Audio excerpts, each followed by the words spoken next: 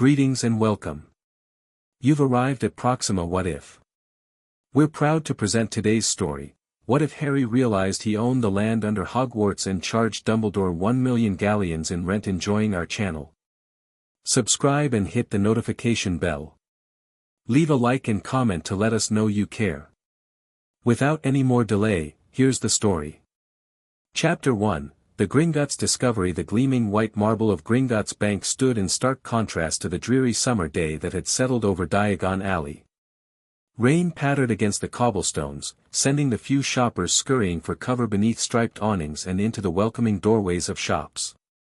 Harry Potter, however, walked with deliberate steps toward the imposing building, his shoulders squared despite the weight that seemed to press down on them. Sirius was gone. The thought still hit him like a physical blow each time it surfaced, which was often. His godfather's death at the Department of Mysteries 2 months ago had left a hollow space in Harry's chest that nothing seemed to fill. Now, in mid-July, he found himself summoned to Gringotts for what the official letter had described as matters pertaining to the estate of Sirius Orion Black and other inheritance concerns. Harry adjusted the collar of the new jacket he'd purchased in Muggle London. After 5 summers of Dudley's cast-offs, he'd finally decided that he deserved better. The money had been sitting in his vault doing nothing, after all.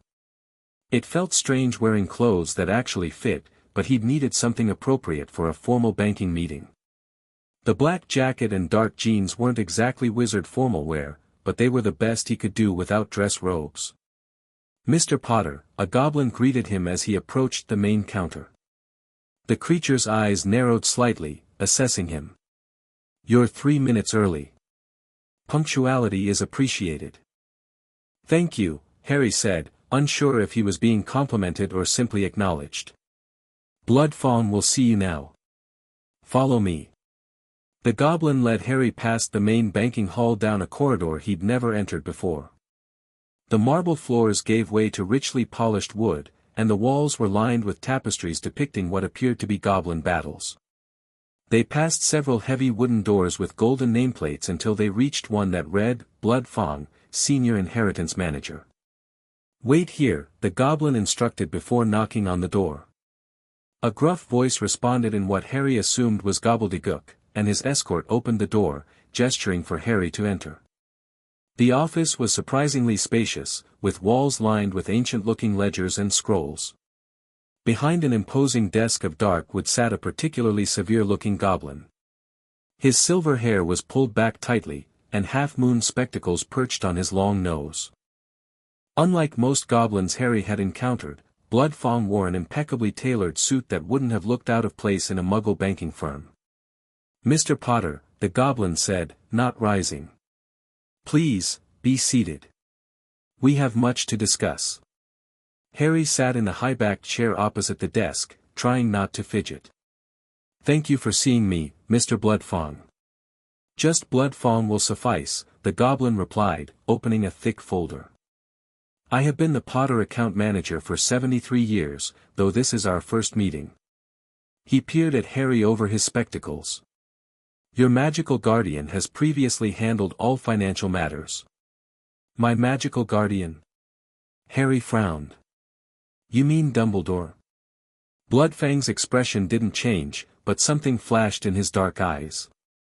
"Indeed.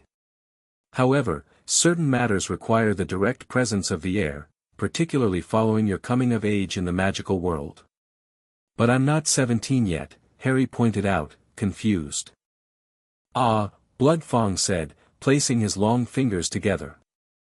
"The Ministry may recognize 17 as the age of majority, but Goblin inheritance law follows the ancient traditions. You have faced mortal peril and survived 3 times, the killing curse as an infant, the basilisk in your 2nd year, and the Triwizard Tournament. By the old laws, you are considered to have passed the 3 trials of adulthood."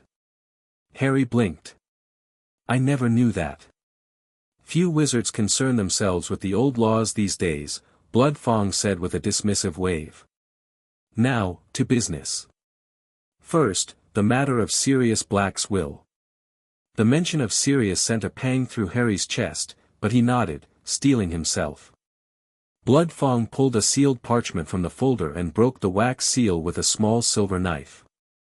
"The last will and testament of Sirius Orion Black," he read. "Being of sound mind, if not entirely sound judgment according to my dear cousins." Blood Fong paused, looking up at Harry. "Mr. Black appears to have added personal commentary to the legal document." Despite himself, Harry felt his lips twitch upward. That sounded exactly like Sirius. Blood Fong continued reading, detailing how Sirius had left the majority of the Black family fortune and properties to Harry, with provisions for Remus Lupin and several other individuals. By the time he finished, Harry was once again fighting the tightness in his throat. The total value of the Black estate, minus the specified bequests, amounts to approximately 3.2 million galleons in liquid assets, properties valued at 5.7 million galleons, and various investments and artifacts still being assessed, Blood Fong concluded. Harry's head spun. The amount was staggering. I don't know what to say." "No response is required," Blood Fong said pragmatically. "The transfers have already been completed. Now, to the second matter, which is actually the more significant reason for today's meeting."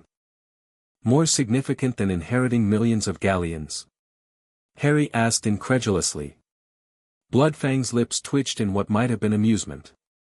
"Indeed." He pulled an ancient-looking scroll from the folder, handling it with reverence. "This document has been in the Potter family vault for approximately 900 years. It can only be opened by a Potter who has achieved magical majority, which is why it was flagged by our inventory system when your status changed." Harry leaned forward, his curiosity piqued. "What is it?" "That," said Blood Fong, "is what we are about to discover." He handed the scroll to Harry. "You must open it. It is bound by blood magic." Harry hesitated for only a moment before accepting the scroll. The moment his fingers touched the parchment, he felt a warm tingle run up his arm. The red wax seal, which bore an unfamiliar crest that was neither the Potter family crest nor the Hogwarts seal, seemed to shimmer. When he broke it, there was a flash of golden light. "Well," Blood Fong said, eyebrows raised. "That is unusual even for ancient documents." Harry carefully unrolled the scroll. The parchment was surprisingly supple despite its age, and the ink looked as fresh as if it had been written yesterday. At the top of the document was an elaborate heading, "The deed of land and trusting between Godric Gryffindor, Rowena Ravenclaw, Helga Hufflepuff, Salazar Slytherin, and Lord Hardwin Potter." Harry's breath caught. "This is from the Founder's time." "Continue reading, Mr. Potter," Blood Fong urged, looking more interested than Harry had seen him. Harry's eyes moved down the document, skimming through the formal language until he reached a passage that made his heart nearly stop.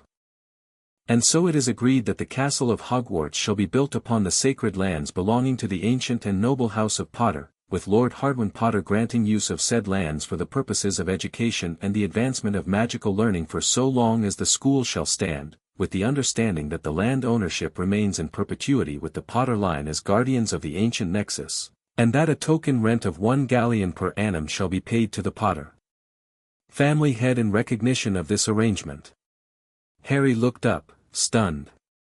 This says my family owns the land that Hogwarts is built on." Blood Fong nodded slowly. "It appears so. And based on the magical signature of this document, it is unquestionably genuine." "But that's impossible," Harry said, shaking his head. "Wouldn't someone have told me?"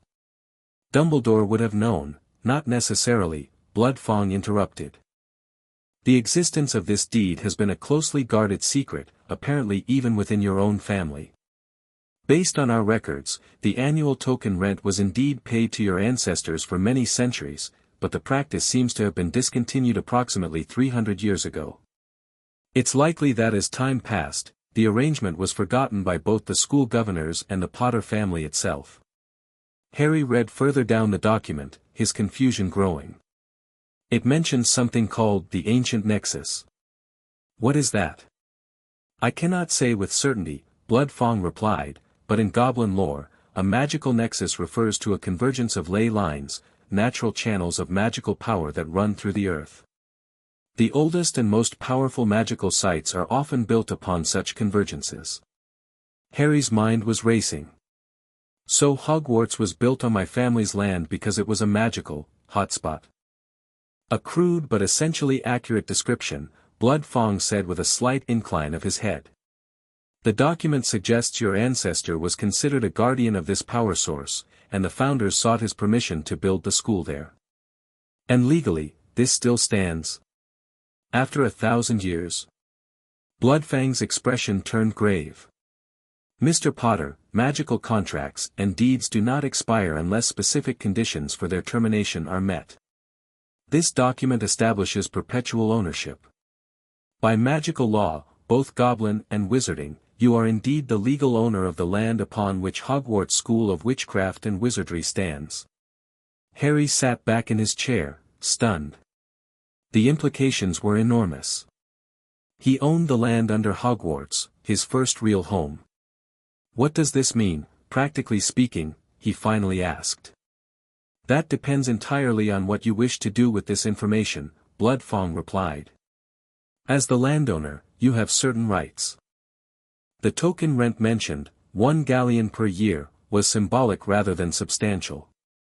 However, given that this rent has not been paid for approximately 300 years. He made a quick calculation on a piece of parchment. The school technically owes you 300 galleons, plus interest according to standard magical contract terms. Harry waved this away. I'm not concerned about 300 galleons. But what other rights does this give me? Could I? He paused, a sudden thought occurring to him. Could I theoretically ask them to vacate the premises? Bloodfang's eyes gleamed with something that might have been respect. Theoretically, yes. The document grants use of the land for the purposes of education and the advancement of magical learning for so long as the school shall stand, but as the landowner, you could invoke ancient magical landlord rights to reclaim the property if you could prove that the terms of the agreement have been violated in some significant way. Harry's mind flashed to Umbridge, to the years of danger he and other students had faced at Hogwarts, to Dumbledore's manipulations and secrets. Had the terms been violated? Probably, in spirit if not in letter. I need to think about this, Harry said slowly. And I need to learn more about magical property law. A wise approach, Blood Fong said, looking somewhat impressed. Gringotts can provide legal consultation services for a fee, or I can recommend several reputable wizarding property law experts. Thank you, Harry said, still feeling dazed. I'd appreciate those recommendations. As Harry left Gringotts an hour later, his mind was still reeling. He clutched a portfolio containing copies of the deed, several books on magical property law that Blood Fong had provided from the Gringotts library, and a list of legal experts. The rain had stopped, and weak sunlight now filtered through breaks in the clouds, illuminating Diagon Alley in patches of light and shadow. He needed advice. Not just legal advice, but someone who could help him understand the implications of what he'd learned. Someone who wouldn't immediately run to Dumbledore. Hermione. He needed Hermione. You own what? Hermione's voice rose to such a pitch that Harry winced, glancing around the small Muggle cafe where they'd arranged to meet. Fortunately, the few other patrons paid them no mind, absorbed in their newspapers or quiet conversations. Keep it down, Harry urged, leaning forward across the table. I'm still trying to process it myself. Sorry, Hermione whispered, her eyes wide. But Harry, this is monumental. The historical implications alone are staggering. Your family must have been incredibly influential even before the founders' time to own such magically significant land.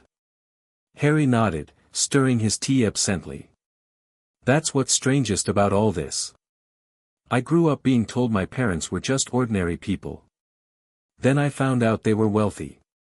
Then that my father was from an old pure-blood family. And now I discover we've apparently been magical landowners for over 1,000 years, and nobody thought to mention it. Hermione's brow furrowed as she considered this.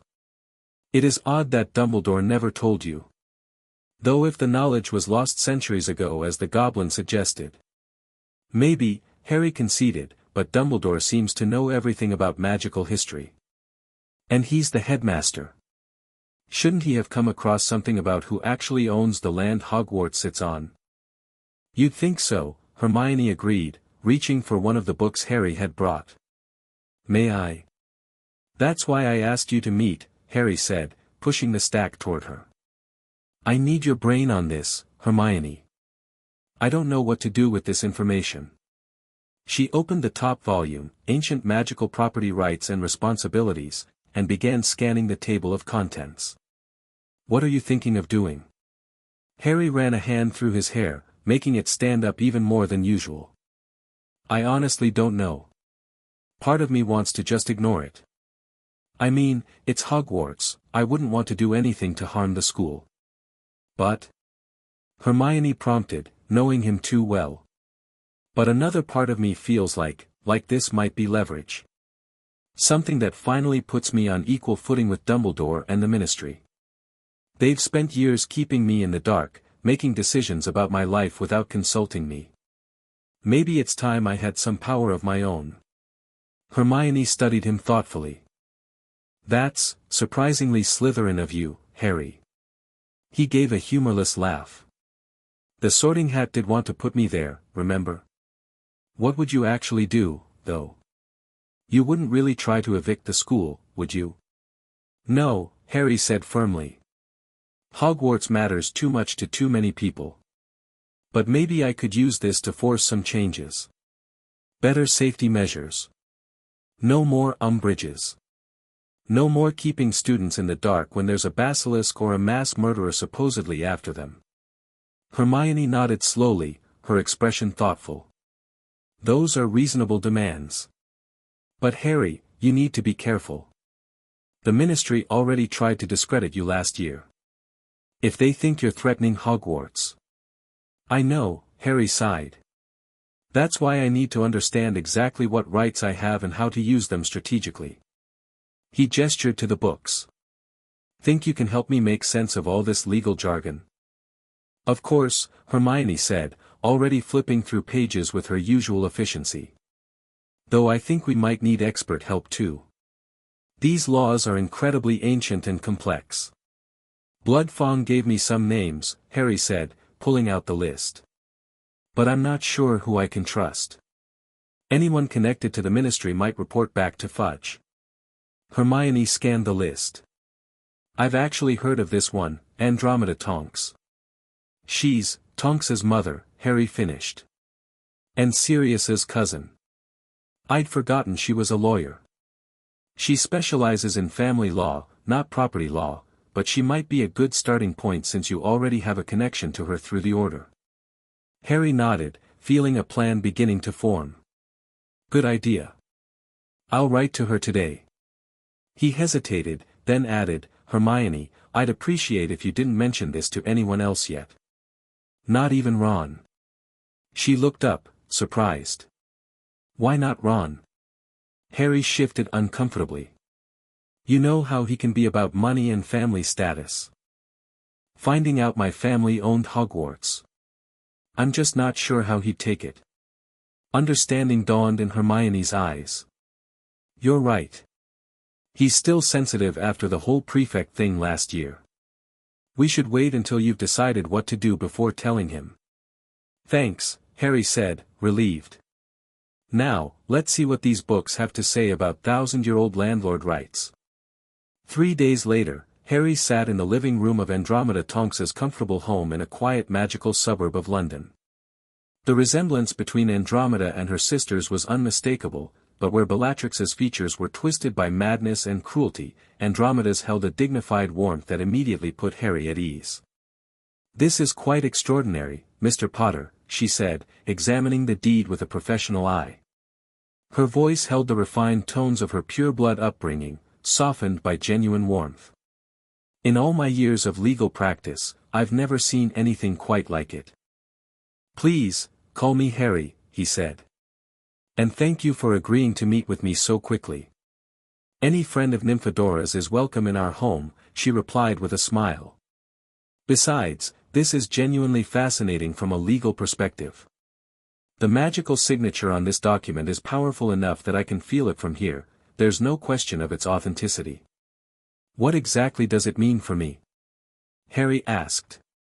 Legally speaking. Andromeda set the document down and regarded Harry thoughtfully. Based on my preliminary research, it means exactly what you suspected. The Potter family, now you, as the last Potter, owns the land beneath Hogwarts Castle and its grounds.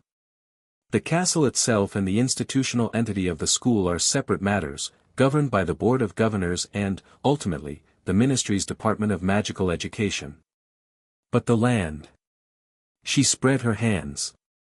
That's unequivocally yours. And what rights does that give me? Substantial ones, Andromeda replied. As the landowner, you have the right to reasonable access at any time. You can set conditions for the continued use of the land, provided they don't contradict the original terms of the agreement. And yes, in extreme circumstances, you could theoretically demand the premises be vacated, though that would likely trigger extensive litigation. Harry leaned forward. What about changing the rent terms? The deed mentions a token rent of 1 galleon per year, but that was set 1,000 years ago. Andromeda's eyebrows rose slightly. Interesting question. The token designation suggests it was never meant to be a commercial arrangement, but rather a symbolic acknowledgement of ownership. However, she added, her legal mind clearly engaged, magical contract law does allow for the renegotiation of terms when circumstances have materially changed. One could argue that 1,000 years constitutes a material change. Could I legally demand a higher rent? Harry pressed. You could, Andromeda said carefully. Whether such a demand would be upheld if challenged would depend on many factors, your justification, the amount requested, and frankly, the political climate at the time of judgment.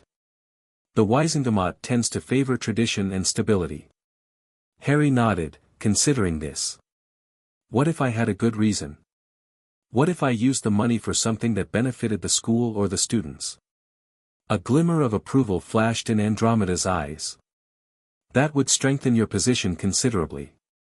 It would be harder to paint you as acting against the school's interests if your demands ultimately served those very interests. And if Dumbledore or the Ministry refused to negotiate? Then you would have several options, ranging from formal arbitration to more direct measures. Such as? Andromeda hesitated. The deed mentions your ancestor as guardian of the ancient nexus. This suggests a magical connection between your bloodline and the land itself. In the oldest forms of magical property law, such connections often provided the owner with certain capabilities regarding the property. Harry frowned. What kind of capabilities? Control over wardships, access points, even the behavior of the land itself in some cases. But Harry, she cautioned, this is extremely advanced magic, often tied to blood and family heritage. I wouldn't recommend attempting anything like that without extensive research and preparation. I understand, Harry said, though his mind was already racing with possibilities. What would you recommend as a first step? Assuming I decide to pursue this. Andromeda considered for a moment. A formal letter to both Headmaster Dumbledore and the Board of Governors, asserting your ownership and requesting a meeting to discuss the terms of continued land use. Polite but firm. No specific demands yet, just establishing your position. And when should I involve the Ministry? A slight smile curved Andromeda's lips. I wouldn't. Not initially. Let Dumbledore and the board come to terms with this development first. The Ministry will insert themselves soon enough, and you'll be in a stronger position if you've already established direct communication with Hogwarts leadership. Harry nodded, impressed by her strategic thinking. Would you be willing to represent me in this matter? Officially, I mean. I would be honored, Andromeda said. Though I should warn you, taking on both Albus Dumbledore and the Ministry of Magic will not be easy, regardless of how strong your legal position is. I'm used to difficult odds, Harry replied with a grim smile. Andromeda studied him for a moment. Yes, I believe you are. Very well, Harry. Let me draft that letter for your approval. And then, she added with a gleam in her eye that reminded him suddenly of Sirius, let's see how the great Albus Dumbledore reacts when the pieces on the chessboard start moving themselves. The letter, bearing both Harry's signature and Andromeda's legal seal, was sent the following morning. Harry had expected to wait days for a response, but it was barely past noon when a familiar silver phoenix Patronus materialized in the kitchen of Grimmauld Place, where Harry had taken up residence after leaving the Dursleys.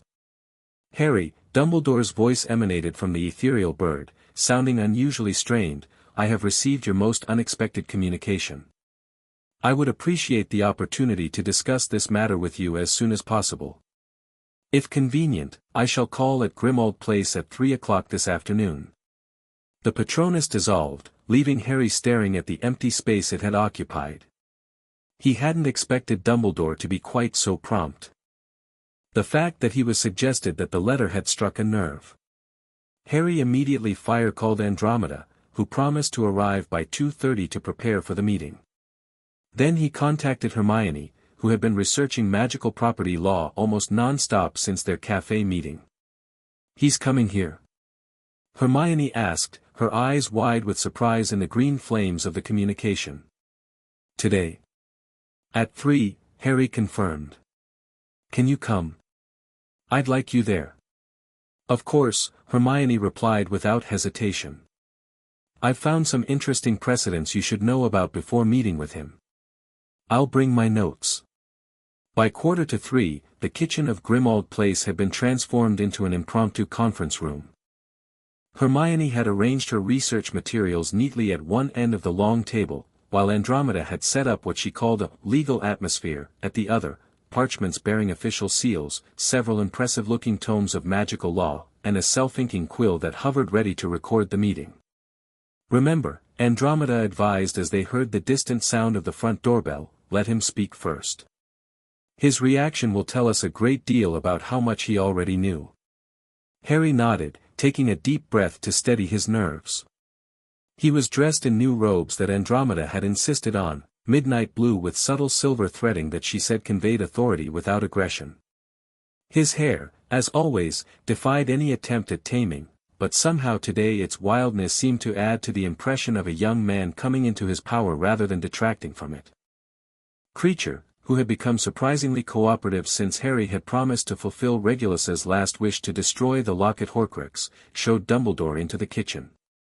The headmaster paused momentarily in the doorway, taking in the scene before him, Harry seated at the head of the table, flanked by Hermione and Andromeda, with all the trappings of a formal legal meeting.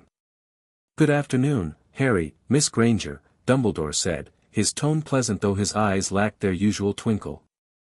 And Andromeda, it has been too long. Headmaster, Andromeda replied with a polite nod. Please, join us. Dumbledore took the seat opposite Harry, at the far end of the table. He wore robes of deep purple that somehow managed to look both festive and serious, a balance only Dumbledore seemed able to achieve in his wardrobe choices. I must admit, Dumbledore began, your letter came as quite a surprise.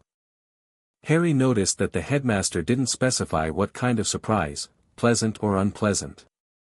Were you aware that my family owned the land under Hogwarts? He asked directly. Dumbledore's fingers steepled together as he considered his response. I was aware that there was some historical connection between the Potter family and the founding of Hogwarts, he said carefully. The precise nature of that connection, however, was obscured by time. The details in your letter were illuminating. You're saying you didn't know about the deed? Andromeda pressed, her tone professionally skeptical. I knew of its existence, Dumbledore admitted. There are references to it in the oldest Hogwarts records. But the document itself has not been seen for centuries, to my knowledge. May I ask how it came into your possession, Harry? Harry explained about the Gringotts meeting and the scroll that could only be opened by a Potter who had reached magical majority. Fascinating, Dumbledore murmured. The three trials recognition of adulthood is exceedingly rare in modern times. It speaks to the extraordinary challenges you have faced, Harry. Challenges that might have been less extraordinary with more information and better protection, Harry pointed out, unable to keep a hint of bitterness from his voice. Dumbledore inclined his head slightly, acknowledging the rebuke. A fair observation. But we digress from the matter at hand. You have discovered your family's historical ownership of the Hogwarts grounds. The question now is, what do you intend to do with this knowledge? Harry exchanged glances with Andromeda before responding. First, I want acknowledgement. Official recognition from both you and the Board of Governors that the land belongs to the Potter family, to me. That seems reasonable, Dumbledore said, though something in his tone suggested caution. Second, Harry continued, gaining confidence, I want to renegotiate the terms of use. Dumbledore's eyebrows rose slightly. The token rent, you mean? Among other things. May I ask what terms you have in mind? Harry leaned forward. The deed refers to my ancestor as guardian of the ancient nexus. I want to know what that means. I want access to any information Hogwarts has about this nexus and my family's connection to it. That may be difficult, Dumbledore said slowly. Much of that knowledge has been lost to time. But not all of it, Harry pressed. You just admitted you knew of the deed's existence. There must be other records. Perhaps, Dumbledore conceded. I will have to search the archives. And the rent? Andromeda prompted. Dumbledore's gaze shifted to her briefly before returning to Harry. What did you have in mind, Harry? Harry took a deep breath. He had discussed this extensively with both Hermione and Andromeda, weighing different amounts and considering various justifications. In the end, they had settled on a figure that was substantial enough to command attention but not so outrageous as to seem purely punitive. 1,000,000 galleons, Harry said clearly. Annually. Dumbledore's expression didn't change, but Harry thought he detected a flicker of surprise in those blue eyes. That is, a significant increase from the original arrangement.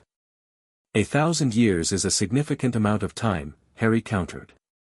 And before you argue that Hogwarts can't afford it, I've seen the school's publicly filed financial statements. The endowment alone is over 50,000,000 galleons. This time, Dumbledore's surprise was more evident. You have been thorough in your research. I've had help, Harry said, nodding toward Hermione, who sat a bit straighter, a faint blush coloring her cheeks. May I ask what you intend to do with such a sum? Dumbledore inquired. That's not really relevant to our negotiation, Andromeda interjected smoothly. The terms of land use are between the owner and the tenant. Perhaps not legally relevant, Dumbledore acknowledged, but I would hope we could discuss this as more than a mere landlord-tenant arrangement. Hogwarts has been your home, Harry. I would like to understand your thinking. Harry hesitated, then decided transparency might serve him better than secrecy in this instance. I plan to establish a foundation.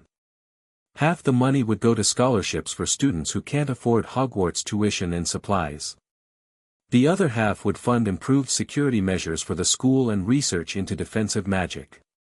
Dumbledore's expression softened almost imperceptibly. Noble aims. Though I must point out that Hogwarts already has a scholarship fund. A limited one, Hermione spoke up for the first time. I've researched this too, Headmaster.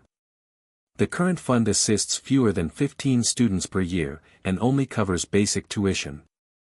It doesn't address books, robes, or equipment, which can be a significant barrier for Muggle-born students especially. And as for security, Harry added, I think we can all agree that Hogwarts has room for improvement in that area. Trolls in the dungeons. Basilisks in the pipes. Death Eater teachers. The list goes on. A hint of what might have been chagrin crossed Dumbledore's features. Again, fair observations. However, 1,000,000 galleons is a substantial sum to extract from an educational institution, regardless of its endowment. The governors will certainly resist such a dramatic change. They can resist all they want, Harry said firmly. The law is on my side. Laws can be interpreted in many ways, Harry, Dumbledore said gently. And the ministry has been known to create new laws when existing ones prove inconvenient. Are you threatening to have the ministry intervene? Andromeda asked sharply. Dumbledore raised his hands in a placating gesture. Not at all. I am merely pointing out the realities we may face. Cornelius Fudge is still smarting from the public embarrassment of denying Voldemort's return.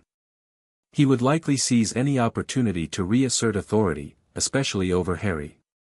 Let him try, Harry said, with a confidence that surprised even himself. I'm prepared to take this to the Wizengamot if necessary. How do you think the public would react to learning that the ministry is trying to seize control of land that has belonged to my family for 1,000 years? Land that the founders themselves recognized as rightfully ours. Dumbledore studied Harry with an unreadable expression. You have changed, Harry, he said finally. There is a determination in you that was not there before. Watching your godfather die can do that to a person, Harry replied, his voice steady despite the pain that flared at the mention of Sirius. So can learning that you've been kept in the dark about your own heritage. A long silence followed this statement. Then Dumbledore sighed, suddenly looking every one of his many years. I will speak to the Board of Governors, he said at last. I cannot promise they will agree to your terms, but I will present them fairly. In the meantime, I would ask that you consider a compromise position, perhaps a more modest increase in rent, with a gradual scaling up over several years. We'll consider it, Andromeda replied before Harry could respond. We'll expect to hear the board's official position within a week. Dumbledore nodded, rising from his seat. Very well. Harry.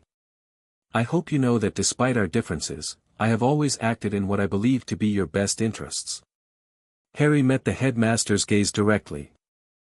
The problem, Professor, is that you never bothered to ask me what I thought those interests might be. Something like regret flashed across Dumbledore's face. Another fair observation. Perhaps this situation presents an opportunity for us both to reconsider our approaches. He moved toward the door, then paused. Oh, and Harry, regardless of how these negotiations proceed, I hope you will still be returning to Hogwarts in September to continue your education. That depends, Harry replied, on whether we can reach an agreement that makes me feel Hogwarts is still where I belong. After Dumbledore had departed, Harry slumped back in his chair, suddenly exhausted. That went better than I expected. It went extremely well, Andromeda confirmed, looking pleased. He's taking you seriously, which is the first step. And he's clearly concerned about ministry involvement, which gives us leverage. He didn't outright reject the 1,000,000 Galleons, Hermione noted, sounding surprised. He just suggested a gradual implementation. Which might actually be reasonable, Andromeda said thoughtfully. It would give the school time to adjust its financial planning. Harry shook his head. I'm not looking to compromise just yet. Let's see what the board comes back with first. If Lucius Malfoy is still influencing them, they might take a harder line than Dumbledore. Speaking of Malfoy, Hermione said hesitantly, have you considered how the Slytherin students might react to this? I mean, you essentially own the ground beneath their dormitories. Harry hadn't considered that angle. You think they'll see it as a threat? Or an opportunity, Andromeda suggested. Not all Slytherins share the Malfoy worldview. Some might see advantages in cultivating a relationship with the landlord, so to speak. Maybe, Harry said, unconvinced. But for now, let's focus on the board. I want to be prepared for whatever they throw at us next. The Board of Governors' response came not in the form of a letter, but in a summons. 3 days after Dumbledore's visit, Harry received an official owl requesting his presence at an emergency meeting of the Hogwarts Board of Governors, to be held at the Ministry of Magic. They're trying to intimidate you, Andromeda observed as they reviewed the summons in the Grimmauld Place kitchen. Holding it at the ministry puts you on their territory, surrounded by their authority. Should I refuse? Harry asked. Demand they come here instead? Andromeda considered this. No. That would make you appear unreasonable or afraid. Instead, we'll use their tactics against them. A slight smile curved her lips. If they want to make this official and public, we'll make it very public indeed. And so it was that Harry Potter arrived at the Ministry of Magic the following morning, flanked not only by his legal counsel, Andromeda Tonks, but also by a small entourage that included Hermione Granger, carrying a stack of research materials, Remus Lupin, representing the interests of the late Sirius Black as executor of his will, and most surprisingly, Luna Lovegood with her father. The Quibbler will be covering this historic meeting, Xenophilius announced to the startled security wizard at the check-in desk. The public has a right to know when ancient magical inheritances resurface. Word spread quickly through the ministry. By the time their group reached the conference room where the board meeting was to be held, curious employees had found excuses to linger in the hallway, straining for a glimpse of what one whispered to another was Potter's power play against Dumbledore. The conference room itself was imposing, a circular chamber with a large round table that reminded Harry uncomfortably of the Knights of the Round Table, except that the seats were clearly not of equal status.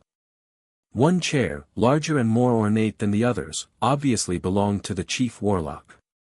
Currently, it was occupied by Dumbledore, who nodded politely as Harry entered. Around the table sat the 12 members of the Board of Governors.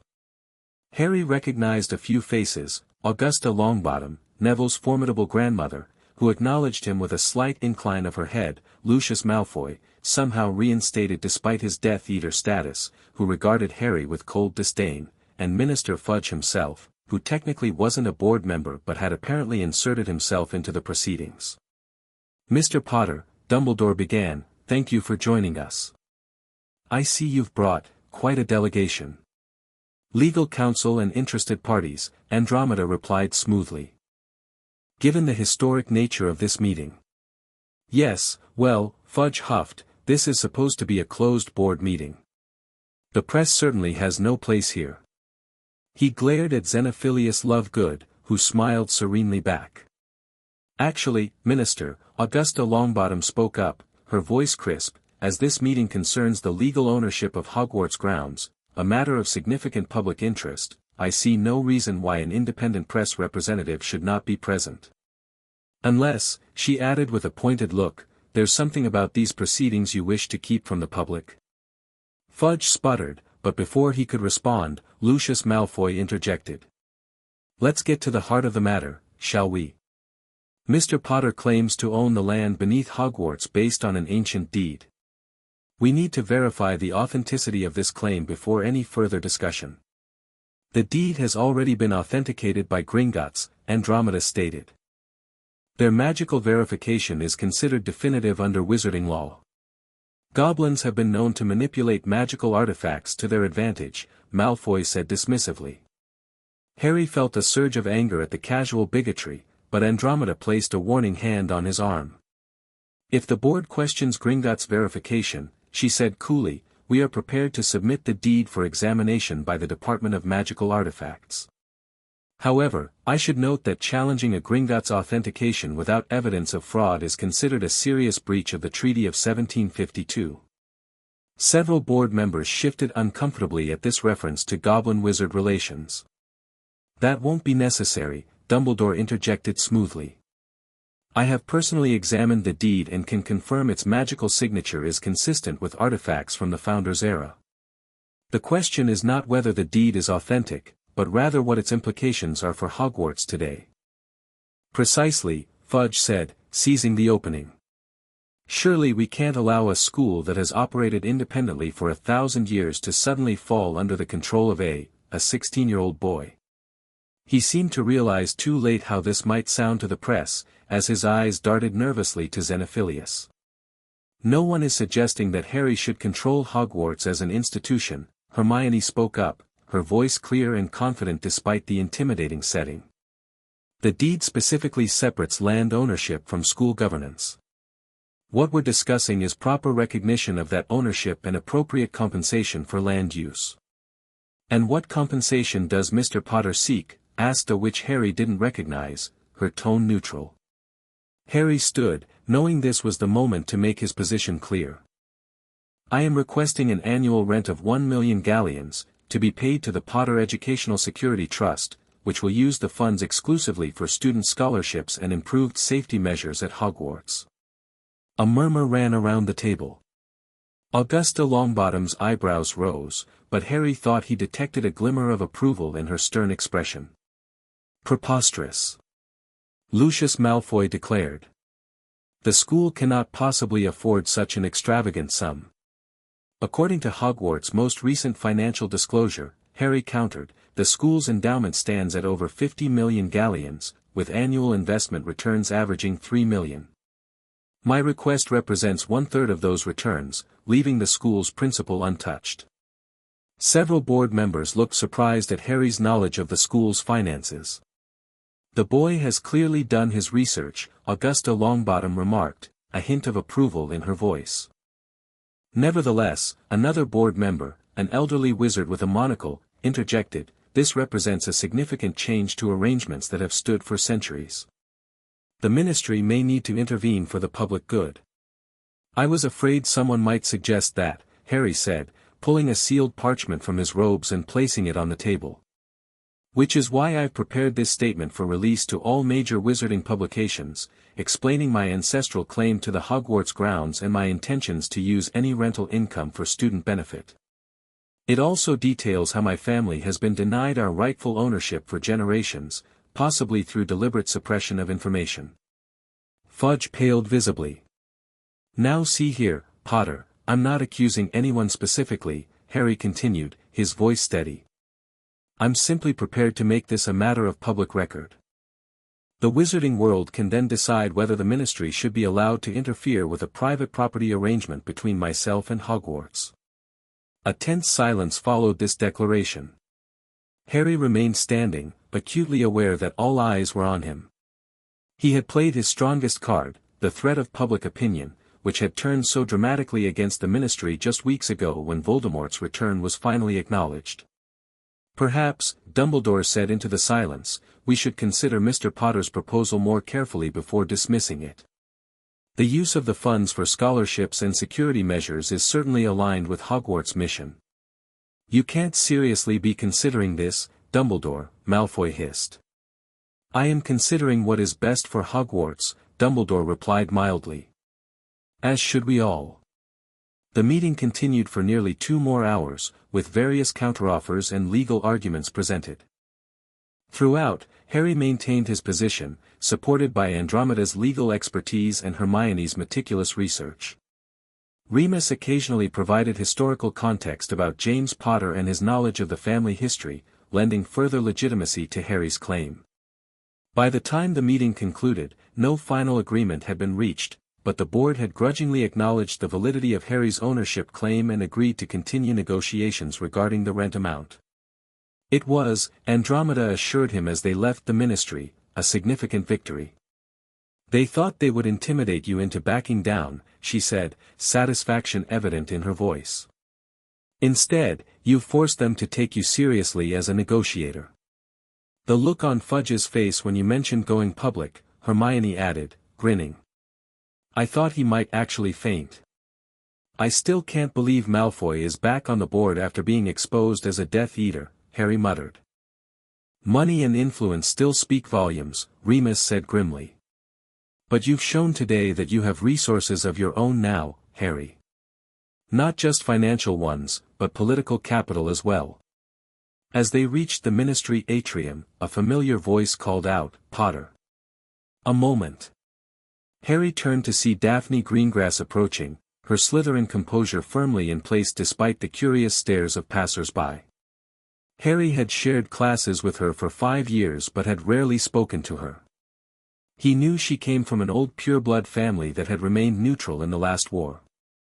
Go ahead, he told the others. I'll catch up. Andromeda gave Daphne an appraising look before nodding. We'll wait by the floors. When they were relatively alone, Daphne spoke in a low, measured tone. Is it true? You own the land beneath Hogwarts? Harry studied her, trying to discern her motive for asking. Word travels fast. My father is friends with Horace Perkins on the board, she explained. He fire called just now to discuss it. Then yes, it's true, Harry confirmed. Why the interest? Daphne glanced around to ensure they weren't overheard. My family has a long history in wizarding property law. In fact, one of my ancestors helped draft the Treaty of Magical Land Rights in 1517, which still governs many aspects of magical property ownership today. Harry's interest was piqued. I didn't know that. Few do, Daphne said. We Slytherins tend to keep our family histories close. But given the circumstances. She hesitated, then continued with characteristic directness. You're navigating dangerous political waters, Potter. Dumbledore, the Ministry, the Board, they all have their own agendas. You could use an ally who understands the nuances of magical land law from a perspective Mrs. Tonks might not have. And you're offering to be that ally? Harry asked skeptically. Why would a Slytherin want to help me? A slight smile curved Daphne's lips. Contrary to popular belief, not all Slytherins support the Dark Lord. Some of us recognize that aligning with the wizard who owns the ground beneath our common room might be prudent. Harry couldn't help but laugh at her blunt assessment. At least you're honest about your motives. More honest than most you're dealing with, Daphne countered. Think about it, Potter. My family has remained neutral for generations because we understand that power shifts. Right now, you're gaining power in an unexpected way. I'm simply acknowledging that reality. Harry considered her words. There was something refreshing about Daphne's straightforward approach, no pretense of doing things for his own good, just a clear-eyed assessment of mutual benefit. What exactly are you offering? He asked. Information, for starters, Daphne replied. There are aspects of magical land law that aren't in standard legal texts. Family knowledge passed down through generations of practice. And perhaps, she added with a slight emphasis, insights into how certain board members might be influenced. You mean blackmailed? Daphne looked affronted. I mean persuaded through understanding their priorities and pressure points. Slytherin tactics, Potter. Sometimes more effective than Gryffindor frontal assaults. Harry thought about how the board meeting had gone, progress made, but still significant resistance to his demands. Perhaps a different approach might complement Andromeda's straightforward legal strategy. I'll think about it, he said finally. How would I contact you? I'm staying with my family in London for the remainder of the summer, Daphne said, producing a small card with an address written in elegant script. Send an owl if you decide my knowledge might be useful. As Harry watched her walk away, he reflected on how quickly his world had changed. A week ago, he had been mourning Sirius, dreading another summer with the Dursleys, and feeling powerless against the machinations of Dumbledore and the Ministry. Now he stood in the Ministry atrium, having just negotiated with the Hogwarts Board of Governors as an equal, with unexpected allies appearing from all quarters. The land beneath Hogwarts was his by ancient right. And with that knowledge came power, power he was only beginning to understand how to use. Chapter 2, Politics and Alliances. The ancient Black family library at Grimmauld Place had never seen so much activity. Books and scrolls covered every available surface, stacked in precarious towers that threatened to topple with the slightest disturbance. The dusty scent of old parchment hung in the air, mingling with the aroma of tea that had long since gone cold in forgotten cups. Harry sat at the massive oak table in the center of the room, surrounded by texts on wizarding property law, ancient land rights, and the founding of Hogwarts. His eyes burned from hours of reading, but he forced himself to continue, knowing that knowledge was his best weapon in the battles to come. You should take a break, Hermione advised, looking up from her own research. Dark circles shadowed her eyes, evidence of her tireless efforts on Harry's behalf. We've been at this for 6 hours straight. Just a bit longer, Harry murmured, not lifting his gaze from a particularly dense volume titled Magical Covenants and Land Bonds, a comprehensive analysis. There's something here about blood-tied protections that might be important. Hermione sighed but didn't press the issue. She understood his drive better than anyone. Since the board meeting 3 days ago, Harry had thrown himself into understanding every aspect of his inheritance, determined not to be caught off guard again. A soft knock at the library door interrupted their study. Remus Lupin entered, carrying a small silver tray with fresh tea and sandwiches. "Sustenance for the scholars," he announced, setting the tray on one of the few clear spots on the table. "And a letter just arrived for you, Harry. By rather expensive-looking owl." Harry accepted the sealed envelope, noting the heavy parchment and elegant script addressing it simply to Lord Potter. Only one person had referred to him that way in recent communications. "It's from Daphne Greengrass," he confirmed, breaking the wax seal bearing the Greengrass family crest. Hermione raised an eyebrow. "You're still considering her offer?" "I'm considering all options," Harry replied, unfolding the letter. "Andromeda thinks the board is deliberately stalling, hoping I'll lose interest or make a mistake. I need every advantage I can get." He scanned the contents quickly, then looked up. "She says her father wants to meet me. Apparently, he has information about the magical properties of the Hogwarts grounds that isn't in any public record." "Cygnus Greengrass," Remus mused. "I remember him from my school days. A few years ahead of us, Slytherin of course, but not part of the pure-blood supremacist crowd. He's built quite a reputation in international magical property disputes." "Can he be trusted?" Harry asked directly. Remus considered this. The Greengrasses have traditionally maintained neutrality in wizarding conflicts. They didn't side with Voldemort in the last war, but they didn't actively oppose him either. Their primary allegiance has always been to their family's interests. "Which means they'll help me as long as it benefits them," Harry concluded. "Precisely," Remus agreed. "The question is whether your interests and theirs align enough to make them valuable allies." Harry reread the letter thoughtfully. "Daphne mentions that her father was involved in a case 10 years ago regarding magical land rights at Beauxbatons. Apparently, it involved similar issues to my situation. That could be valuable experience," Hermione admitted reluctantly.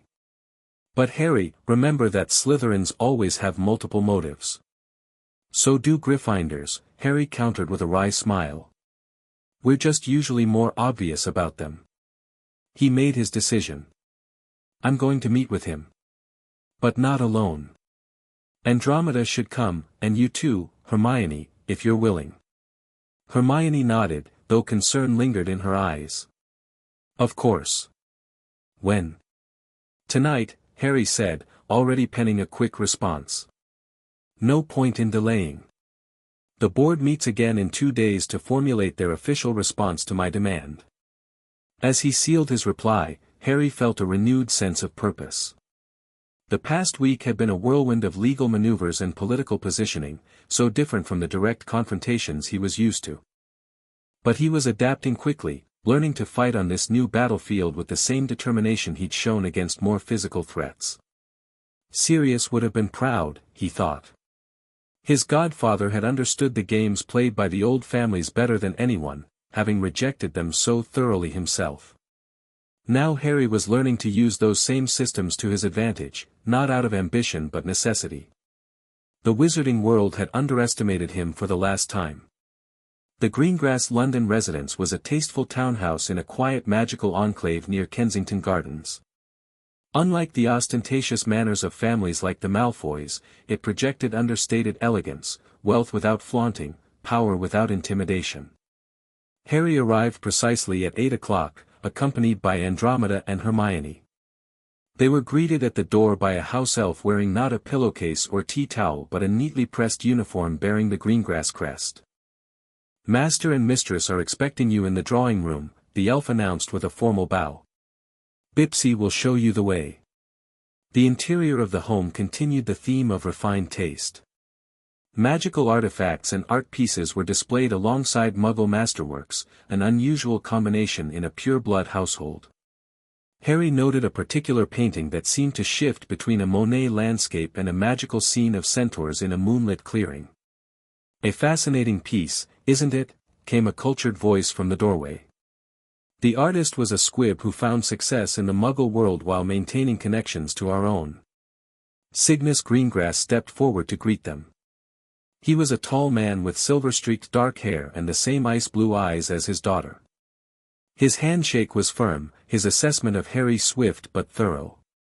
"Lord Potter," he said, the title sounding natural rather than forced. "Welcome to our home. My wife, Callista, and my daughter Daphne you already know." Callista Greengrass had the same aristocratic bearing as her husband, though her blonde hair and warmer expression suggested she might be the source of the occasional smile Harry had seen from Daphne at school. Daphne herself stood slightly apart, wearing formal robes of deep green that complemented her features without being showy. "Thank you for agreeing to meet on such short notice," Harry said, keeping his voice steady and confident as Andromeda had coached him. "This is my legal counsel, Andromeda Tonks, and my friend and research assistant, Hermione Granger." If the Greengrasses were surprised or disapproving of Hermione's Muggle-born status, they showed no sign of it. Cygnus merely nodded respectfully. "Mrs. Tonks's reputation precedes her. And Miss Granger, Daphne has mentioned your academic achievements. Most impressive." Hermione blinked, clearly not having expected acknowledgement, much less praise, from the Slytherin family. "Shall we move to my study?" Cygnus suggested. "The matter we have to discuss requires both privacy and certain reference materials I have prepared." The study proved to be a wood-paneled room lined with bookshelves and featuring a large desk with several chairs arranged before it. A pensieve sat on a side table, its silvery contents swirling gently. "Before we begin," Cygnus said once they were seated, "I want to be clear about my family's position. We have no interest in becoming entangled in the broader conflict between yourself and the Dark Lord, Lord Potter. Our offer of assistance pertains strictly to your inheritance claim and its implications." "I understand," Harry replied. "And I respect your neutrality, though I wonder how long anyone will be able to maintain it as Voldemort gains power." The Greengrasses didn't flinch at the name, which Harry noted as a positive sign. "A fair observation," Cygnus acknowledged. "But today's discussion focuses on your more immediate challenge, the Hogwarts Board of Governors and their likely countermoves. You have insight into their strategy?" Andromeda asked. Cygnus nodded. "Lucius Malfoy contacted me yesterday, seeking my expertise on challenging ancient land claims. He was displeased when I declined to assist him." "Why did you refuse?" Harry asked bluntly. A slight smile curved Cygnus's lips. "Several reasons. First, professional integrity. I believe your claim is legally sound based on what Daphne has shared. Second, practical consideration. Opposing the boy who lived on a matter where he clearly has the law on his side would be poor business strategy.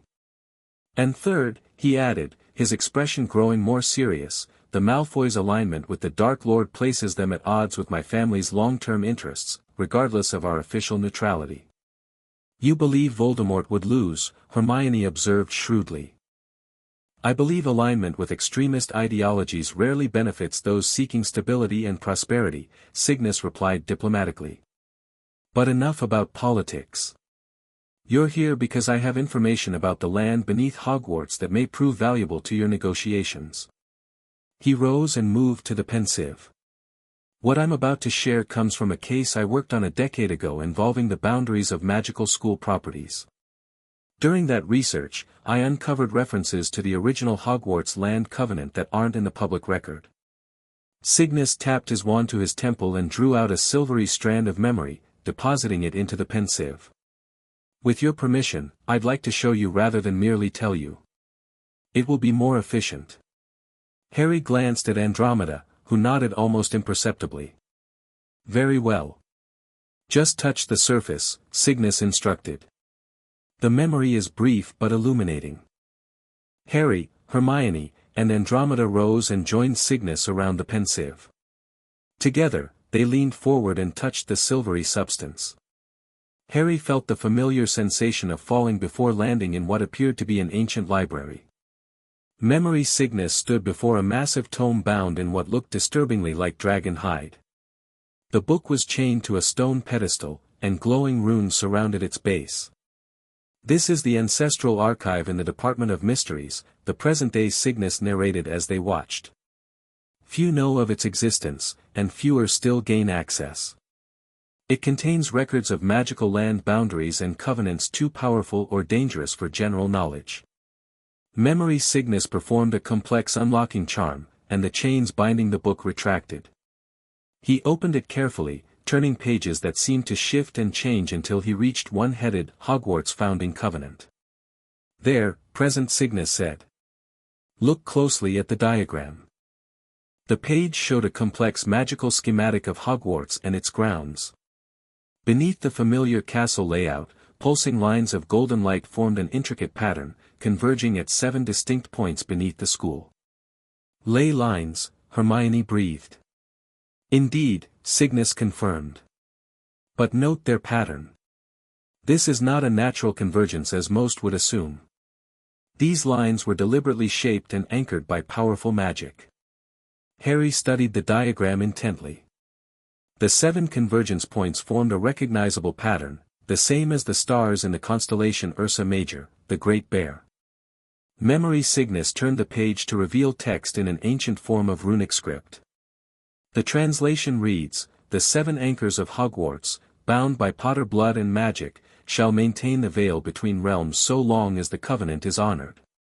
Should the guardianship fail or the tithe be withheld, the anchors shall weaken and the boundaries between worlds shall thin." The memory dissolved, and Harry found himself back in Cygnus Greengrass's study, his mind racing with implications. "The veil between realms," he repeated slowly. "What exactly does that mean?" "That," Cygnus said, resuming his seat, "is the central question. Historical texts suggest that in the Founder's time, the boundaries between our world and others, the Fey realms, the spirit world, perhaps even realms we no longer remember, were less stable. Magical nexus points like the one beneath Hogwarts were particularly vulnerable to incursions. So Hogwarts wasn't just built as a school, Andromeda said thoughtfully. It was also constructed to protect or contain something. And my family was responsible for maintaining that protection, Harry added, the weight of this revelation settling on him.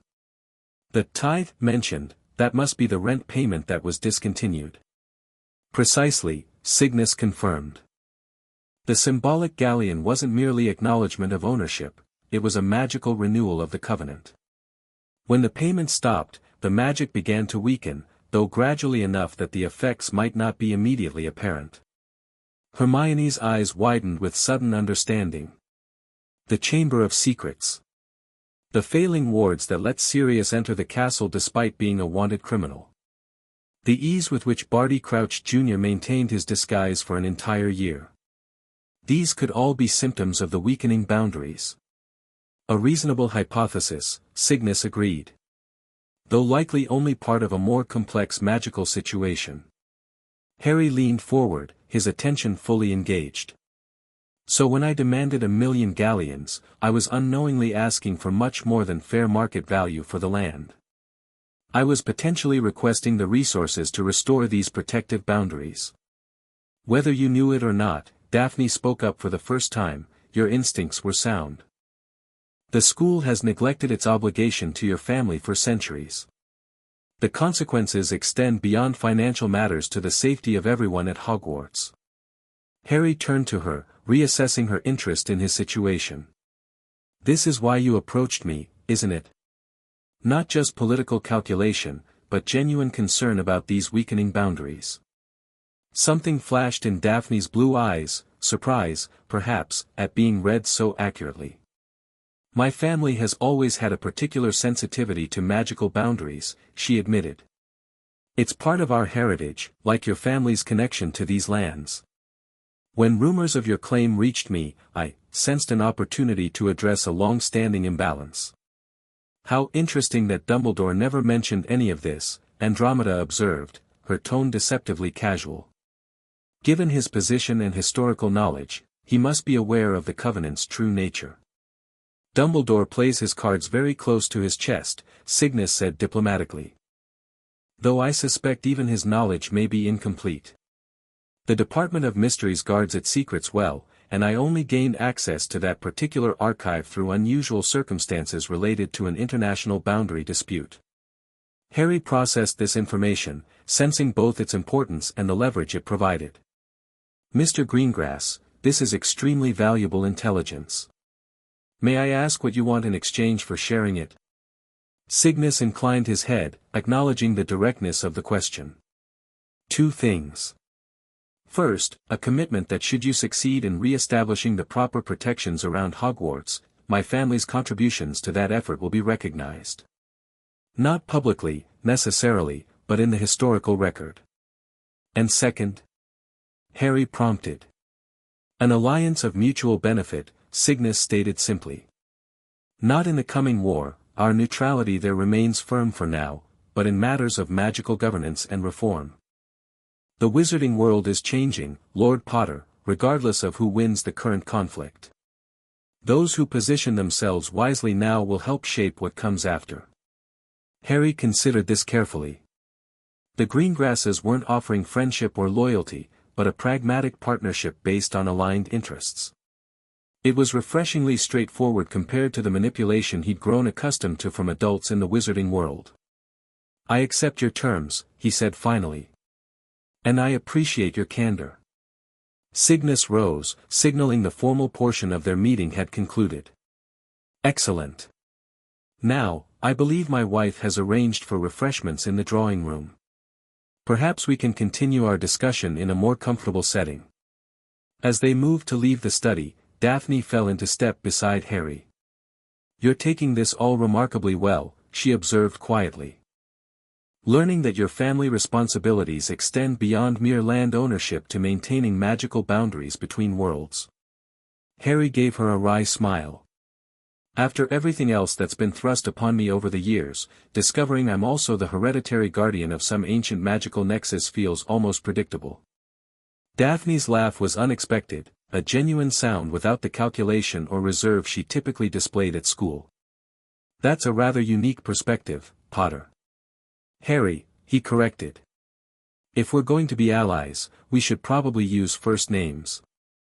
Harry, then, she agreed, testing the name as though it were an unfamiliar potion.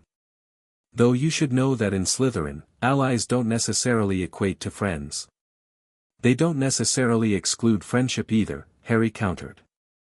Something shifted in Daphne's expression, a momentary softening of her carefully maintained composure.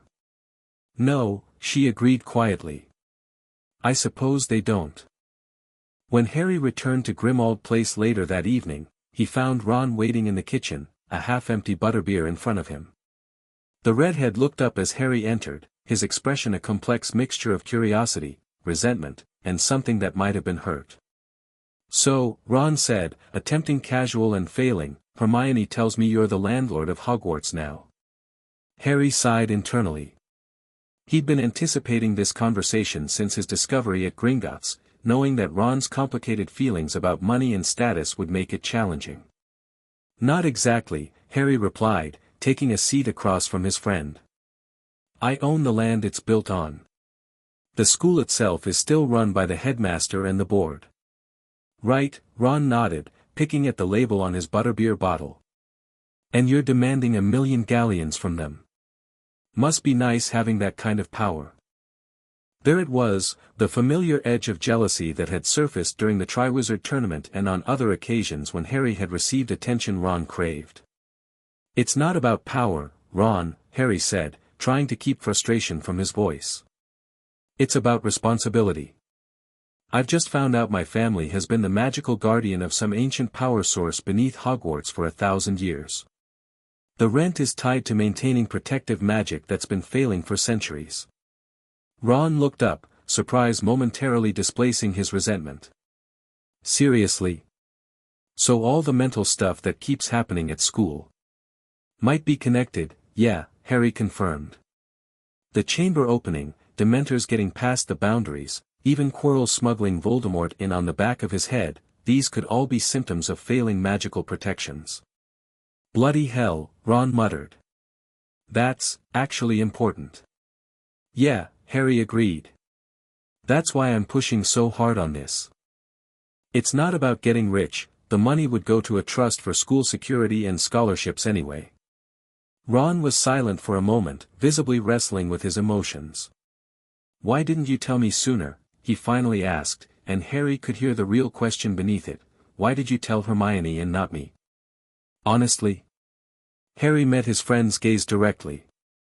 "Because I was worried about how you'd react. You and I both know you have feelings about money and status. I wanted to figure out exactly what this inheritance meant before bringing it to you." Ron flushed but didn't deny it. "Fair enough," he conceded. "Not my finest quality, that." "You've got plenty of other fine qualities," Harry said with a small smile.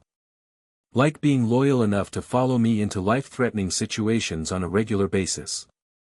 The tension between them eased slightly as Ron chuckled. "Yeah, well. Someone's got to watch your back when you're doing something mental like demanding millions from Dumbledore." Harry seized the opening.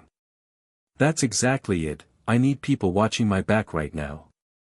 This whole situation has put me in the crosshairs of the board, the ministry, probably Voldemort once he hears about it. I could use your strategic mind to help navigate this." Ron straightened, the appeal to his chessmaster's expertise hitting the mark. "What are they trying, these board members? Any obvious plays?" "Divide and delay, mostly," Harry said, grateful to be back on familiar ground with his friend. "They've acknowledged my ownership claim but are stalling on the rent negotiations. Meanwhile, Malfoy's father is trying to build a coalition to challenge the claim legally or legislatively." Ron nodded thoughtfully. "Classic opening moves. They're testing your resolve, seeing if you'll accept a lesser offer if they drag things out. That's what Andromeda thinks too." "Who else are you working with on this?" Ron asked, making a visible effort to keep his tone neutral. "Andromeda's handling the legal side. Hermione's been researching magical property law. Remus has been helpful with understanding what my dad might have known." Harry hesitated, then added, "And I've just had a meeting with the Greengrasses." Ron's eyebrows shot up. "The Slytherins? Seriously?" "They have expertise in magical land rights," Harry explained. "And they're not aligned with Voldemort, which limits my options among old wizarding families who understand this stuff." "Still," Ron said skeptically, "Slytherins always have angles. What do they want from you?" "An alliance of convenience," Harry answered honestly. "Recognition for their help, and a voice in whatever reforms might come from all this." Ron considered this, his strategic mind evaluating the positioning. "Actually, that's not the worst ally to have. The Greengrasses have connections throughout the neutral families. If they're publicly supporting your claim, others might follow." Harry felt a surge of gratitude for his friend's insight. For all his insecurities, Ron understood wizarding politics in ways that Harry, raised by Muggles, and Hermione, born to them, simply couldn't. "So you're on board?" Harry asked. Ron took a long swig of butterbeer before answering. "Yeah, I'm on board. Someone's got to keep you from going all Slytherin with all these new posh connections." His tone was joking, but there was sincerity beneath it. "Just, keep me in the loop this time, all right?" "Deal," Harry agreed, relief washing over him. He dreaded the possibility of another rift with Ron, especially with so much at stake. "So," Ron said, a mischievous gleam entering his eyes, "what's she like when she's not in school?" "Greengrass, I mean." Harry felt an unexpected warmth rise in his cheeks. "Different. More real, I guess. Still Slytherin, but not in a bad way. Just strategic." Ron's grin widened. "Merlin's beard, you fancy her?" "I don't," Harry began automatically, then stopped himself. Did he? There was something intriguing about Daphne's combination of calculating intelligence and unexpected moments of genuine emotion. Maybe. I don't know. It's complicated. "Everything with you is complicated, mate," Ron said with a laugh. "But a Slytherin? That'll give the gossip something to chew on besides your landlord status." Before Harry could respond, the kitchen fire flared green, and Andromeda's face appeared in the flames. "Harry," she said urgently, "I've just received word from Augusta Longbottom. The board has called an emergency session for tomorrow morning. Lucius Malfoy is pushing for a vote to invoke the Magical Educational Preservation Act of 1743. What does that mean?" Harry asked, moving closer to the fire. "If approved, it would allow the Ministry to temporarily seize control of Hogwarts, including its grounds, under the pretense of ensuring educational continuity.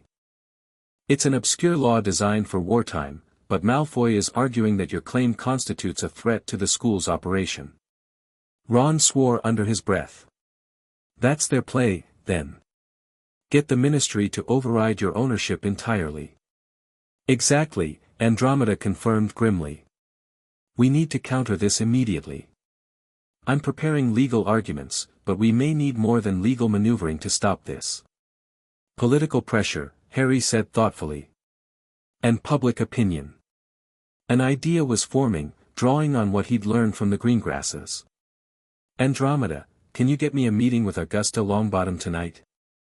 And contact the Love Goods, we're going to need the press." "What are you planning?"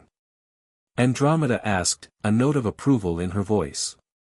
"A preemptive strike," Harry replied, newfound confidence in his tone. "If Malfoy wants to play politics, let's show him he's not the only one who knows the game." Augusta Longbottom's home was exactly as Harry had imagined it, formal, imposing, and filled with historical artifacts that spoke to the family's long and distinguished lineage. The formidable witch herself sat rigidly in a high-backed chair, her famous vulture-topped hat perched on a stand nearby, as if ready to take flight at a moment's notice. "You understand, Mr. Potter," she said after Harry had explained his proposal, "that what you're suggesting would effectively split the board. It would force members to declare themselves either for your claim or for the Ministry's intervention." "Yes," Harry acknowledged. "But from what Andromeda tells me, Malfoy is already forcing that choice. I'm simply providing an alternative that protects both my rights and Hogwarts' autonomy." Augusta's piercing gaze assessed him. "Neville speaks highly of you. Says you have more courage than sense sometimes, but that your heart is always in the right place." Her tone softened almost imperceptibly. "He also says you've shown him more kindness and respect than most." Harry felt a rush of warmth toward his friend. "Neville's proven his courage many times over. I'm honored to have him as a friend." Augusta nodded, seemingly satisfied by this answer. "Very well. Your proposal has merit. A coalition of board members committed to acknowledging your claim while negotiating reasonable terms would indeed block Malfoy's attempt to invoke Ministry control. And as you've pointed out, framing this as a matter of protecting Hogwarts' historical independence from Ministry overreach will appeal to several key members. Will you support this approach at tomorrow's meeting?" Harry asked directly. "I will," Augusta confirmed. "And I believe I can bring at least 3 other members with me. Combined with Dumbledore's implicit support of your claim, that should be sufficient to block the 2/3 majority needed for the Preservation Act." "Thank you," Harry said sincerely. "Don't thank me yet, young man," Augusta replied briskly. "This is merely the opening move in what promises to be a complex game. Lucius Malfoy doesn't accept defeat graciously, and he has other avenues to pursue if this one is blocked." "I'm prepared for that," Harry assured her. "In fact, I'm counting on it." A glimmer of approval flashed in Augusta's stern features. "You're not quite what I expected, Mr. Potter. There's more of your mother in you than most people recognize." Harry blinked in surprise. Most comparisons were to his father. "You knew my mother?" "Not well," Augusta admitted. "But well enough to recognize her strategic mind behind that compassionate exterior. Lily Evans was never one to be underestimated, despite what some purebloods might have assumed about her Muggle background." Before Harry could ask more, the fireplace flared, and Neville's head appeared in the flames. "Gran." "Oh, Harry. I didn't know you were here." "Mr. Potter and I have been discussing Hogwarts matters," Augusta explained. Would you care to join us, Neville? The surprise on Neville's face was evident even through the flames. Yes. I'll come through, if that's all right. Moments later, Neville stepped from the fireplace, brushing ash from his robes. He looked startled to find himself included in what was clearly an important political discussion. Harry's discovered he owns the land beneath Hogwarts, Augusta informed her grandson matter-of-factly. Lucius Malfoy is attempting to use this as an opportunity to bring the school under Ministry control. Neville's eyes widened. Blimey, Harry. You don't do anything by halves, do you? Despite the tense situation, Harry couldn't help but laugh. Not intentionally, believe me. Mr. Potter has proposed a coalition to block Malfoy's maneuver, Augusta continued. I've agreed to support his position. Neville straightened, his expression becoming more serious. What can I do to help? Actually, Harry said, an idea forming, there might be something. How do you feel about becoming the student representative for this issue? Me? Neville looked startled.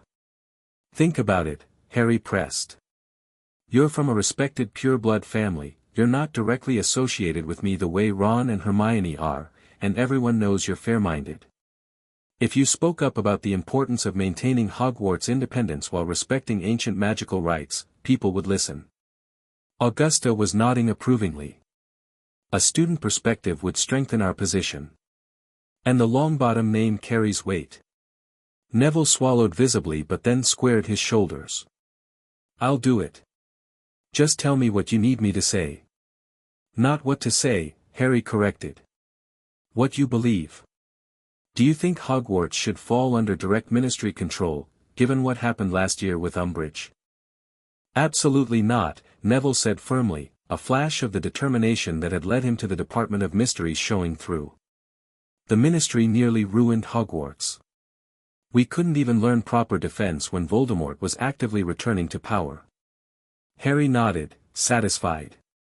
That's exactly the perspective we need. Authentic concern for the school, not political positioning. Will I need to speak at the board meeting? Neville asked, looking slightly pale at the prospect. Not tomorrow, Augusta answered. But perhaps at a future session, once we've established our coalition. She turned to Harry. We should prepare for tomorrow's meeting. Neville, perhaps you could show Mr. Potter the conservatory while I draft some correspondence to potential allies. Recognizing the dismissal, Harry followed Neville from the formal sitting room into a magnificent glass-enclosed garden. Plants of every description thrived in the magically maintained environment, from mundane flowers to the more exotic magical specimens that Neville had always excelled with in herbology. Gran never invites people into strategic discussions, Neville commented as they walked between rows of luminous night-blooming lilies. You must have really impressed her. Harry shrugged, uncomfortable with the implied praise. I think she recognizes that what Malfoy's trying to do would be bad for Hogwarts. It's more than that, Neville insisted. She said you're showing political acumen worthy of your heritage. Coming from Gran, that's practically gushing. Harry laughed, though the comment struck a chord. His heritage. A concept that had been abstract until recently was now taking tangible form, not just in gold and property, but in responsibilities and connections he was only beginning to understand. Your grandmother mentioned my mother, he said hesitantly. Said I have her strategic mind. Did your parents know mine well? Neville's expression softened. I think so, yes. They were all in the order together. Gran doesn't talk about it much, but I found some old photos once. Our parents at some kind of party, all laughing together. The image tugged at Harry's heart, another glimpse of the life he might have had. I wish I knew more about her. Everyone always tells me about my dad's Quidditch talent or his pranks, but my mum, she's more of a mystery. Maybe that's part of your heritage too, Neville suggested thoughtfully. Not just the Potter land and gold, but your mum's way of thinking, of solving problems. Maybe, Harry agreed, surprisingly comforted by the thought. They continued through the conservatory, Neville pointing out particularly interesting specimens and explaining their magical properties. The normalcy of the conversation was a welcome respite from the intense negotiations and revelations of recent days. "Oh," Neville said suddenly, "I meant to ask, what does this mean for school? Will Hogwarts even open in September with all this going on?" "It'll open," Harry assured him. "Whatever happens with my claim, I'm not going to disrupt students' education. That's actually part of what I'm fighting for, making sure Hogwarts is safer and more accessible to everyone, not just those who can easily afford it." Neville nodded approvingly. "That's good. I was worried for a bit when Gran first mentioned it. Thought maybe you'd gone power mad or something." He grinned to show he was joking. "Not power mad," Harry replied with a wry smile. "Just tired of being powerless." The emergency board meeting convened the following morning in the same ministry conference room as before. This time, however, Harry arrived not just with his legal team but with a carefully orchestrated show of support. Augusta Longbottom entered at his side, making their alliance clear to all observers. Xenophilius Lovegood was again present, but now joined by a reporter from the international magical newspaper Le Monde Magique, adding an element of foreign scrutiny to the proceedings. Most surprisingly to the assembled board members, Cygnus Greengrass attended as an expert witness on magical land covenants, his presence lending legitimacy to Harry's position among the traditional pure-blood families. Lucius Malfoy's face betrayed a flicker of concern as he assessed the gathered allies, though he quickly masked it behind his usual aristocratic disdain. "This is highly irregular," Fudge blustered as the meeting was called to order. "Expert witnesses must be approved in advance by the board chair." "Actually, Minister," Augusta interjected before Dumbledore could respond, Board Procedure Regulation 17b specifically allows any board member to invite relevant experts to emergency sessions without prior approval. "I have invited Mr. Greengrass in my capacity as senior board member." Fudge deflated slightly, while Dumbledore's eyes twinkled with what might have been amusement. "As we are all present," the headmaster said smoothly, "let us proceed. I believe Lord Malfoy has a motion to present." Lucius rose, his platinum hair gleaming under the enchanted lights of the conference room. "Indeed. Given the extraordinary circumstances and the potential threat to Hogwarts' continuous operation, I move that the board invoke the Magical Educational Preservation Act of 1743, placing the school and its grounds temporarily under ministry stewardship until this property dispute is resolved." "Second the motion," said a thin wizard Harry didn't recognize, clearly one of Malfoy's allies. Before the motion could be put to a vote, Augusta stood. "Point of order. Before voting on such a significant measure, I believe we should hear expert testimony on whether Mr. Potter's claim actually constitutes a threat to the school's operation." Dumbledore nodded. "A reasonable request. Mr. Greengrass, would you care to offer your assessment?" Cygnus rose with dignified grace. "Thank you, Chief Warlock. As the board may be aware, I have specialized in magical property law for over 30 years, with particular expertise in historical land covenants." He proceeded to explain the nature of the Hogwarts land deed in terms that emphasized continuity and stability rather than disruption. Far from threatening the school's operation, he concluded, Lord Potter's claim actually strengthens Hogwarts' historical foundations by reconnecting the institution to its original magical covenant. The proposed ministry intervention, in contrast, would represent an unprecedented disruption of the magical relationships established by the founders themselves. Murmurs ran through the room as board members considered this perspective. Furthermore, Augusta added once Cygnus had finished, "I must remind my colleagues that this board has historically defended Hogwarts' autonomy from political interference. The precedent set by invoking the Preservation Act would permanently weaken our position relative to the ministry." Harry noted with satisfaction how effectively she had reframed the issue from his personal claim to a matter of institutional independence, a cause that united board members across political lines. Lucius Malfoy's jaw tightened almost imperceptibly. "While these considerations have merit," he said smoothly, "they ignore the practical reality. Mr. Potter is demanding an exorbitant sum from the school, one that could financially cripple the institution if granted. That characterization is inaccurate, Harry interjected, rising to address the board directly. My proposal includes establishing a trust that would directly benefit Hogwarts through scholarships and security enhancements. Furthermore, I'm prepared to structure the payments to minimize financial impact on current operations. A convenient claim, Malfoy sneered. But we have only your word regarding these supposed beneficent intentions. Actually, Andromeda said, distributing documents to the board members, you now have considerably more than his word. These are the legal documents establishing the Potter Educational Security Trust, with binding magical provisions ensuring the funds can only be used for the stated purposes. They have already been filed with Gringotts and the Department of Magical Contracts. Harry suppressed a smile at the look of surprise on Malfoy's face. The trust documents had been finalized only hours before, in a late-night session with Andromeda and the goblins. This changes nothing, Fudge insisted, though his voice lacked conviction. The amount being demanded remains unprecedented. The circumstances are unprecedented, Dumbledore observed mildly. As is the neglect of the original agreement for some 3 centuries. The debate continued for another hour, with various board members raising concerns and questions that Harry, Andromeda, and their allies addressed in turn. Throughout, Harry noted that Dumbledore maintained a position of neutral facilitation, neither openly supporting Harry's claim nor backing the ministry intervention.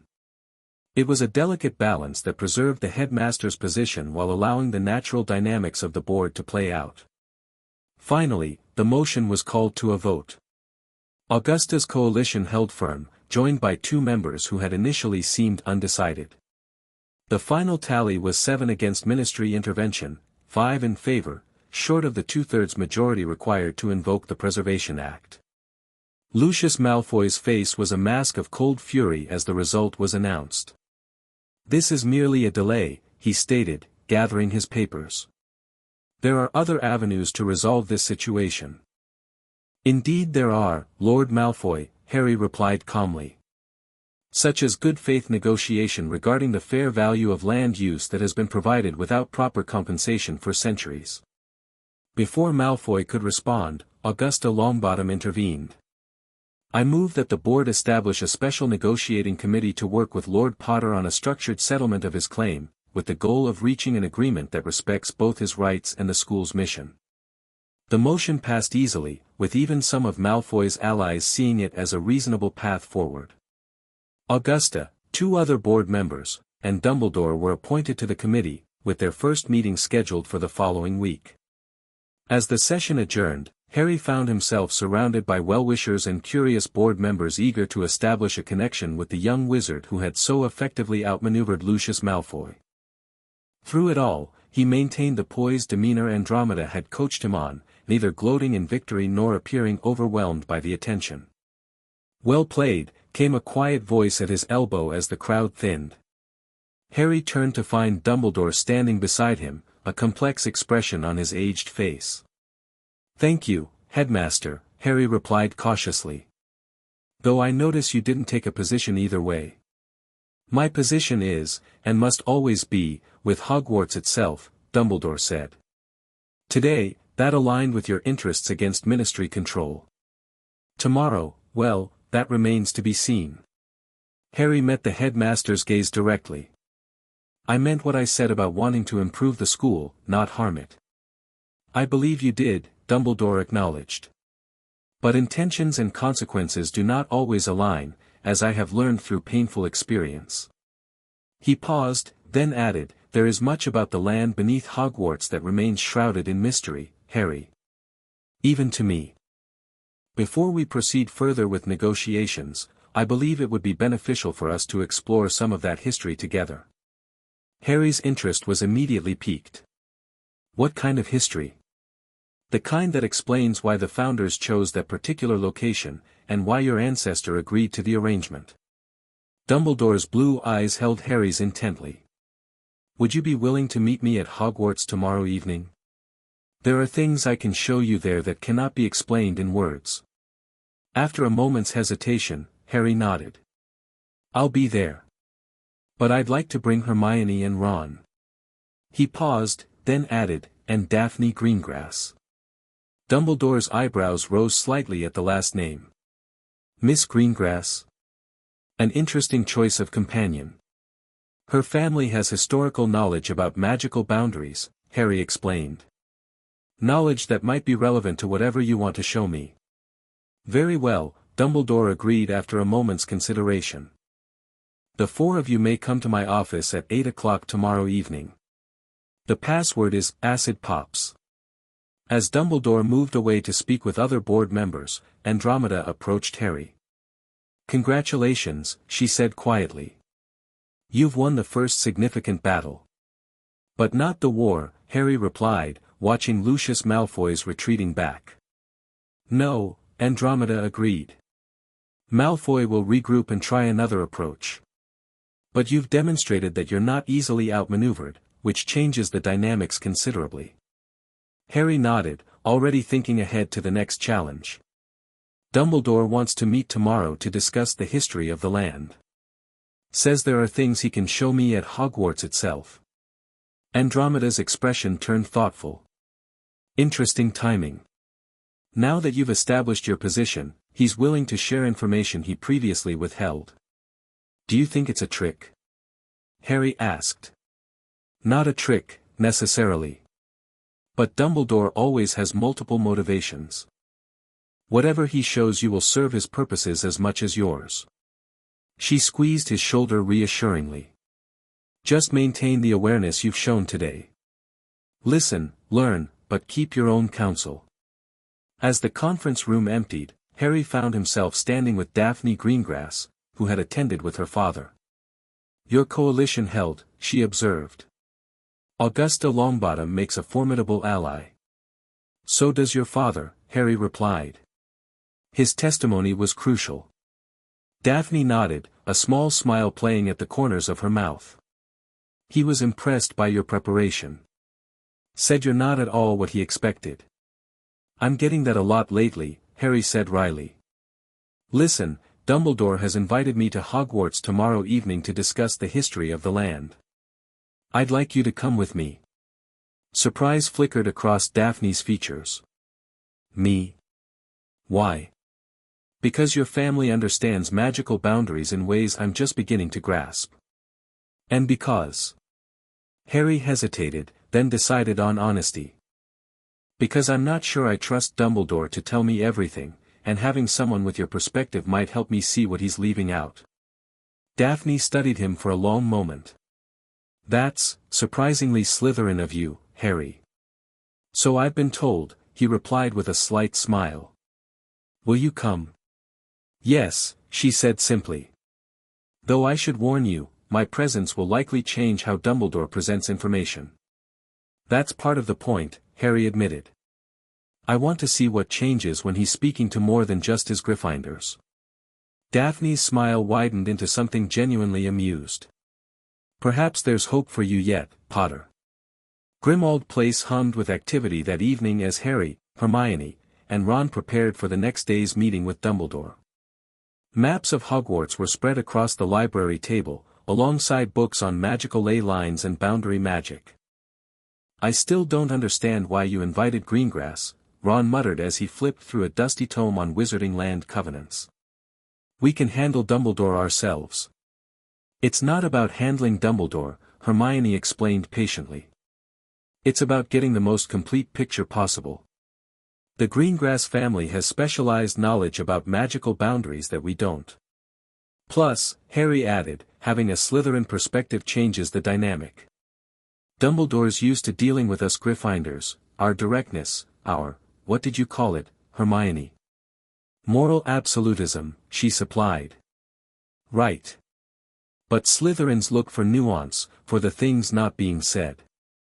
That could be valuable. Ron looked skeptical but didn't press the issue further. What do you think he wants to show you? No idea, Harry admitted. But whatever it is, he kept it to himself until I'd established my legal claim to the land. That suggests it's significant. Hermione looked up from the ancient map she'd been studying. I've been cross-referencing historical accounts of Hogwarts' founding with what we learned about the ley line convergence points. There's something odd about the pattern they form. The Great Bear constellation, Harry recalled from the memory Cygnus had shown them.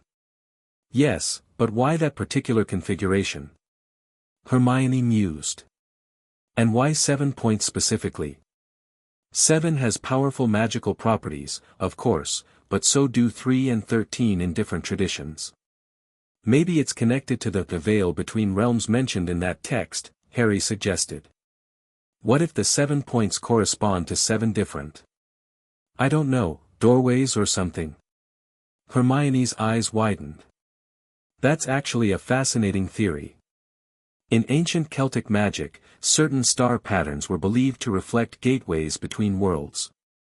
Bloody hell, Ron muttered. So Hogwarts is built on top of 7 magical doorways to other realms? And your family's been in charge of keeping them locked for 1,000 years. When put that way, it did sound rather extraordinary. Apparently, Harry said with a weak smile. Just another day in the life of Harry Potter, really. The question is, Hermione said seriously, what happens if those doorways aren't properly maintained? If the Covenant has been neglected for centuries, could something have come through?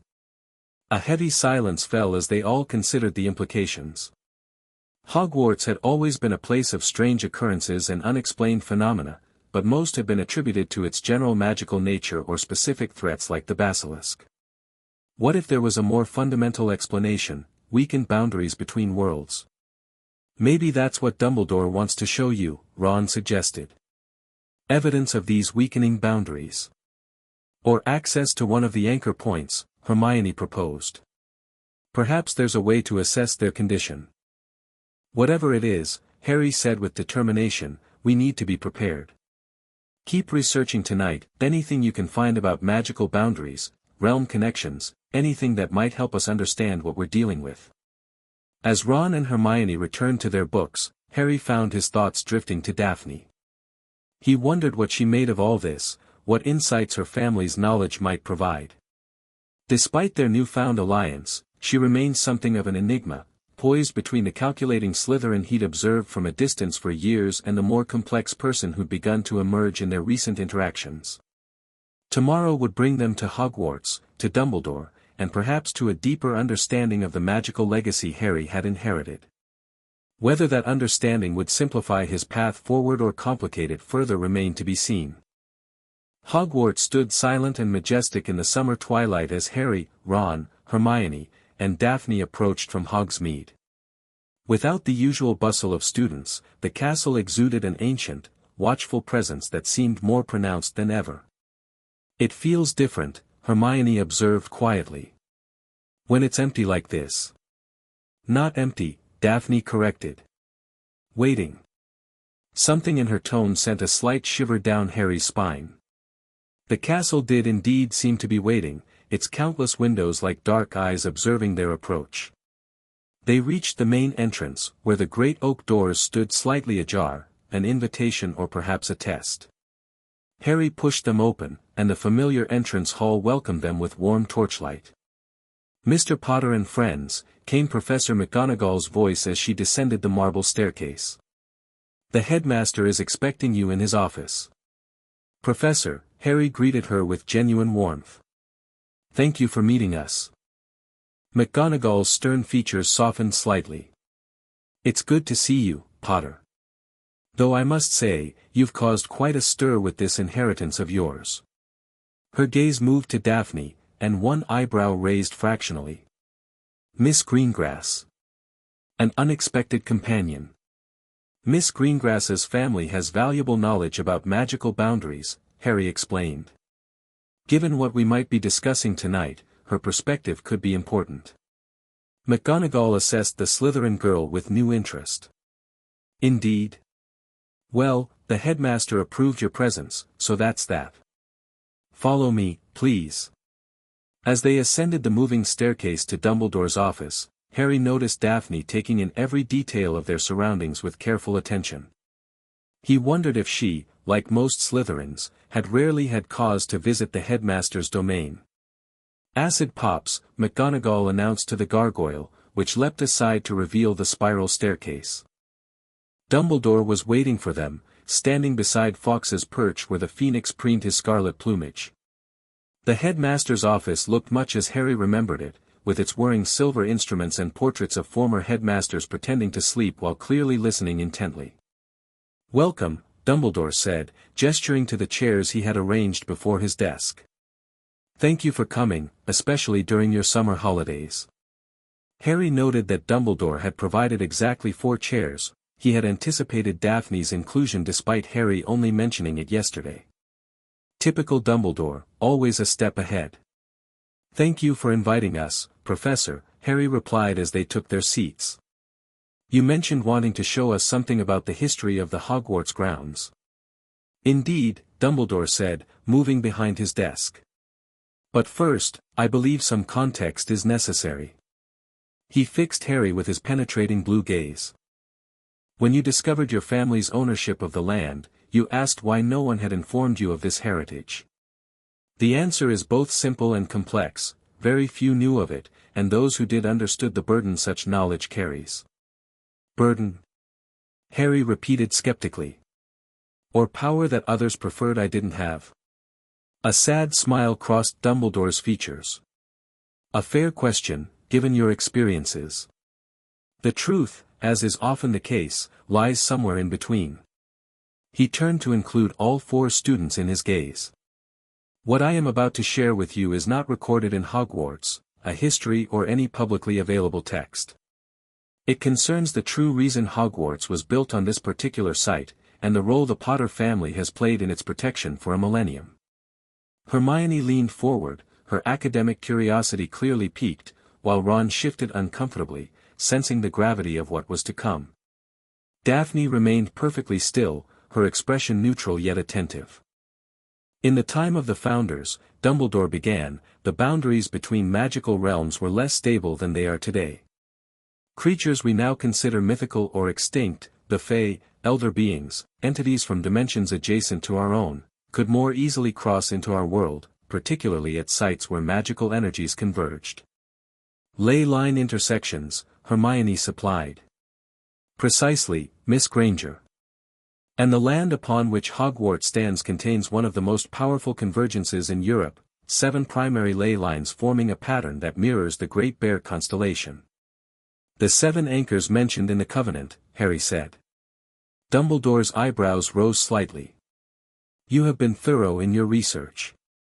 "Yes, the 7 anchors, each corresponding to a different type of magical boundary. Together, they form a septagonal seal that maintains separation between our realm and others. And my ancestor was the guardian of this seal," Harry stated rather than asked. "Hardwin Potter was more than that," Dumbledore corrected gently. "He was a boundary mage, a practitioner of an ancient and now largely forgotten branch of magic specializing in maintaining the integrity of magical borders between worlds."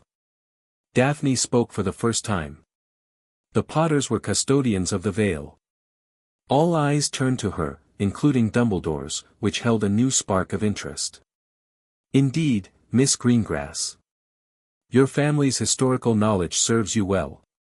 The Potters were among several ancient lines tasked with maintaining different aspects of what wizards once called the Great Veil, the magical boundaries separating our world from others. So Hogwarts was built as, what, a watchtower?" Ron asked. "A guard post for these boundaries?" "Both that and more," Dumbledore confirmed. "The Founders recognized the strategic importance of establishing a school at a site of such magical significance. Students would be protected by the boundaries while learning to harness the abundant magical energy. Meanwhile, the presence of powerful witches and wizards would help maintain the seals and respond to any incursions." "Incursions," Harry repeated. "Things coming through from these other realms?" Dumbledore nodded gravely. "In the Founders' time, such occurrences were more common. Over centuries, as the boundaries stabilized, they became increasingly rare. The original purpose of the guardian role was gradually forgotten, reduced to a symbolic landlord-tenant relationship. Until the payments stopped entirely," Hermione noted. 300 years ago, you said. What happened then?" A shadow seemed to pass over Dumbledore's features. A dark chapter in wizarding history. The Wizards' Council, predecessor to our ministry, was engaged in a campaign to centralize magical authority and diminish the power of ancient families. The Potter of that era was persuaded to relinquish the active guardianship, though legal ownership of the land remained in the family. Persuaded how? Harry asked sharply. Historical records are unclear, Dumbledore replied, though something in his tone suggested he knew more than he was saying. What matters is that from that point forward, the magical renewal of the covenant ceased. The boundaries began to weaken, though so gradually that few noticed. But you noticed, Daphne observed, her gaze analytical. You've been aware of this weakening. For how long, Headmaster? Dumbledore regarded the Slytherin student with measured respect. Perceptive, Miss Greengrass. Yes, I became aware shortly after becoming headmaster. Certain incidents alerted me to the possibility that the ancient protections were failing. What incidents? Harry pressed. Dumbledore rose and moved to a cabinet, retrieving a shallow stone basin that Harry recognized as a pensieve. Rather than tell you, I believe it would be more effective to show you. With your permission, I would like to take you to the location of one of the 7 anchors, specifically, the one corresponding to Dubhe, the Alpha Star of Ursa Major. These anchors, Hermione asked, where exactly are they located? Throughout the castle and grounds, Dumbledore explained, at points corresponding to the Great Bear constellation when mapped onto Hogwarts. The one we will visit lies deep beneath the castle, in chambers few have entered for centuries. Harry exchanged glances with his friends. Ron looked apprehensive but nodded his readiness. Hermione's expression combined caution with scholarly excitement. Daphne's face revealed little, but her eyes held intense interest. We're ready, Harry decided. Dumbledore nodded and moved toward the office door. Then follow me. And stay close, the path we take is not entirely predictable. The journey began conventionally enough, descending the familiar route toward the dungeons. But after passing the potions classroom, Dumbledore led them down a narrow corridor Harry had never noticed before, then through a series of increasingly ancient passages. The stonework changed as they descended, from the relatively uniform blocks of the main castle to rough-hewn walls that predated Hogwarts itself. These lower levels, Dumbledore explained as they walked, were not built by the founders but discovered by them. They are remnants of much older structures, possibly Pictish or even earlier. The air grew cooler and heavier with age. Dumbledore's wandlight illuminated strange carvings on the walls, spirals, intricate knotwork, and symbols Harry didn't recognize. Boundary marks, Daphne said quietly, her fingers hovering near but not touching one elaborate design. Ancient warnings about threshold crossing. Correct again, Miss Greengrass, Dumbledore confirmed. These markings indicate we are approaching one of the 7 anchors. They continued downward until they reached a circular chamber with 7 archways spaced evenly around its perimeter.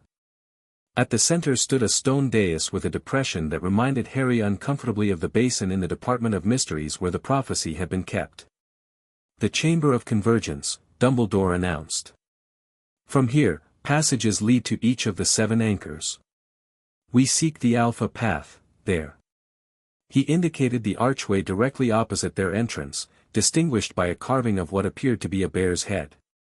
As they crossed the chamber, Harry felt a strange sensation, a subtle pressure against his skin, as though the air itself was evaluating him. When he passed the midpoint of the room, a faint golden light briefly outlined his form before fading. The chamber recognizes Potter blood, Dumbledore observed with satisfaction. The protections allow you passage as guardian. The Alpha Path narrowed as they proceeded, eventually bringing them to a sealed stone door inscribed with runes that glowed faintly blue in the wand light. Only a Potter can open this entrance, Dumbledore said, stepping aside. Harry approached the door cautiously. What do I do? Place your palm against the central rune, the one shaped like an hourglass with a horizontal line. Harry did as instructed. The moment his skin touched the stone, the rune flared bright gold, and the entire door shimmered before silently sliding aside to reveal a perfectly circular chamber beyond. The room they entered stole Harry's breath.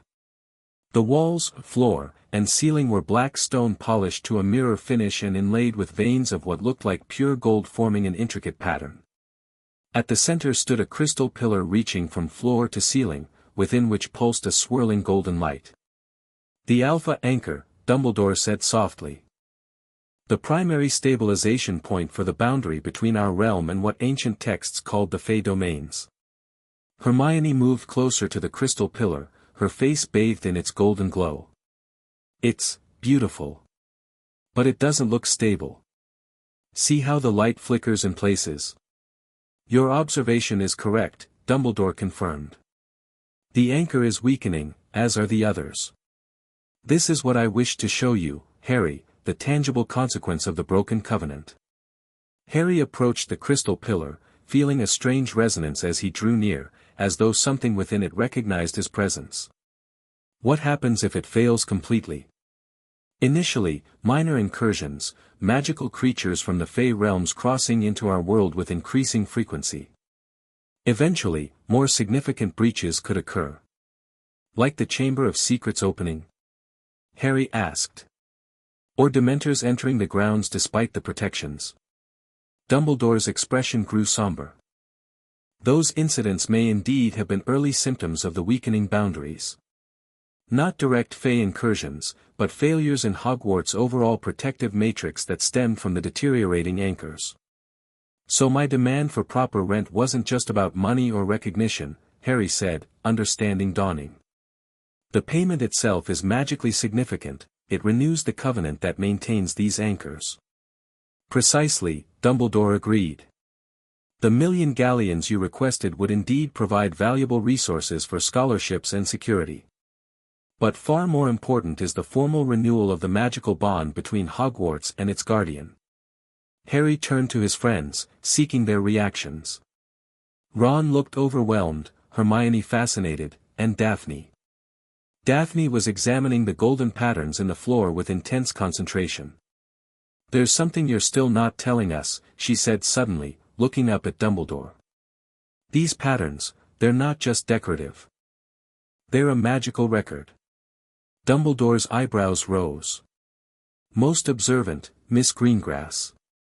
"Yes, the patterns record each instance where the boundary was breached or tested. The brighter lines indicate recent events."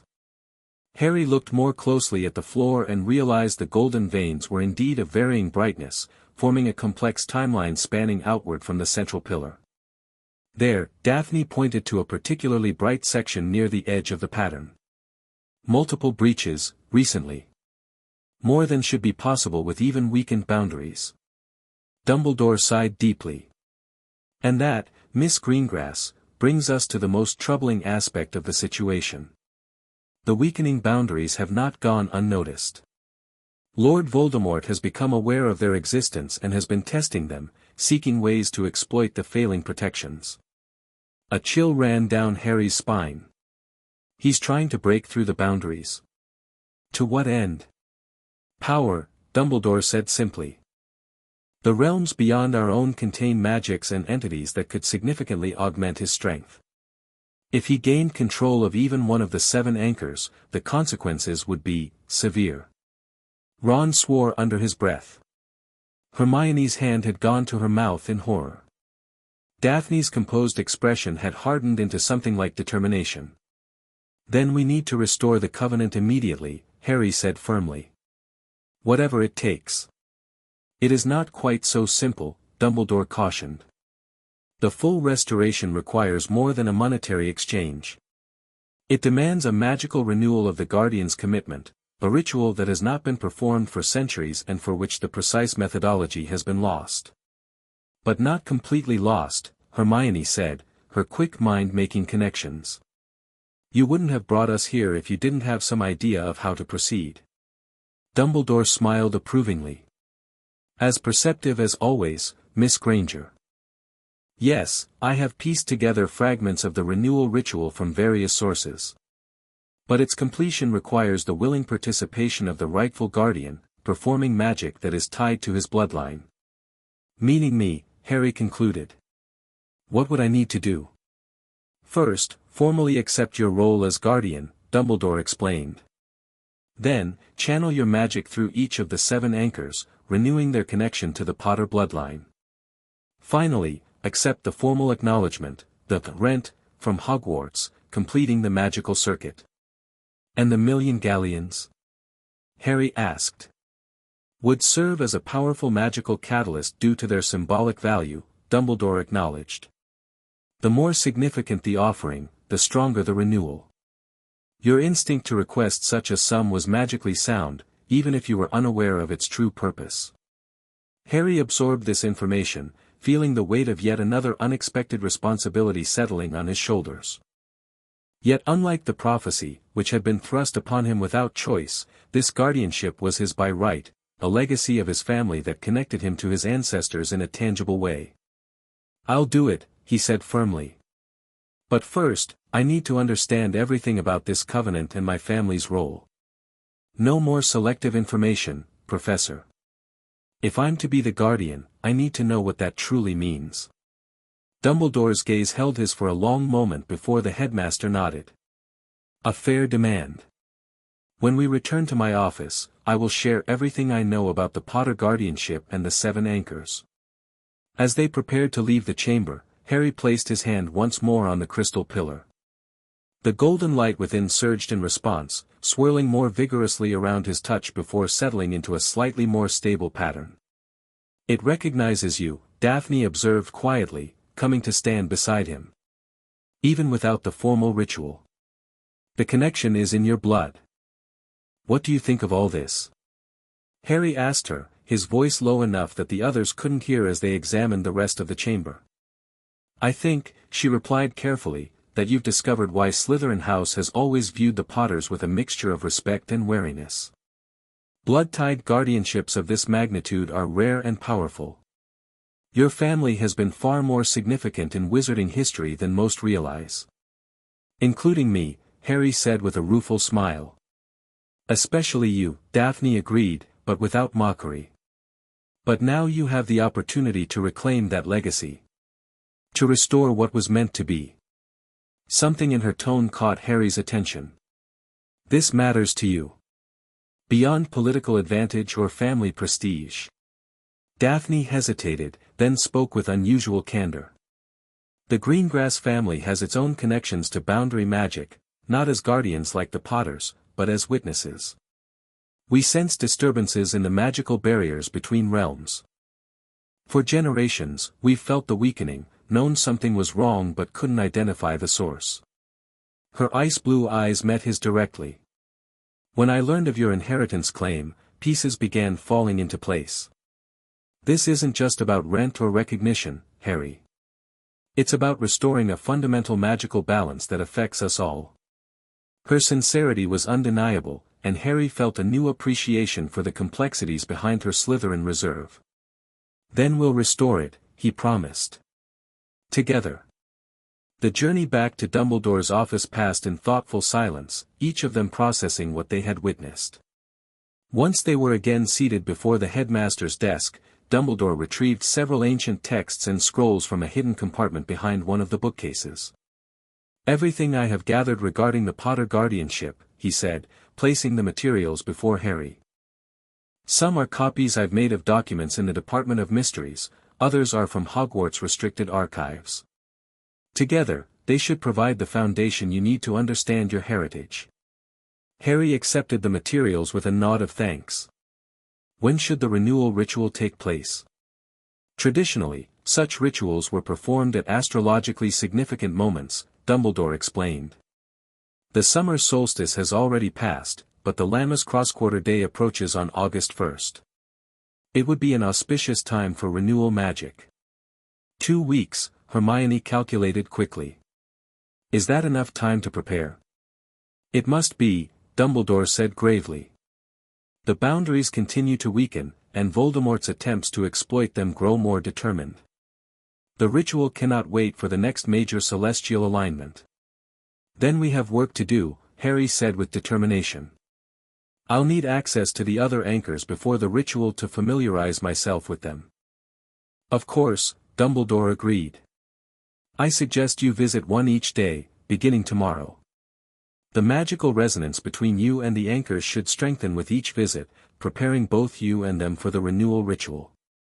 As the meeting concluded and they prepared to return to Hogsmeade, Harry felt both overwhelmed and strangely centered. The discovery of his family's true connection to Hogwarts had transformed his understanding of his inheritance claim. What had begun as a matter of legal rights and financial compensation had revealed itself as something far more profound, a magical responsibility passed down through generations of Potters, now falling to him.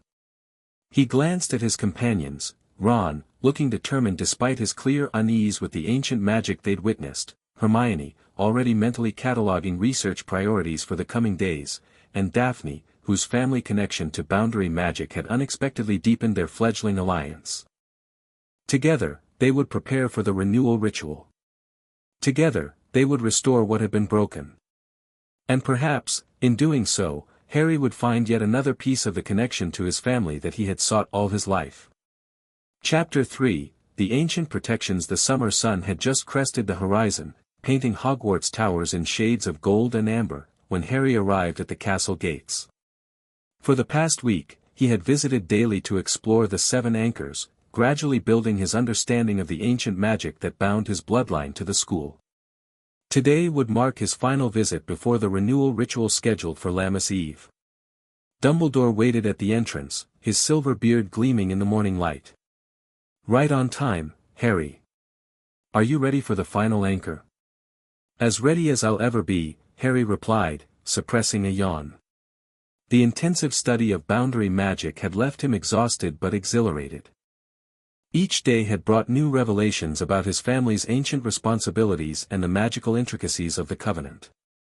The Ada Anchor is perhaps the most challenging, Dumbledore explained as they walked toward the Forbidden Forest.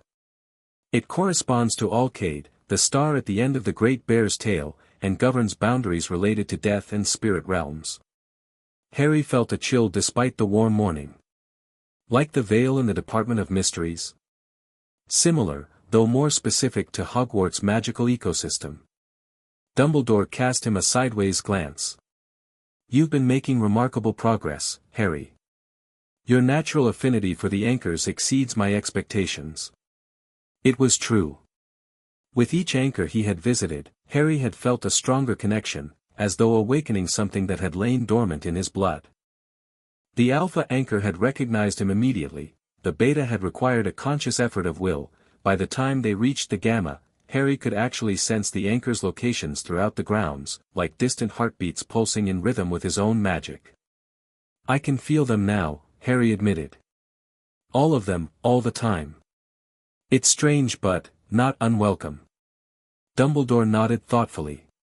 The ancient texts describe this awareness as the guardian sense, a magical perception that allows the Potter of each generation to monitor the health of the boundaries.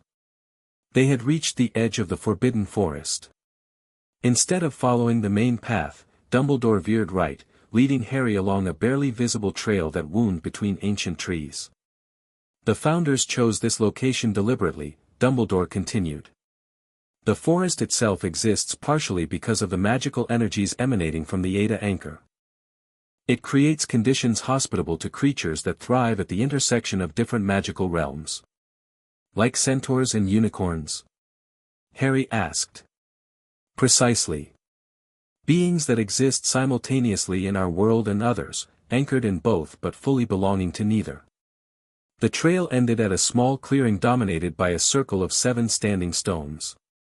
Unlike the megalithic structures Harry had seen in photographs of Stonehenge, these were slender pillars of black basalt carved with spiraling runes that seemed to move subtly when not directly observed. The Watcher's Circle, Dumbledore announced. One of the oldest magical structures on the grounds, predating Hogwarts by centuries. As Harry approached the stones, he felt a familiar resonance, the same magical recognition he had experienced with the previous anchors, but deeper, more primal. The runes began to glow with a soft blue light in response to his presence. The entrance to the Ada Anchor lies beneath the central stone, Dumbledore explained. Only a guardian can reveal it. Harry stepped into the center of the circle, instinctively knowing what to do.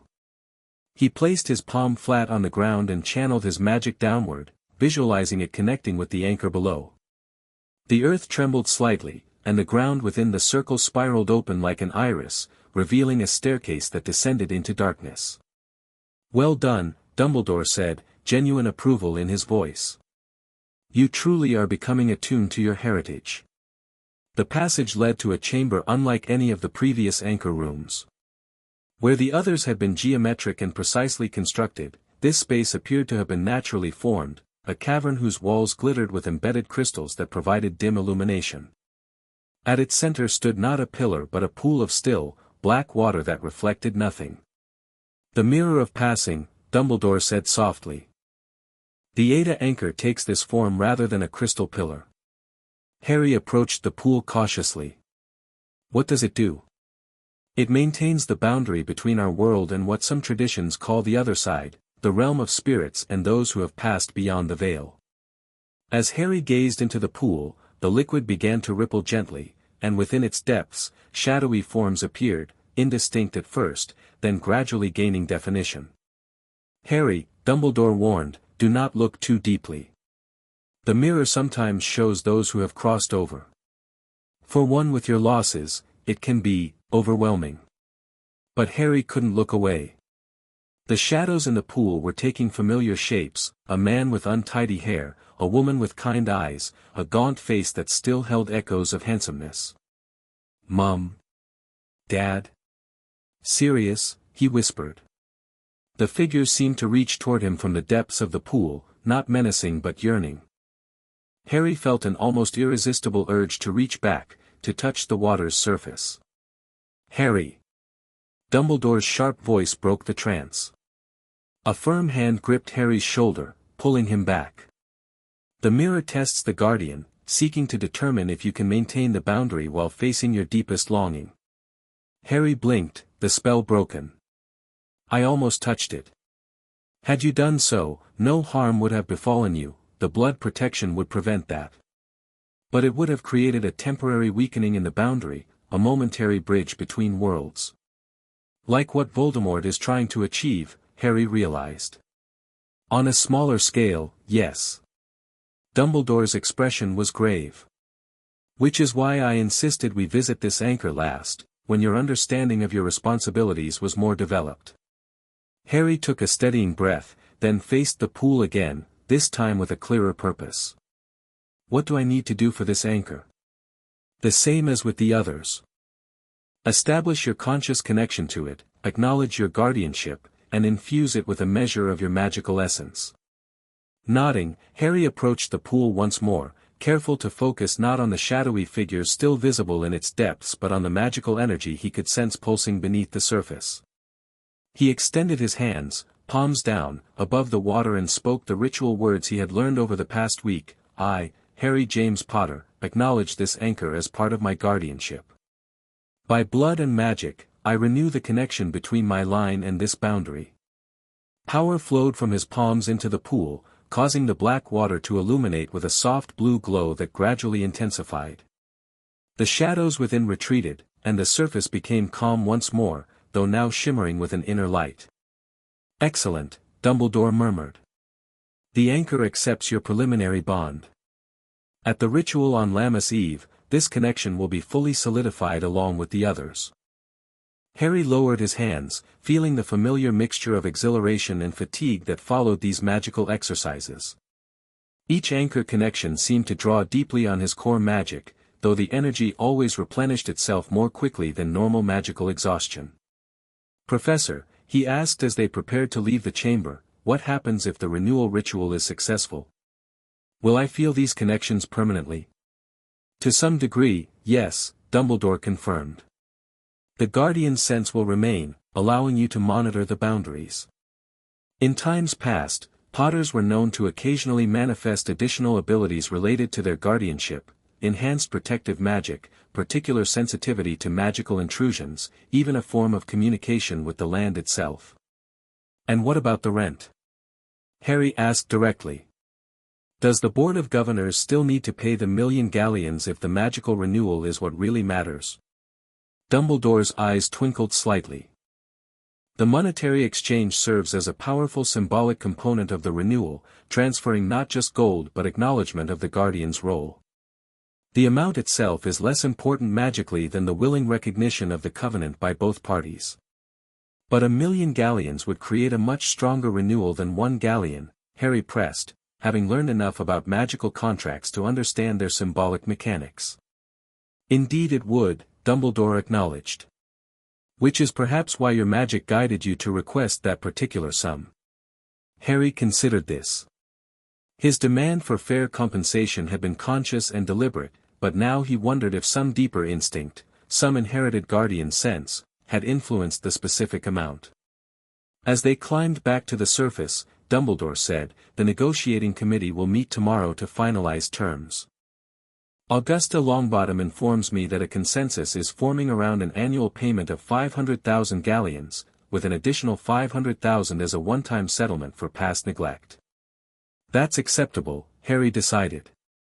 The total still reached his target for the first year, and 500,000 annually would more than sustain his planned scholarship and security initiatives. They emerged from the standing stones into bright morning sunshine. The contrast between the ancient, primal magic below and the peaceful summer day above was jarring. "I recommend you return to London and rest," Dumbledore advised. "The preparations for Lammas Eve will require your full strength. Perhaps spend time with your friends. Moments of normalcy are essential when dealing with magic of this magnitude." Harry nodded, suddenly longing for exactly that, simple conversation, laughter, a few hours without the weight of magical boundaries and inherited responsibilities. "Professor," he asked as they walked back toward the castle gates, "how much does the wizarding world know about all this? About the boundaries and my family's connection to them?" "Very little," Dumbledore replied. "Knowledge of the 7 anchors has been carefully guarded for centuries. The public is aware of your land ownership claim, of course, but the deeper magical significance remains obscure except to a few old families with their own connections to boundary magic. Like the Greengrasses," Harry observed. "Indeed." Dumbledore gave him a considering look. "Miss Greengrass's insights during our exploration of the Alpha Anchor were quite remarkable. Her family's sensitivity to boundary disturbances could prove valuable in the coming weeks." Harry thought of Daphne, who had joined him for 3 of the previous anchor visits, her practical observations and calm presence a counterbalance to the overwhelming history he was absorbing. Their relationship had evolved rapidly from cautious alliance to something more complex, a partnership founded on mutual respect and shared purpose. "She's agreed to assist with the renewal ritual," Harry said. "As has Hermione, for the theoretical components, and Ron for." He smiled slightly. "Ron says he's there to pull me back if I start getting too full of myself with all this ancient magic business." Dumbledore chuckled. "A valuable service indeed. True friends keep us grounded when legacy and prophecy might otherwise overwhelm." They had reached the gates. Before departing, Harry asked one final question that had been troubling him.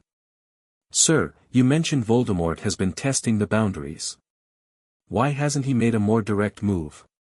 If the protections are as weakened as we believe, what's stopping him?" Dumbledore's expression grew serious. "2 factors, I believe. First, even in their diminished state, the boundaries remain formidable magical constructs. Second, and perhaps more importantly, Voldemort likely does not yet fully understand what he's encountered. He senses power but may not comprehend its true nature or how to properly manipulate it." "But that could change," Harry said grimly. "Indeed. Which is why the renewal ritual is so crucial. Once completed, it will not only strengthen the boundaries but obscure them further from those who would exploit them." With those sobering thoughts, Harry departed for London, his mind already turning to the preparations for Lammas Eve and the monumental task that lay ahead. The 3 Broomsticks was unusually crowded for a weekday afternoon.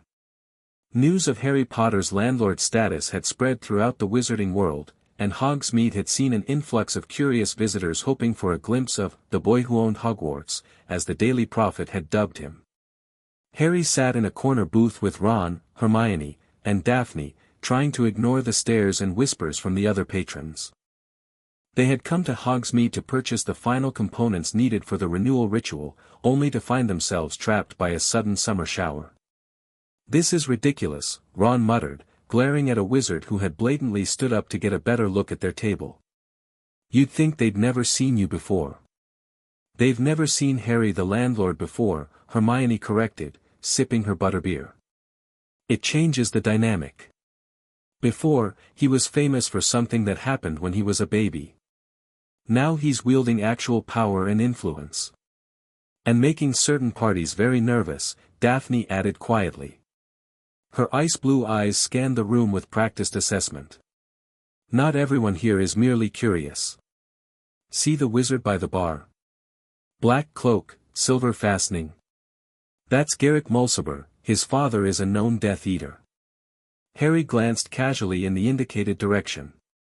The wizard in question was indeed watching their table with an intensity that went beyond simple curiosity. "Think he's reporting back to Voldemort?" Harry asked, keeping his voice low. "Almost certainly," Daphne confirmed. "My father says the Dark Lord has been questioning all the old families about boundary magic and ancient land covenants." This was concerning news. "Has your family been approached?" A shadow crossed Daphne's face. "Not directly. Our neutrality offers some protection, but it's growing more difficult to maintain. Father has moved my mother and sister to our property in Switzerland as a precaution." "But not you?" Hermione asked, surprise evident in her voice. "I chose to remain," Daphne said simply. "The renewal ritual is too important to miss, and afterward." She hesitated, then continued with careful neutrality, "Afterward, I may join them, depending on how events unfold." Harry felt a surprising pang at the thought of Daphne leaving. Over the past 2 weeks, her presence had become a constant in his increasingly complicated life, a source of practical insight and unexpected support. "You should all consider similar precautions," Daphne continued. "Once the ritual is complete, you'll be even more significant targets." "We've always been targets," Ron said with a shrug that aimed for nonchalance but didn't quite achieve it. "Comes with being Harry's friends." "This is different," Daphne insisted. "Before, the Dark Lord wanted Harry dead for prophecy and revenge.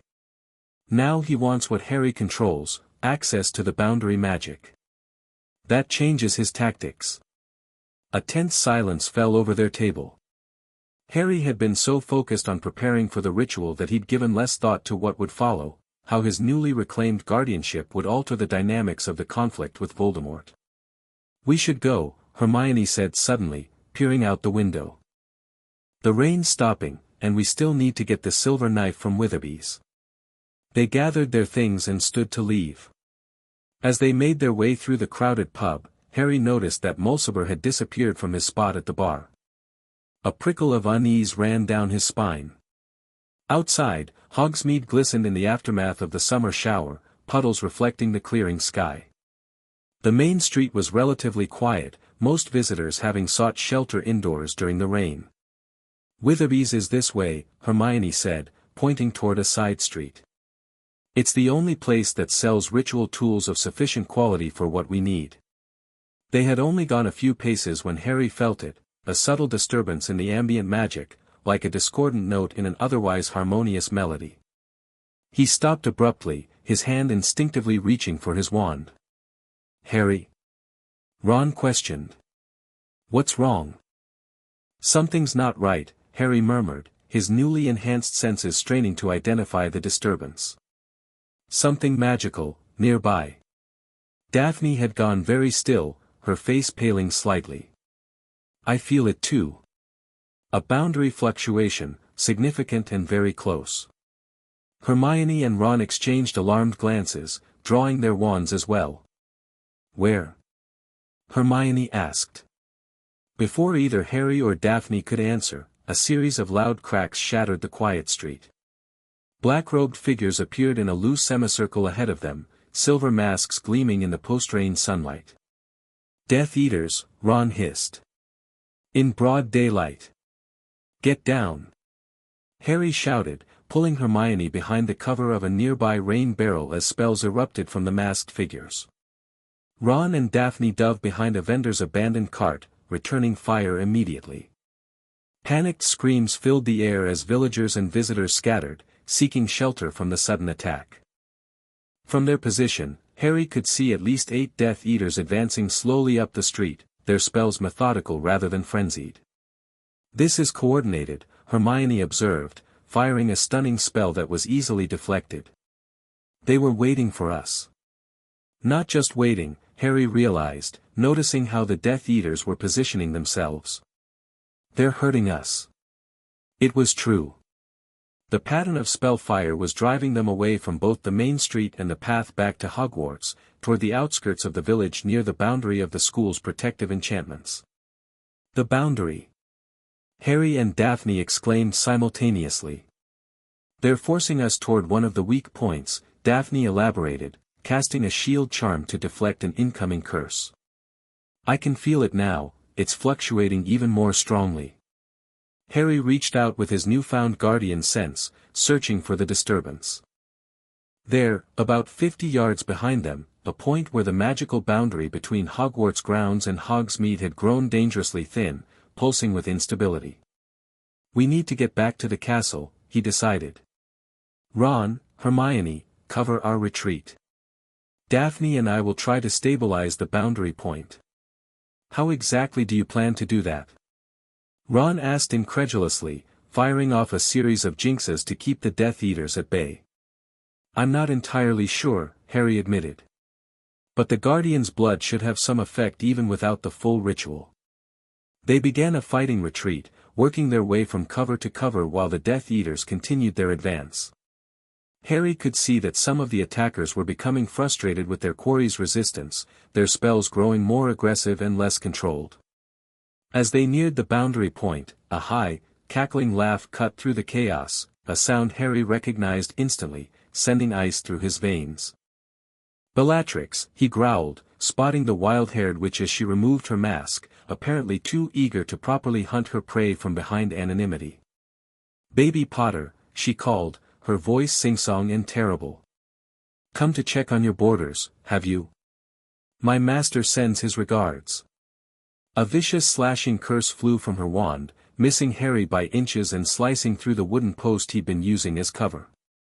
Splinters exploded outward, several embedding themselves in his arm. "Harry!"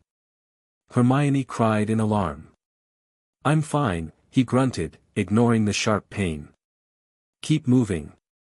They had almost reached the boundary point when the air ahead of them seemed to ripple visibly, like heat haze over summer pavement but with an unnatural, greenish tint. The magical disturbance was no longer subtle, it was manifesting physically.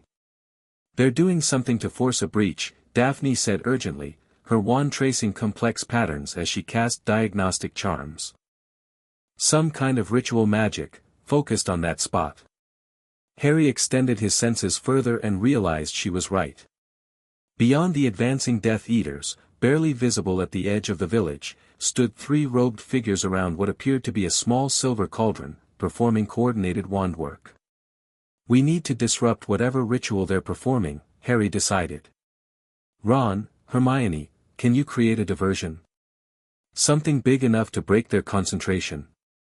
"On it," Ron confirmed, a determined glint in his eye. He whispered something to Hermione, who nodded grimly. "On my mark," she said, readying her wand. 3, 2, 1, now. Hermione cast a powerful Bombarda Maxima at a stack of rain barrels near the ritual casters, while Ron simultaneously transfigured the exploding wooden fragments into a swarm of bats that descended upon the startled Death Eaters. The distraction worked, the ritual casters broke formation, swatting at the attacking bats and trying to shield themselves from the explosion's debris. Immediately, Harry felt the boundary disturbance begin to stabilize, though it remained dangerously weakened. "We need to reinforce it," he told Daphne, moving toward the fluctuating point. "Cover me." Daphne positioned herself protectively, casting shield charms and deflection hexes with impressive speed and precision. Harry reached the boundary point and dropped to his knees, placing his palms flat against the ground. He closed his eyes, reaching for the same connection he had established with the anchors during his visits with Dumbledore. This was different, more chaotic, less structured, but the fundamental magic felt similar. He could sense the fraying edges of the boundary, the points where it had been systematically weakened. Acting on instinct, Harry pressed his still bleeding arm against the earth, allowing his blood to contact the soil as he whispered, "I am the guardian. By blood and magic, I command you to hold." Power surged through him, flowing from his core into the ground beneath his hands. The earth trembled slightly, and Harry felt a sudden, intense connection to the land, not just the patch of ground beneath him but the entire Hogwarts estate, stretching from the village boundaries to the lake, the forest, and the castle itself. For a breathtaking moment, he could sense it all, every acre humming with ancient magic that recognized his bloodline. The boundary responded, magical energies realigning and strengthening around the weakened point. The visible rippling in the air subsided, the greenish tint fading as the natural protections reasserted themselves. "It's working," Daphne called, maintaining her defensive position. "The fluctuation is stabilizing." But their success had not gone unnoticed. Bellatrix's scream of rage cut through the chaos. "Stop him! The Dark Lord wants him alive." The Death Eaters redoubled their assault, forcing Ron and Hermione to fall back toward Harry and Daphne's position. Spells flew thick and fast, their shields barely holding against the barrage. "We can't hold them much longer," Ron shouted, his face streaked with sweat and grime. "Harry needs more time," Daphne responded, her voice tight with effort as she maintained a complex shield charm. "The boundary isn't fully stabilized yet." Harry barely heard them, lost in the flow of magic between himself and the land. He could feel the boundary strengthening but knew it wasn't enough, the damage had been too systematic, too precisely targeted. Without the full renewal ritual, he could only implement a temporary fix. Suddenly, new voices joined the fray. Spells flew over their heads toward the Death Eaters, forcing them to break off their attack and seek cover of their own. "The order," Hermione gasped in relief. Through half-opened eyes, Harry glimpsed familiar figures operating into the street, Remus Lupin, Tonks, Kingsley Shacklebolt, and several others, their wands already casting a coordinated barrage of spells at the surprised Death Eaters. "Fall back," came Bellatrix's furious command to her companions. "We've got what we needed." With a series of cracks, the Death Eaters disappeared, leaving only scorch marks and broken glass to evidence their attack. The ritual casters at the village edge were the last to disappear, carefully vanishing their equipment before operating away. Harry finally released his connection to the boundary, slumping backward in exhaustion. The temporary reinforcement had taken more out of him than he'd expected, leaving him lightheaded and drained. "Harry!" Multiple voices called his name as his friends and order members converged on his position. "I'm all right," he managed, though his voice sounded distant to his own ears. "Just tired." "The boundary, is it holding?" "It's stable for now," Daphne confirmed, kneeling beside him with concern evident in her usually composed features. "You did it." Remus helped Harry to his feet, supporting him when his legs threatened to give way. "Dumbledore sent us as soon as the castle wards detected the boundary disturbance," he explained. "What happened here?" "Coordinated attack," Harry said, his strength returning gradually. "They were targeting a specific boundary point, using some kind of ritual magic to force a breach." "Testing your defenses," Kingsley observed grimly. "Learning what they can and cannot do." "And testing you," Tonks added, her hair shifting from battle-ready red to a concerned purple. "Seeing how you'd respond to a threat." Harry nodded, the implications clear. "Voldemort knows about my connection to the boundaries. He wanted to see what I can do, how much control I have. And now he knows you can reinforce them, even without the full renewal ritual," Hermione said worriedly. "That makes you an even bigger target." "We need to get you back to the castle," Remus decided. "Dumbledore will want to know exactly what happened." As they made their way toward Hogwarts, Harry noticed Daphne had grown unusually quiet, her face paler than normal. "Are you all right?" he asked quietly, falling into step beside her. I've never felt a boundary disturbance that strongly before, she admitted. It was unsettling. Like hearing a high-pitched sound that sets your teeth on edge, but magical. Harry nodded, understanding. For me it felt like watching something tear that shouldn't be torn. Wrong, on a fundamental level. Exactly. Her eyes met his with surprised recognition. That's precisely it. Most people wouldn't understand that sensation. Most people don't have family connections to boundary magic, Harry pointed out with a small smile. Seems we have that in common. A hint of color returned to Daphne's cheeks. Different sides of the same coin. Guardians and witnesses. Potter. A sharp voice interrupted their conversation. Professor Snape was striding toward them from the castle gates, his black robes billowing dramatically despite the summer heat. What have you done now? Before Harry could respond, Remus stepped forward. There was a Death Eater attack in Hogsmeade, Severus. They were attempting to breach the boundary protections.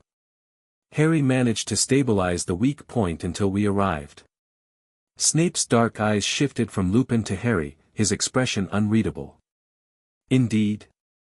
Playing with ancient magics beyond your understanding, Potter. How predictable. Actually, Daphne spoke up, her Slytherin house affiliation apparently giving her the courage to address her head of house directly. Harry's intervention was quite controlled and effective. The boundary stabilized immediately upon his magical connection. Snape's eyebrows rose fractionally at Daphne's defense. Miss Greengrass. I was unaware you had become part of Potter's entourage. I'm assisting with matters related to boundary magic, she replied coolly. My family has expertise in the area. How convenient, Snape said silkily.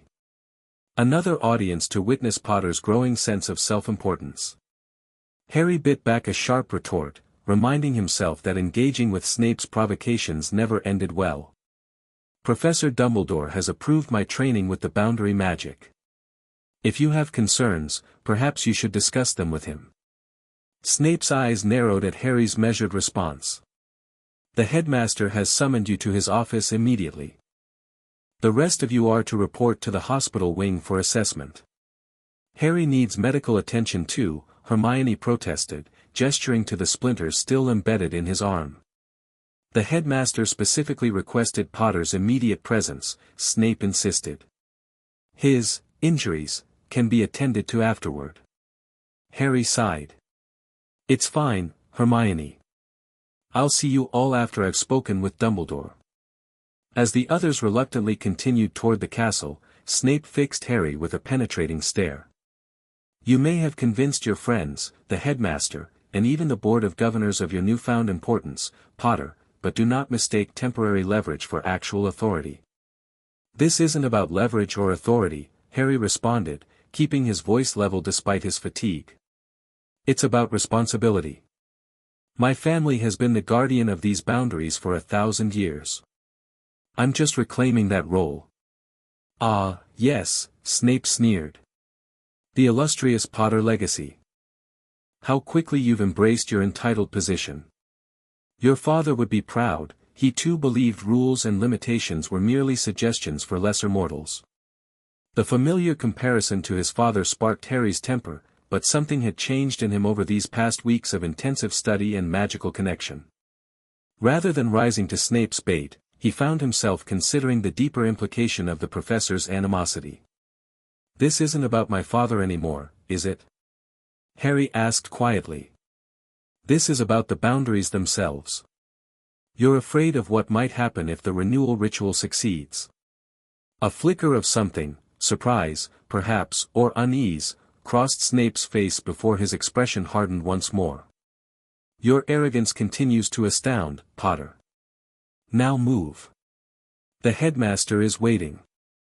As they walked in tense silence toward the castle, Harry reflected on Snape's reaction.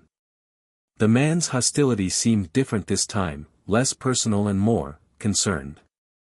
Did Snape know something about the boundary magic that others didn't? Or was he simply resistant to any change in the power dynamics at Hogwarts? Either way, Harry realized, Snape's opposition was yet another complication in an already complex situation. The attack in Hogsmeade had demonstrated that Voldemort was actively targeting the boundaries, which meant the renewal ritual was even more urgent than previously thought. Lammas Eve was only days away. Harry would need every ounce of preparation, and every ally he could gather, if he was to successfully reclaim his family's ancient guardianship and protect Hogwarts from whatever Voldemort was planning. Dumbledore's office was unusually crowded when Harry arrived. The headmaster himself stood near Fawkes's perch, deep in conversation with Professor McGonagall. Nearby, Moody's magical eye whirled frantically as he growled something to Kingsley Shacklebolt. In the corner, to Harry's surprise, stood Cygnus Greengrass, examining one of Dumbledore's silver instruments with scholarly interest. "Ah, Harry," Dumbledore said, breaking off his conversation as Harry entered. "Thank you for coming promptly. I understand you've had quite an eventful afternoon." "That's one way to put it," Harry replied, wincing slightly as he flexed his injured arm. The adrenaline was wearing off, making the embedded splinters more painful. McGonagall noticed his discomfort immediately. "For heaven's sake, Potter, let me see to that before we begin." She approached and examined his arm critically, then waved her wand in a precise pattern. The splinters extracted themselves and flew into a wastebasket, while a cooling sensation spread through the small wounds. "Thanks, Professor," Harry said gratefully. "Now," Dumbledore continued, "perhaps you could describe exactly what occurred in Hogsmeade." Harry recounted the attack in detail, from the initial sense of magical disturbance to the Death Eater's coordinated attempt to breach the boundary. Both Moody and Kingsley interrupted occasionally with clarifying questions about the attackers' positions and tactics. "And you're certain Bellatrix Lestrange was leading the assault?" Kingsley asked. "Definitely," Harry confirmed. "She made sure I knew it was her. Said something about her master sending his regards." "And the ritual casters at the edge of the village," Dumbledore pressed. "Could you discern what magic they were attempting?" Harry shook his head. "Not specifically. But it felt corrosive somehow. Like they were trying to dissolve the boundary rather than break through it." "Dissolution ritual," Cygnus Greengrass spoke up for the first time. "A specialized form of dark magic designed to unravel protective enchantments layer by layer. Extremely difficult and requiring precise timing, which explains the coordinated attack." "You seem well informed about such magic, Greengrass," Moody growled suspiciously. "My expertise is in magical boundaries and their protections," Cygnus replied with dignified calm. "Understanding how they can be attacked is necessary to properly defend them." "Cygnus is here at my invitation," Dumbledore interceded smoothly. "His knowledge of boundary magic is proving invaluable as we prepare for the renewal ritual." "Speaking of which," Harry said, bringing the conversation back to the immediate concern, "does today's attack change anything about our plans for Lammas Eve?" Dumbledore exchanged glances with Cygnus before answering. "It confirms the urgency of our task but does not fundamentally alter the ritual requirements. However, we must now assume that Voldemort will attempt to disrupt the ceremony itself. The temporary reinforcement you managed to implement today is significant," Cygnus added, addressing Harry directly. "It demonstrates your growing connection to the guardian magic and suggests the renewal ritual has a high probability of success. But it also revealed your capabilities to the enemy," Moody pointed out grimly. "They now know you can actively influence the boundaries, even without the full ritual." Harry nodded, having reached the same conclusion earlier. "So they'll either try to stop the ritual entirely or attempt to capture you and force you to manipulate the boundaries for their purposes," Kingsley finished solemnly. A heavy silence followed this statement. The implications were clear. Harry's newfound connection to the Hogwarts boundaries made him not just a target for elimination but a potential magical asset Voldemort might seek to control. "We must increase security for the ritual," McGonagall declared, her Scottish accent becoming more pronounced as it always did when she was concerned. "The entire order should be present, with additional protective enchantments around the ritual site." "I've already begun those preparations," Dumbledore assured her. Bill Weasley will be arriving tomorrow to establish specialized ward work designed to complement the existing boundary magic. My family can assist as well, Cygnus offered. Our sensitivity to boundary fluctuations will provide early warning of any attempted interference. As the adults continued discussing security arrangements, Harry found his thoughts returning to the moment when he had connected with the boundary magic in Hogsmeade. The sensation had been overwhelming, a vastly expanded awareness of the land and its inherent magic, responding to his blood and intent. If that was merely a temporary, partial connection, what would the full renewal ritual feel like? Harry, Dumbledore's voice broke into his thoughts. There is one more matter we must discuss. Your experience today suggests your magical affinity for the boundaries is developing rapidly. Have you noticed any other changes in your magic since beginning your work with the anchors? Harry hesitated, unsure how to describe the subtle shifts he'd been experiencing. It's not so much changes in my magic itself, but in how I perceive magical energies. I can feel the castle now, even from a distance. During the attack, I could sense exactly where the boundary was weakened, like seeing a tear in fabric. Fascinating, Cygnus murmured. The Guardian's sense developing spontaneously, without the full ritual. The Potter affinity must be exceptionally strong in you. There's something else, Harry admitted, recalling a strange occurrence from the previous evening. Last night at Grimmauld Place, I was studying the ritual preparations when all the candles in the room suddenly lit themselves. I wasn't holding my wand, and I definitely didn't cast any spell consciously. Dumbledore and Cygnus exchanged significant looks. Ambient magic responding to your presence, Dumbledore explained.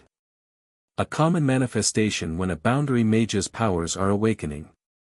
The ancient texts mention that Potters often displayed particular affinity for fire and earth magics. Is it dangerous?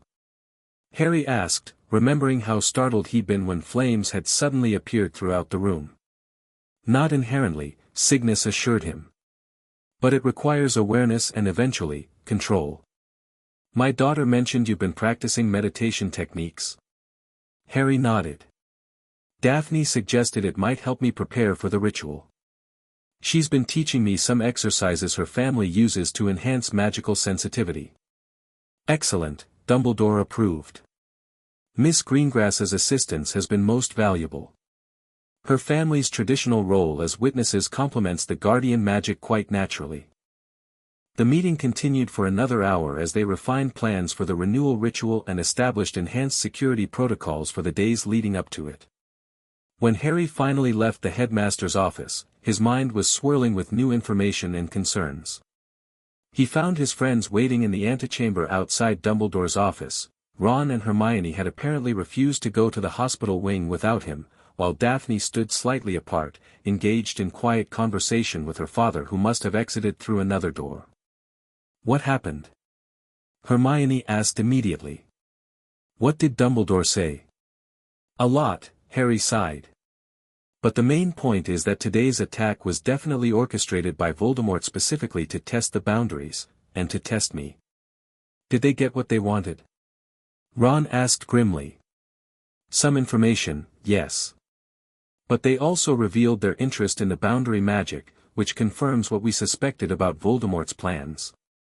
Daphne approached, having concluded her conversation with her father. The ritual preparations are being accelerated, she stated rather than asked. Harry nodded.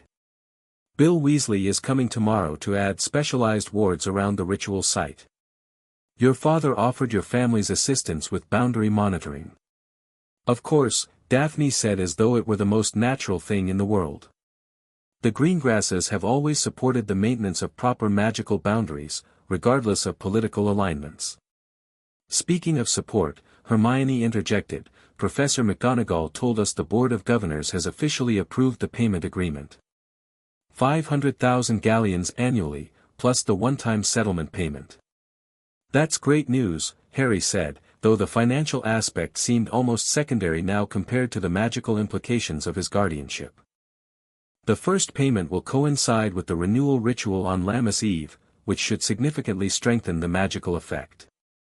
As they made their way to the hospital wing for Harry's arm to be properly treated, he found himself watching Daphne with new appreciation. Her calm composure throughout the attack had been impressive, her magical skill evident in the precise protective spells she had cast. More than that, her immediate understanding of the boundary disturbance had provided crucial context when he might otherwise have been operating blind. "Thank you," he said quietly, falling into step beside her while Ron and Hermione walked ahead, engaged in their own conversation. "For today. Your shields probably saved us until the order arrived." Daphne glanced at him, something soft briefly replacing her usual reserve. "You're the one who stabilized the boundary. I merely provided tactical support. Still, I'm glad you were there." Harry paused, then added, "It feels like we make a good team."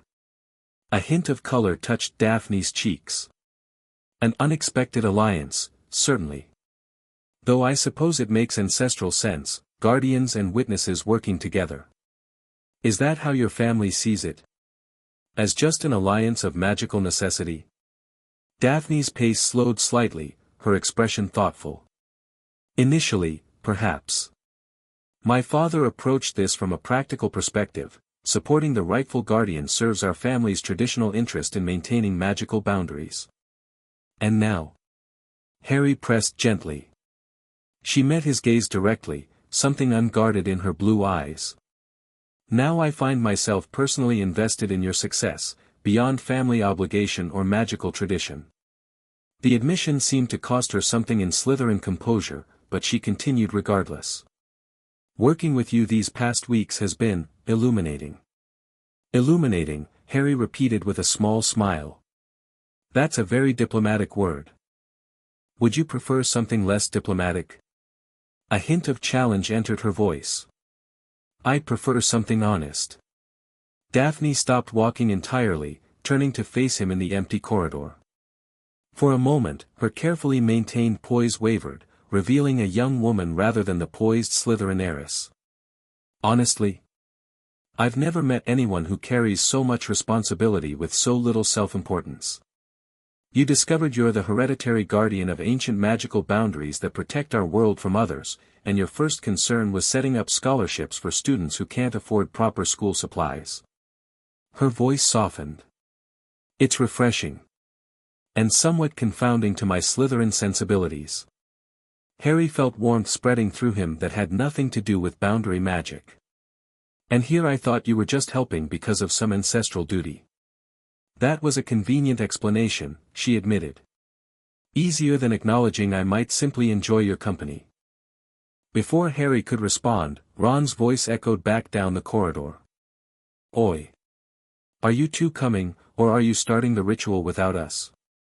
The moment broken, Daphne's composed mask slipped back into place, though a hint of warmth remained in her eyes. "We should join the others. Much to do before Lammas Eve." As they continued toward the hospital wing, Harry felt a curious lightness despite the day's dangers and revelations. The boundaries between himself and Daphne Greengrass were shifting too, it seemed, another unexpected consequence of his newfound heritage. The following days passed in a blur of preparation. The attack in Hogsmeade had accelerated their timeline, with Dumbledore insisting that Harry master certain aspects of the ritual that had previously been scheduled for later practice. Bill Weasley arrived as promised, bringing with him an impressive array of ward stones and protective artifacts developed during his work as a cursebreaker.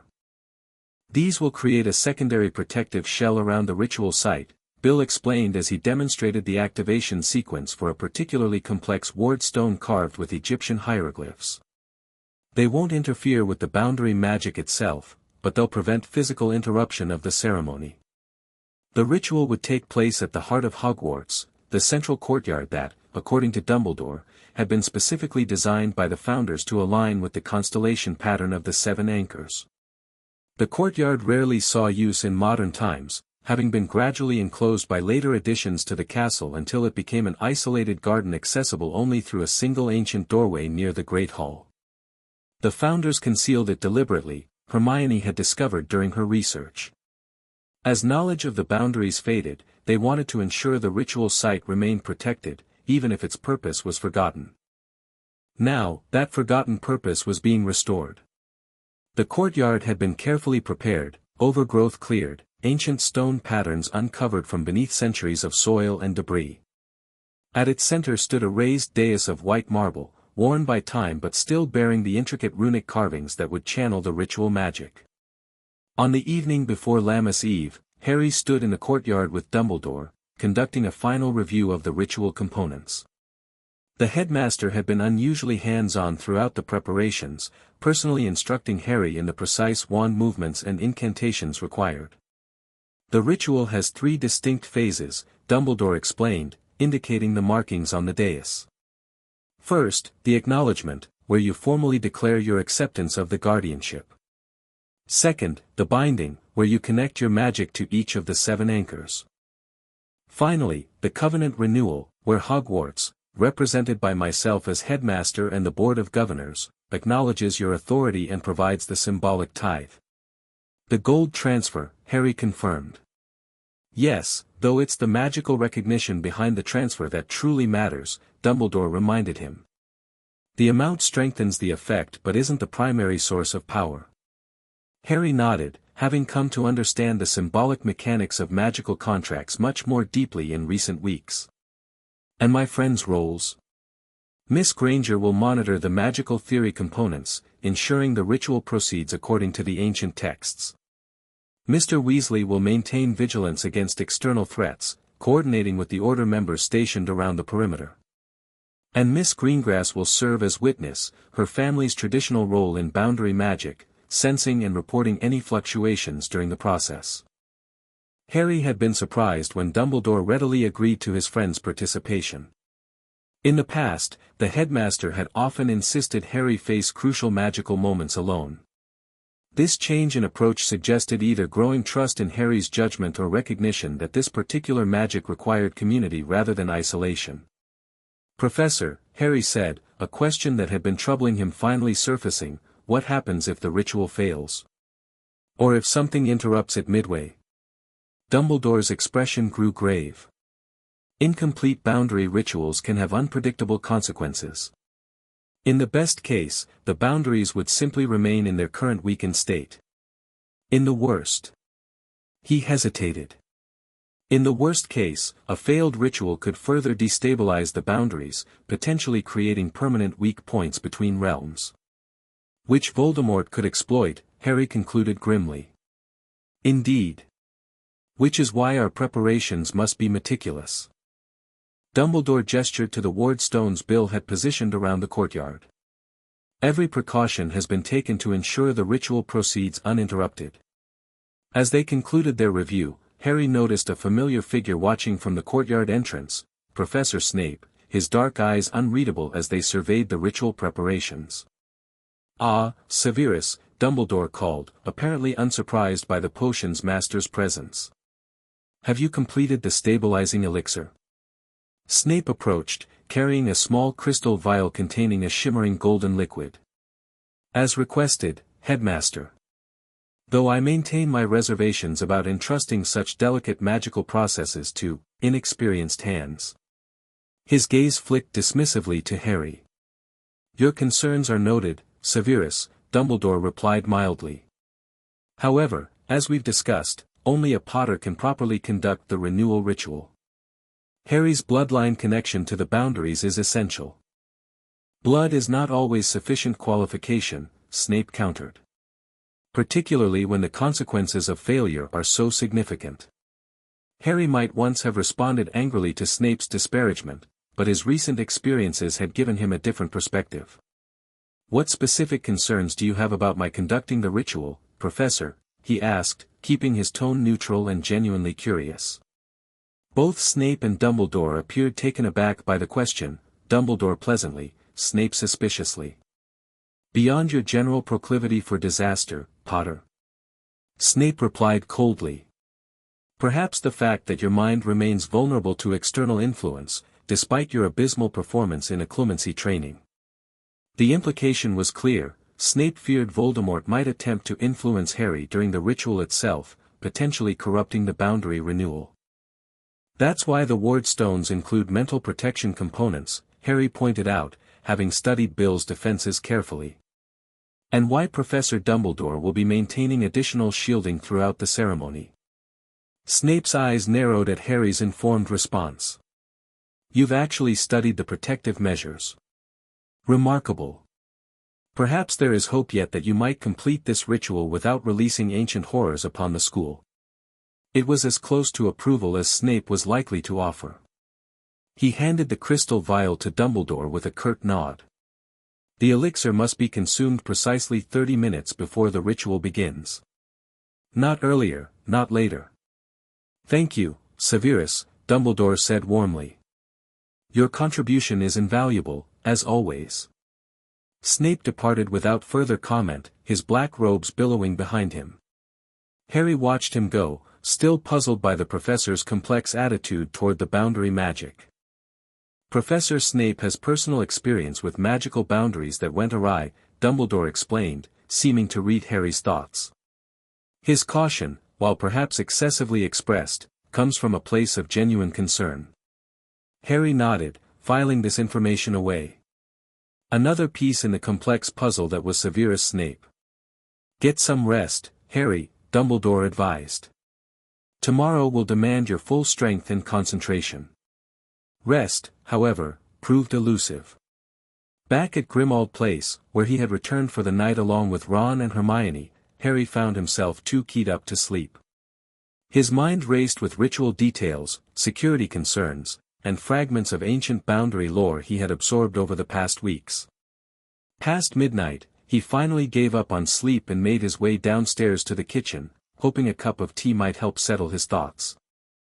To his surprise, the kitchen was already occupied. Daphne sat at the long table, a steaming mug between her hands, staring thoughtfully into the dying embers in the fireplace. Couldn't sleep either? Harry asked quietly, entering the room. She looked up, a tired smile briefly lighting her features. My family's sensitivity to boundaries increases near significant magical dates. Lammas Eve is particularly resonant. Harry put the kettle on and took a seat across from her. What does it feel like? This sensitivity your family has? Daphne considered the question, her fingers absently tracing the rim of her mug. Like hearing music from a distance, you can't make out the melody clearly, but you know it's there. Except it's not sound, it's magical vibrations. Patterns in the ambient energy. And right now, before the ritual, the music is louder, she said simply. More insistent. As though the boundaries themselves are anxious for renewal. Harry nodded, understanding. His own connection to the boundaries had been growing steadily more pronounced. Today, he had actually felt a subtle pulse of magic from the ground beneath him with each step he took on Hogwarts soil, a rhythmic acknowledgement of the Guardian's presence. Are you nervous about tomorrow? Daphne asked, studying him with perceptive eyes. Terrified, Harry admitted with a small laugh. But not in the way I've been terrified before facing Voldemort or basilisks. This is different. It's not fear of danger, exactly, but fear of. He struggled to find the words. Fear of power, Daphne supplied quietly. Of wielding something ancient and not entirely knowable. Yes, exactly. The kettle whistled, and Harry rose to prepare his tea. How is it you always seem to understand what I'm trying to say, even when I don't have the words for it myself? A hint of color touched Daphne's cheeks. Perhaps because I've spent years observing rather than participating. You learn to read people when you're always on the outside looking in. Harry returned to the table, tea in hand.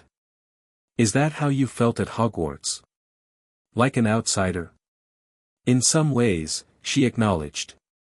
Slytherin House has its own internal hierarchies and alliances.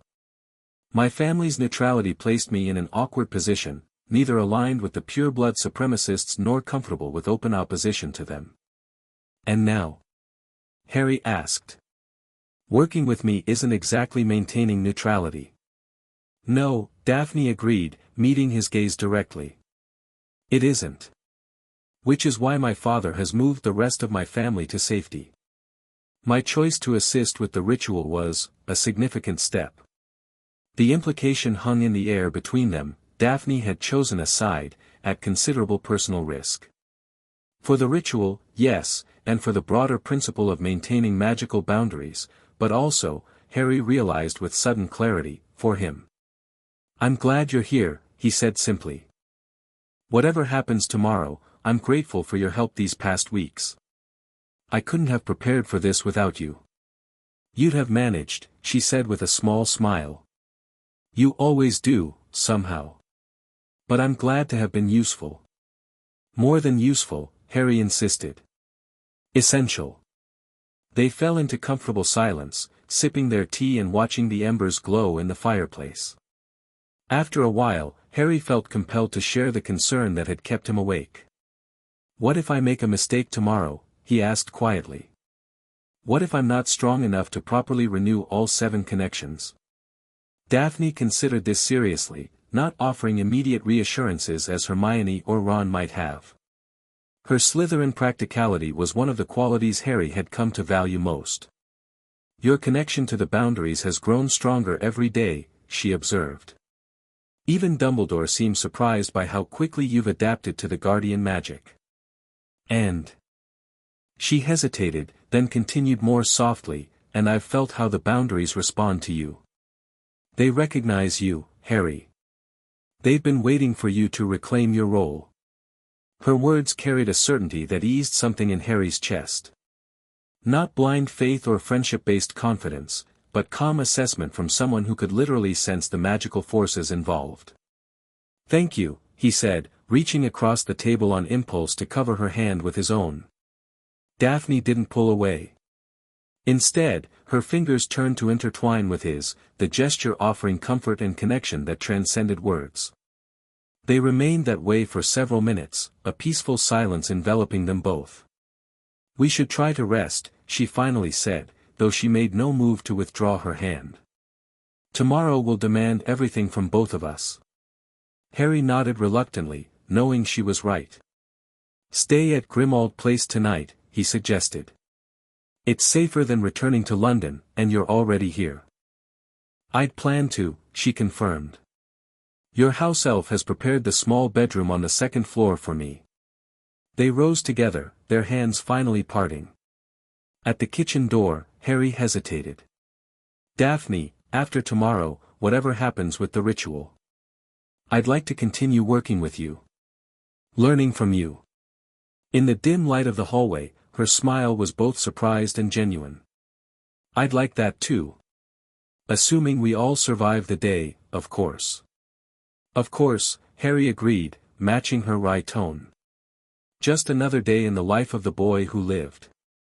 Her soft laugh followed him up the stairs, a comforting sound amidst the weight of tomorrow's responsibilities. For the first time in weeks, Harry felt a sense of calm certainty.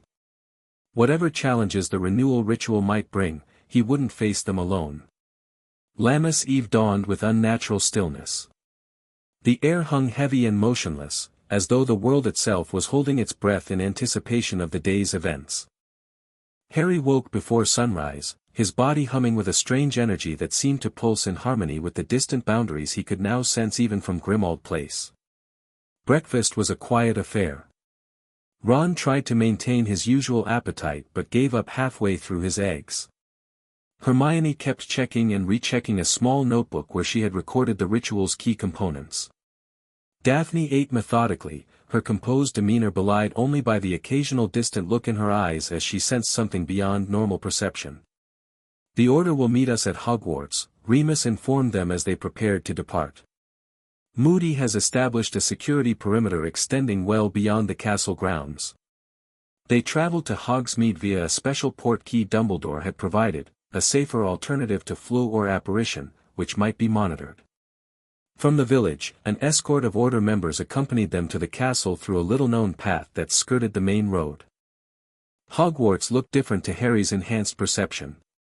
Tendrils of golden energy seemed to pulse beneath the stone foundations, converging toward the central courtyard where the ritual would take place. The 7 anchors glowed in his awareness like stars in a constellation, their pattern clearer than ever before. McGonagall met them at the entrance. "Everything is prepared, Potter." The board representatives have arrived, as well as the Gringotts executor to oversee the financial transfer. Inside, the castle corridors were eerily empty. The summer holidays meant no students were present, and most staff had been positioned strategically throughout the grounds as additional security. Only those directly involved in the ritual remained near the central courtyard. Dumbledore waited at the ancient doorway leading to the ritual site, resplendent in formal ceremonial robes of midnight blue embroidered with silver stars and runes.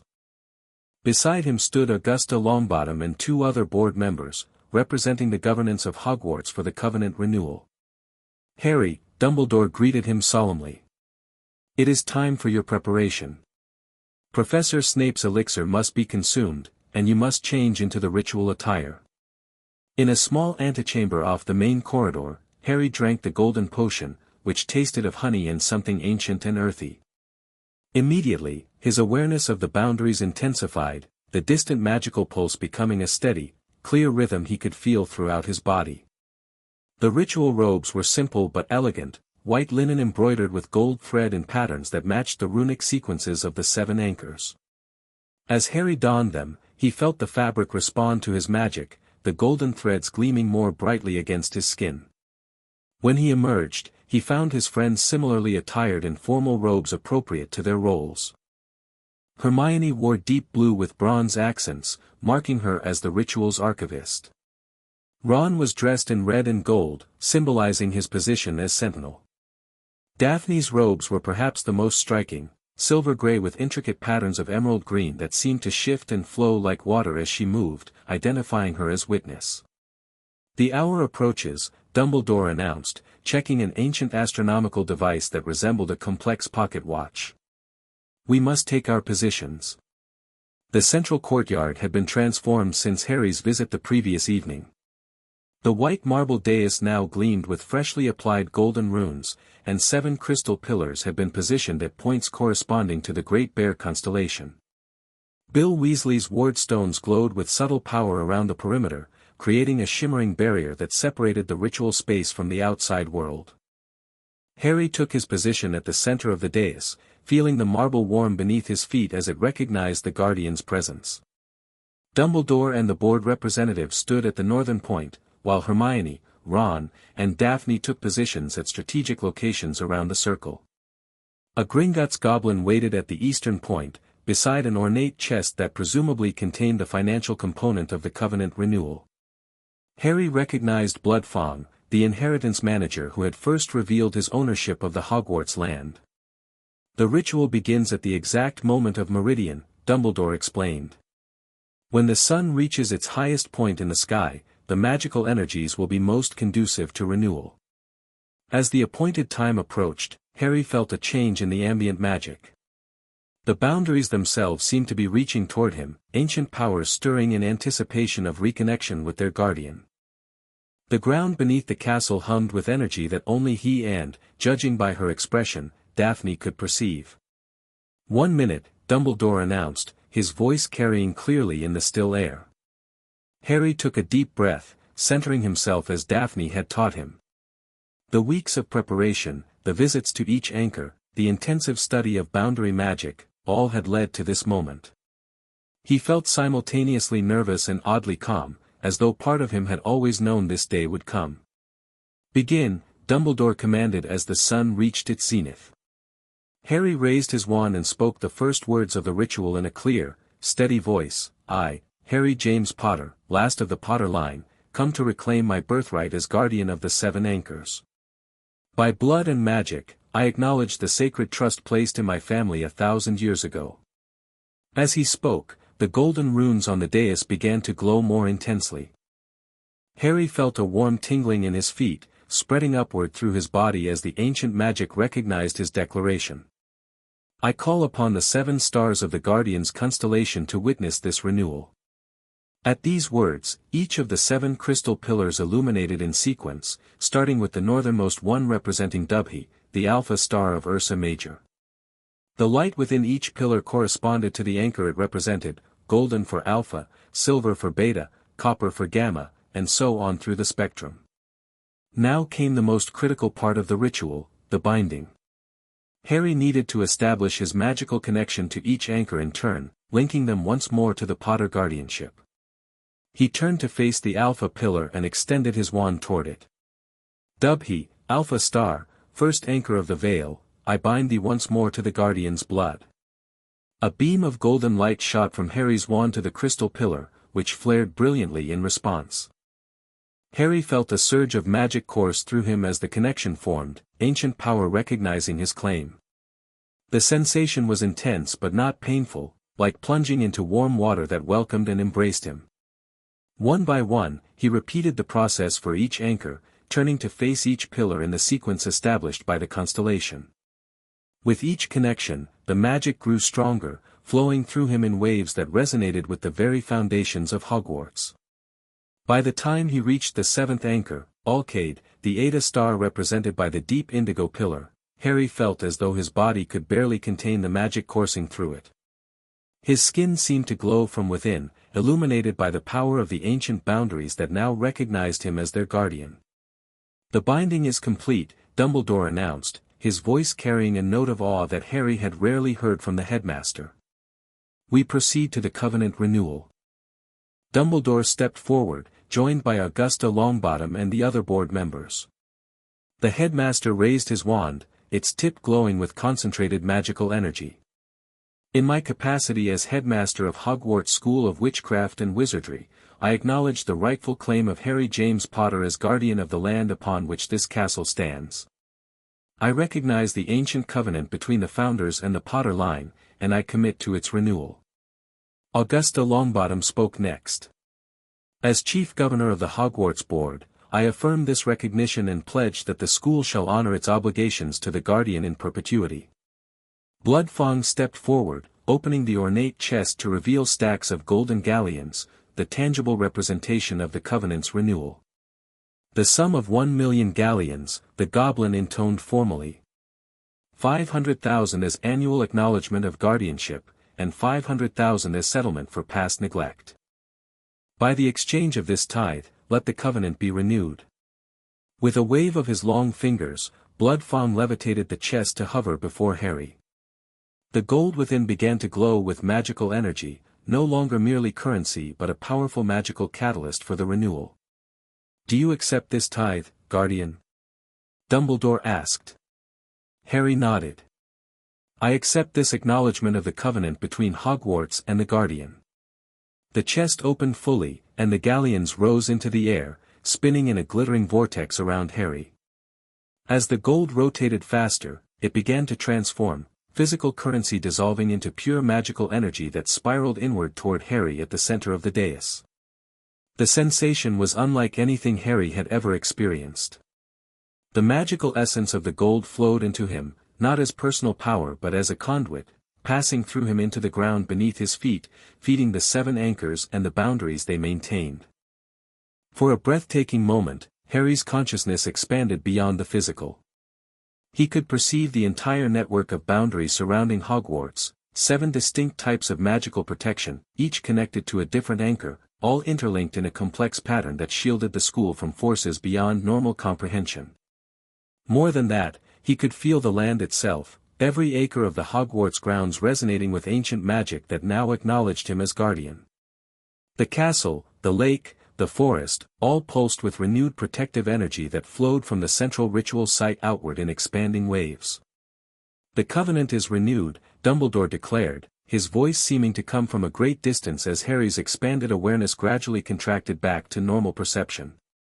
The glow from the 7 pillars steadied into a constant, harmonious light. The runes on the dais dimmed from brilliant gold to a steady, warm illumination. The ritual was complete. Or it should have been. As Harry's consciousness fully returned to his body, he became aware of something wrong at the periphery of his senses. A discordant note in the otherwise harmonious magic, like a single string out of tune in an orchestra. Something's not right, he said, turning toward the southern edge of the courtyard. Daphne had already risen to her feet, her face pale. Boundary disturbance, she confirmed. Significant and growing.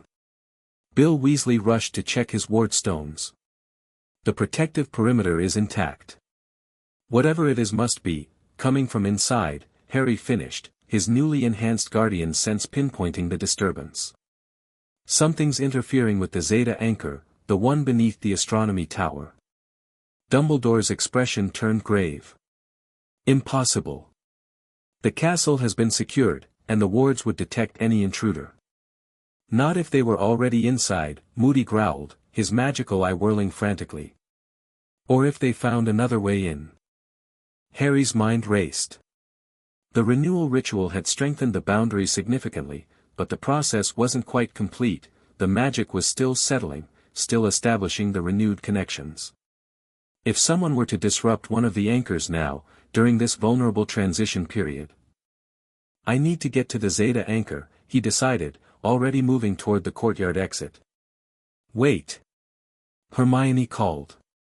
The ritual energies are still stabilizing. Leaving now could destabilize the entire network, Daphne finished. Harry, you need to complete the grounding sequence first. Torn between the need to secure the boundaries and the risk of abandoning the ritual prematurely, Harry looked to Dumbledore for guidance. Complete the final incantation, the headmaster instructed quickly. It will take only moments and will stabilize what we've accomplished thus far. Then we can address this disturbance. Harry returned to the center of the dais and raised his wand once more. The final words of the ritual came to his lips almost instinctively, as though the guardian magic itself were guiding him. By star and stone, by blood and gold, I seal these bonds renewed. Let the 7 anchors stand firm once more, the veil between realms secure under the guardian's watch. So I declare, so it shall be. A pulse of golden light radiated outward from the dais, passing through everyone present and beyond, spreading throughout the castle and grounds. Harry felt the boundaries respond, solidifying and strengthening as the renewed covenant took full effect. It worked, Daphne confirmed, relief evident in her voice. The boundaries are stabilized. But the disturbance remains. Order members, with me, Moody commanded, already moving toward the exit. Shacklebolt, secure the headmaster and the board representatives. I'm coming too, Harry insisted, shedding the outer layer of his ritual robes to allow easier movement. I can sense exactly where the problem is. As can I, Daphne added, stepping forward. And you're not going without us, Ron declared, Hermione nodding firmly beside him. Dumbledore studied them for a moment, then nodded. Very well. But proceed with utmost caution. The renewal has succeeded, but the anchors will remain somewhat sensitive for several hours as the magic fully integrates. They moved swiftly through the castle corridors, Harry leading the way with his guardian sense guiding him unerringly toward the disturbance. Moody, Tonks, and Remus flanked them, wands at the ready, while Bill Weasley brought up the rear, monitoring the castle's wards as they moved. The sensation led them not to the astronomy tower itself but to a rarely used staircase that descended to ancient chambers beneath it. Harry had visited the Zeta anchor during his preparation. It governed boundaries related to knowledge and perception, appropriately positioned beneath the tower where students studied the stars. The disturbance is growing stronger, Daphne reported, her voice tense. It feels like pressure against the boundary, pushing from the outside. Someone's trying to break through, Harry realized. Using the anchor itself as a gateway. They reached the entrance to the Zeta chamber, a circular stone door inscribed with runes similar to those Harry had seen on all the anchor chambers. But where the door should have been sealed, requiring Potter blood to open, it stood slightly ajar, a faint purplish light spilling from the gap. Stay back, Moody ordered, his wand trained on the door. Could be a trap. Harry shook his head. I need to see what's happening to the anchor. If someone's tampering with it. He didn't finish the sentence, the implications too severe to voice. With a reluctant nod, Moody positioned himself to provide cover as Harry carefully pushed the door wider. The chamber beyond was much as Harry remembered from his previous visit, circular, with walls of polished black stone veined with silver, and at its center, a crystal pillar containing swirling purplish-blue light representing the Zeta anchor. But now, something was very wrong. The crystal pillar was fracturing, tiny cracks spreading across its surface as the light within pulsed erratically. Around its base knelt three robed figures, their hands pressed against the floor as they chanted in a language Harry didn't recognize. "Stop," he shouted, stepping into the chamber with his wand raised. The figures turned, revealing silver masks beneath their hoods, Death Eaters, performing some kind of ritual directly on the anchor chamber floor. "Potter," one of them snarled, voice muffled by the mask but still recognizable. "Right on time."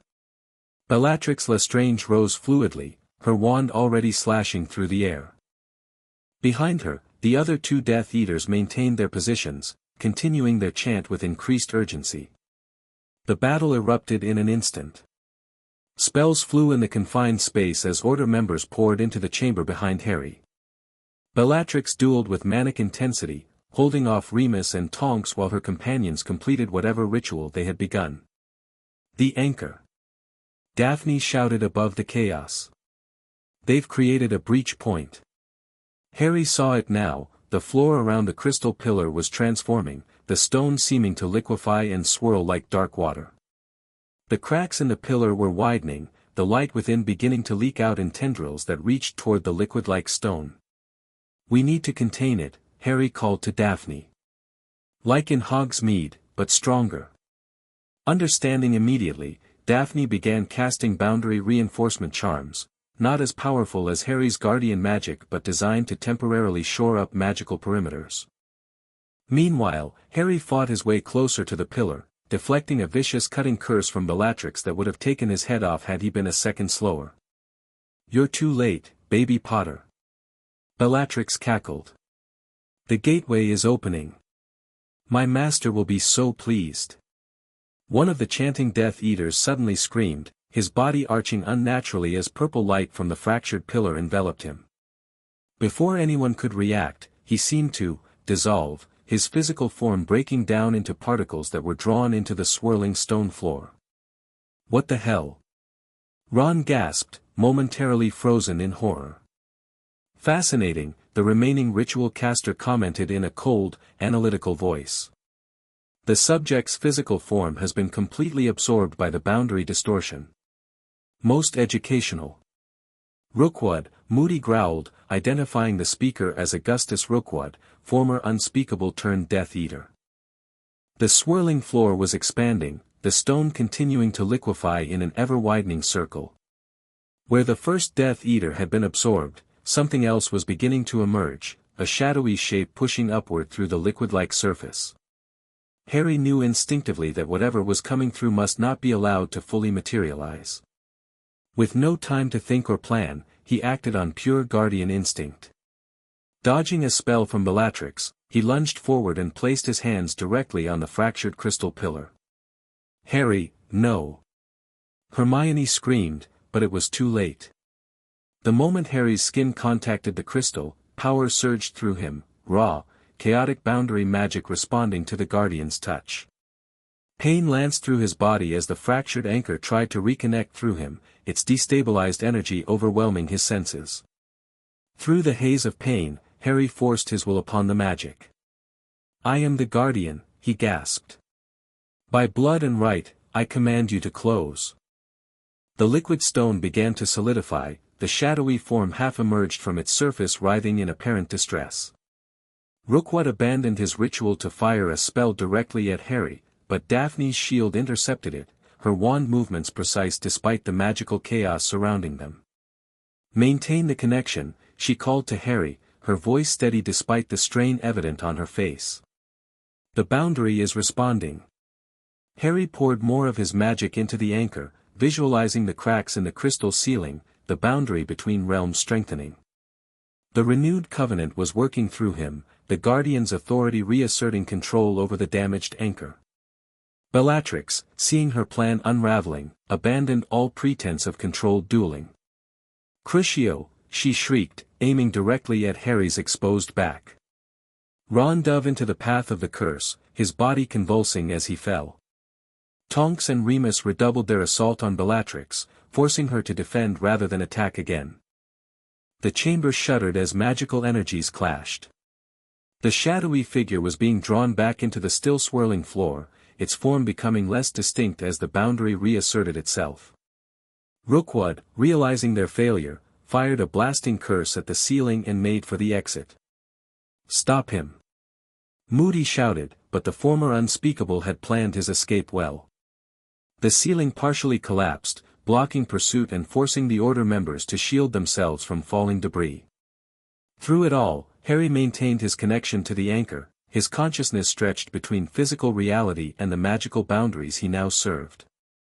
He could feel the damage healing, the fractures sealing as his guardian magic countered the ritual Rookwood and his companions had performed. Finally, with a surge of purplish-blue light, the crystal pillar restored itself. The liquid stone fully solidified, sealing whatever had tried to come through back into its own realm. The boundary was secure once more. Harry collapsed to his knees, physically and magically exhausted. Daphne was immediately at his side, supporting him before he could fall completely. "You did it," she said softly, her usual composure giving way to undisguised relief. "The boundary is stable again." "Ron," Harry gasped, looking for his friend. Hermione was already tending to him, performing diagnostic charms as Remus conjured a stretcher. "He'll be all right," Hermione assured him, though her pale face and shaking hands betrayed her fear. "But we need to get him to Madame Pomfrey immediately." Tonks had secured Bellatrix, binding the struggling Death Eater with magical restraints while Moody kept her covered with his wand. The wild-eyed witch glared at Harry with a mixture of hatred and, oddly, something like respect. "My master will be most interested to learn what you've become, Potter," she hissed. "Guardian of boundaries? Oh, the possibilities." "Shut it," Tonks snapped, silencing her captured aunt with a flick of her wand. As they made their way back to the main castle, Harry leaned heavily on Daphne, his body still adjusting to the massive magical exertion of both the renewal ritual and the emergency boundary repair. "What was that thing?" he asked quietly. "The shadow trying to come through?" "I'm not certain," Daphne replied, her voice equally low. "But in my family's records, there are accounts of entities from the other side that can only cross over at points of significant boundary weakness. Some are merely curious, while others—" She hesitated. "Others are drawn to magical power and seek to consume it. And Voldemort was trying to let it through deliberately," Harry concluded grimly. "As a test, most likely," Daphne reasoned. "To see if a controlled breach was possible now that the renewal was complete." "But we stopped it," Harry said, needing the reassurance of the simple statement. "Yes," Daphne confirmed, her arm tightening supportively around his waist. "The boundaries are stronger now than they've been in centuries. What you did today, both the ritual and containing that breach, has restored protections that have been failing for generations." As they emerged into the main corridor, Dumbledore was waiting, his face showing relief at their return. "The anchor?" he asked immediately. "Secured," Harry reported. "But Ron's been hurt, and Bellatrix was captured." "Rookwood escaped." Dumbledore nodded gravely. "Mr. Weasley will receive immediate attention. As for Bellatrix Lestrange..." His eyes moved to the bound Death Eater. "Her capture is significant. Perhaps she can provide insights into Voldemort's knowledge of the boundaries." The aftermath of the day's events passed in a blur for Harry. Ron was taken to the hospital wing, where Madame Pomfrey confirmed he would recover completely with rest and treatment. Bellatrix was transferred to ministry custody under heavy guard, though Harry had his doubts about how long they would manage to hold her. The successful renewal of the Covenant, temporarily overshadowed by the attack, gradually reasserted itself as the primary achievement of the day. As Harry's strength returned, so did his awareness of the boundaries, now clear, strong, and responsive to his guardian's sense in ways they hadn't been before. By evening, Harry found himself in Dumbledore's office with Daphne, Hermione, and the headmaster himself, discussing the implications of all that had occurred. "The renewal was more successful than I dared hope," Dumbledore acknowledged, genuine pride in his voice as he addressed Harry. "The boundaries are not merely restored but strengthened beyond their historical norm. Your natural affinity for the guardian magic is extraordinary. But Voldemort knows about it now," Harry pointed out. He specifically targeted the Zeta anchor during our ritual. Indeed, Dumbledore agreed soberly. Today's attack confirms that Tom has developed a dangerous interest in boundary magic. His use of former unspeakables like Rookwood suggests he has accessed restricted knowledge about the realms beyond our own. What exactly was he trying to do? Hermione asked. Allow something to cross over. A controlled breach, Daphne explained. Based on what I observed, they were attempting to create a stable gateway that would allow passage between realms without fully dissolving the boundary. A sophisticated approach, Dumbledore mused. And potentially catastrophic had it succeeded. The entity attempting to cross over appeared to be a shade, a semi-sentient manifestation of boundary energy that feeds on magical power. One of the Death Eaters was absorbed, Harry said, still disturbed by the memory. A sacrifice, Dumbledore said grimly. Boundary magic of this nature often requires blood or life energy to initiate. Voldemort would consider such a loss acceptable for the potential gain. But we stopped it, Hermione pointed out. And now the boundaries are stronger than ever. For the moment, yes, Dumbledore agreed. However, today's events have demonstrated that our adversary is pursuing avenues of power we had not anticipated. We must remain vigilant. As the discussion continued, Harry found his attention drawn repeatedly to Daphne. Her composed exterior had returned, but he could see subtle signs of the day's toll in the slight tension around her eyes, the careful way she held herself. Yet there was also a quiet satisfaction in her demeanor, the witness who had seen ancient protections restored, her family's traditional purpose fulfilled. When the meeting concluded, Harry walked with her through the quiet corridors of Hogwarts, both of them feeling the renewed boundaries humming contentedly around them. What happens now? Harry asked as they paused near a window overlooking the lake, which glittered with the last light of sunset. In terms of boundary magic? Daphne clarified. In terms of everything, Harry replied. The guardianship, the boundaries, the board of governors, us. At the last word, Daphne's carefully maintained composure softened slightly. The guardianship is yours permanently now, a responsibility and a power your descendants will inherit. The boundaries will require regular maintenance but nothing as dramatic as today's ritual for many years to come. And the other things? Harry pressed gently. The board has formally acknowledged your ownership and agreed to the payment terms, she continued, her voice betraying a hint of uncertainty as she approached the final item on his list. As for us, that depends on what you want, Harry. In the fading light, with the castle's magic pulsing contentedly around them and the weight of ancient responsibilities settled firmly on his shoulders, Harry found clarity. The weeks of working with Daphne, her practical wisdom, her quiet strength, her ability to understand aspects of magic and of himself that others couldn't see, had created a connection he wasn't willing to relinquish. I want to continue what we've started, he said simply. Not just the magical work but, whatever this is between us. I'd like to explore it further. A genuine smile spread across Daphne's face, transforming her usually reserved expression into something radiant. I think I'd like that too, she admitted. Though it's hardly the traditional Slytherin-Gryffindor dynamic. Nothing about either of us is particularly traditional, Harry pointed out with a grin. Guardian and witness, landlord and legal advisor, we've already broken plenty of conventions. True, she acknowledged. My housemates will be horrified. Mine too, probably. Except Hermione, she's been giving me knowing looks for weeks. Daphne laughed softly, the sound echoing pleasantly in the empty corridor. Granger is more perceptive than most give her credit for. As they stood there, comfortable in each other's company despite the extraordinary events of the day, Harry felt a sense of rightness that went beyond magical boundaries and ancient covenants. He had reclaimed his family legacy, restored protections vital to Hogwarts security, and perhaps most surprisingly, found a connection with someone who understood both the magic and the person wielding it. The land beneath Hogwarts was his by ancient right, its boundaries now renewed under his guardianship. But in this moment, with Daphne beside him and the castle's magic flowing harmoniously around them, Harry realized that ownership was less important than belonging. And for perhaps the first time in his life, he truly felt he belonged, not just to Hogwarts, but to a heritage, a purpose, and a future of his own choosing.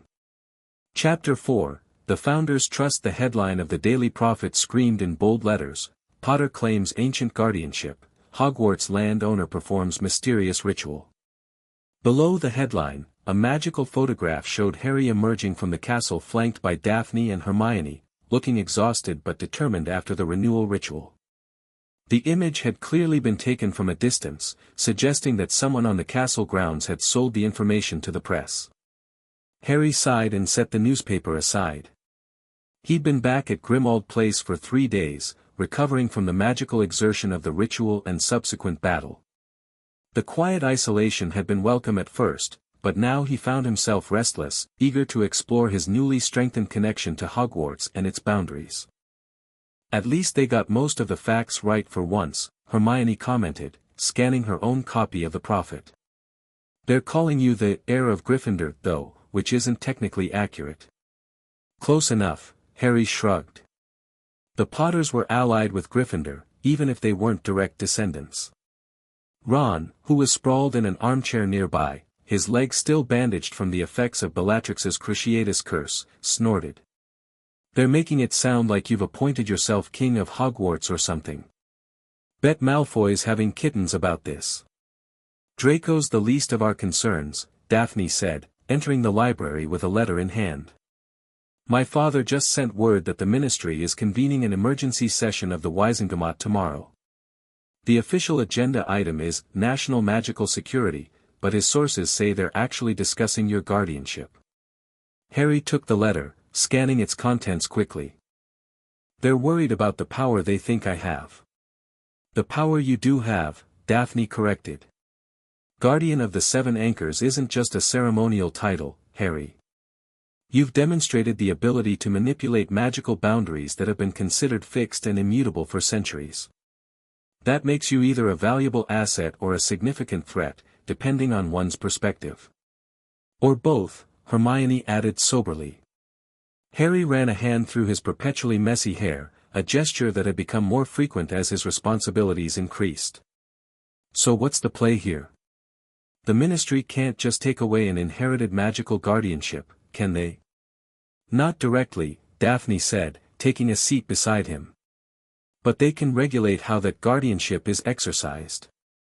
Father believes they'll invoke the Magical Security Preservation Act of 1813, which allows the ministry to oversee any magic that could affect national security.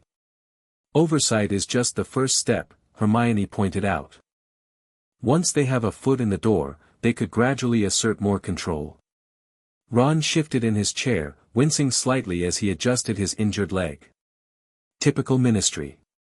They ignored the boundaries for centuries, but now that Harry's fixed them, suddenly they want to take charge. We need more information, Harry decided. About the exact nature of the guardianship and what powers and limitations it actually entails. Dumbledore's been helpful, but I get the feeling he's still not telling me everything. You mean the man who kept the prophecy secret for years might be withholding information? Ron asked with exaggerated shock. I'm stunned, truly. Despite the tension, Harry smiled. Ron's humor was a welcome constant in the increasingly complex situation. I was thinking we should go back to Hogwarts tomorrow. Before this Wizengamot session. I want to explore the Guardian's quarters that Dumbledore mentioned. The hidden rooms near the headmaster's tower. Hermione clarified. He said they've been sealed for centuries. But they should open for the active Guardian, Harry confirmed. Now that the ritual is complete and the boundaries are restored, I should be able to access them. Daphne nodded thoughtfully.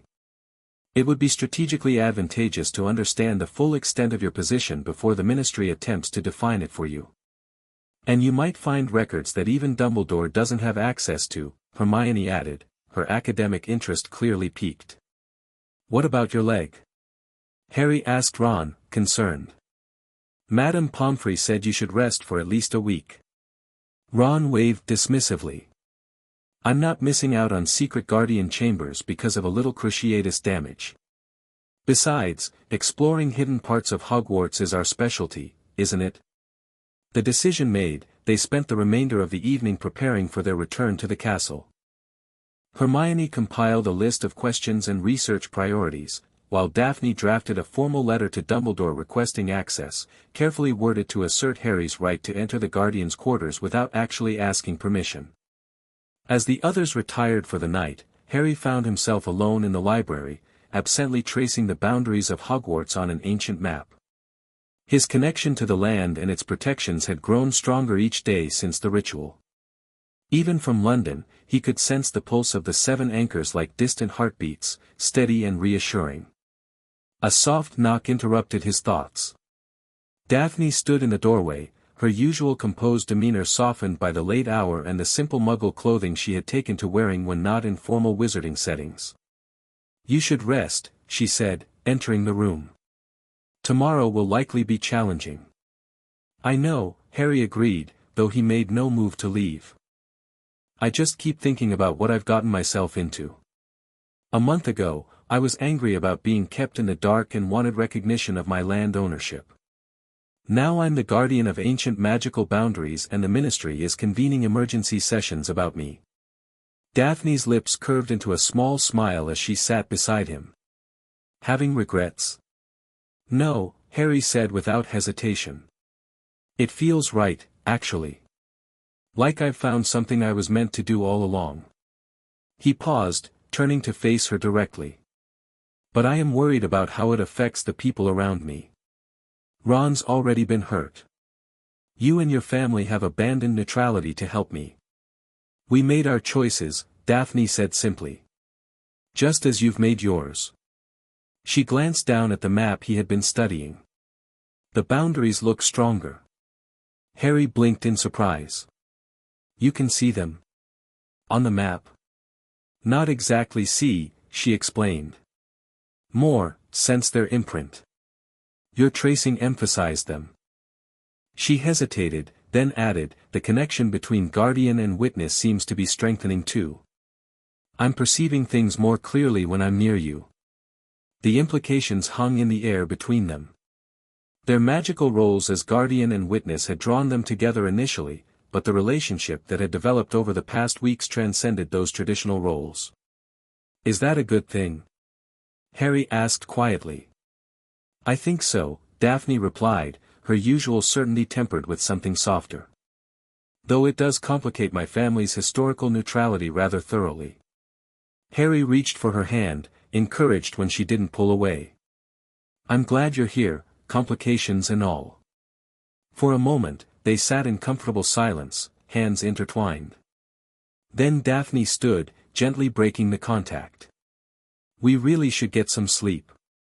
Father's letter mentioned the Gringotts session is at noon, so we need to be at Hogwarts early." Harry nodded, rising to follow her out of the library. "Daphne," he said as they reached the stairs. "Whatever we find in those chambers tomorrow, thank you for helping me navigate all this. I couldn't have done it without you." Her expression softened further. "You would have found your way eventually, Harry. But I'm glad to be part of the journey." With that, she ascended the stairs toward the room she had claimed as her own, leaving Harry with the curious sensation that despite all the uncertainty ahead, he was exactly where he needed to be. Hogwarts greeted Harry like an old friend the following morning.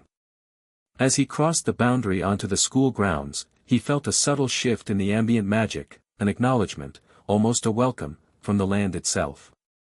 The castle stood majestic against the clear summer sky, its ancient stones seeming to gleam with renewed vitality since the ritual.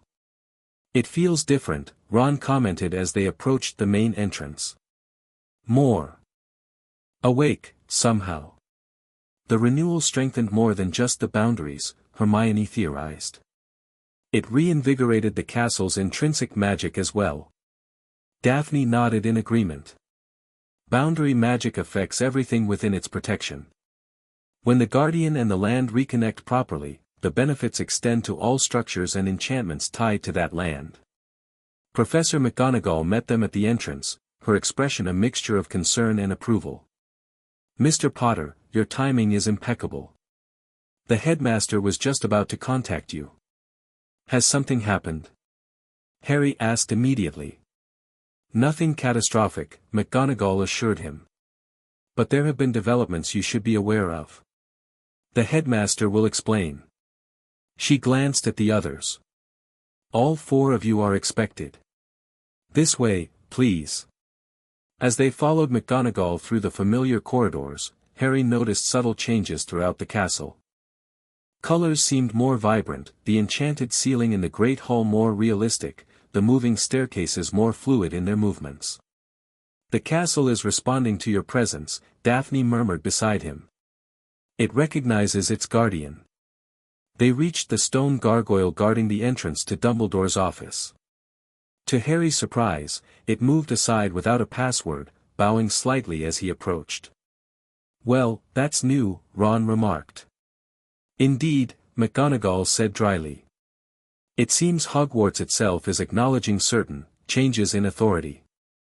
The implications of that statement followed them up the spiral staircase.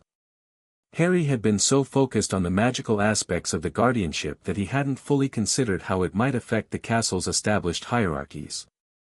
Dumbledore was waiting in his office, along with Bill Weasley and, to Harry's surprise, Neville Longbottom. Harry, the headmaster greeted him warmly. Thank you for coming. I see Miss Greengrass delivered her father's intelligence about the Wizengamot session. Yes, sir, Harry confirmed. But that's not the only reason we're here. I wanted to explore the Guardian's quarters you mentioned. Dumbledore's eyes twinkled. Excellent timing, then. Mr. Longbottom has made a discovery that may interest you greatly. He gestured for Neville to explain. Looking both nervous and excited, Neville stepped forward. I've been helping Professor Sprout reorganize the greenhouses this summer, he began. Yesterday, I was working in Greenhouse 4 with some of the older specimens, and I found this. He held out a small, tarnished silver key with an intricate pattern on its bow.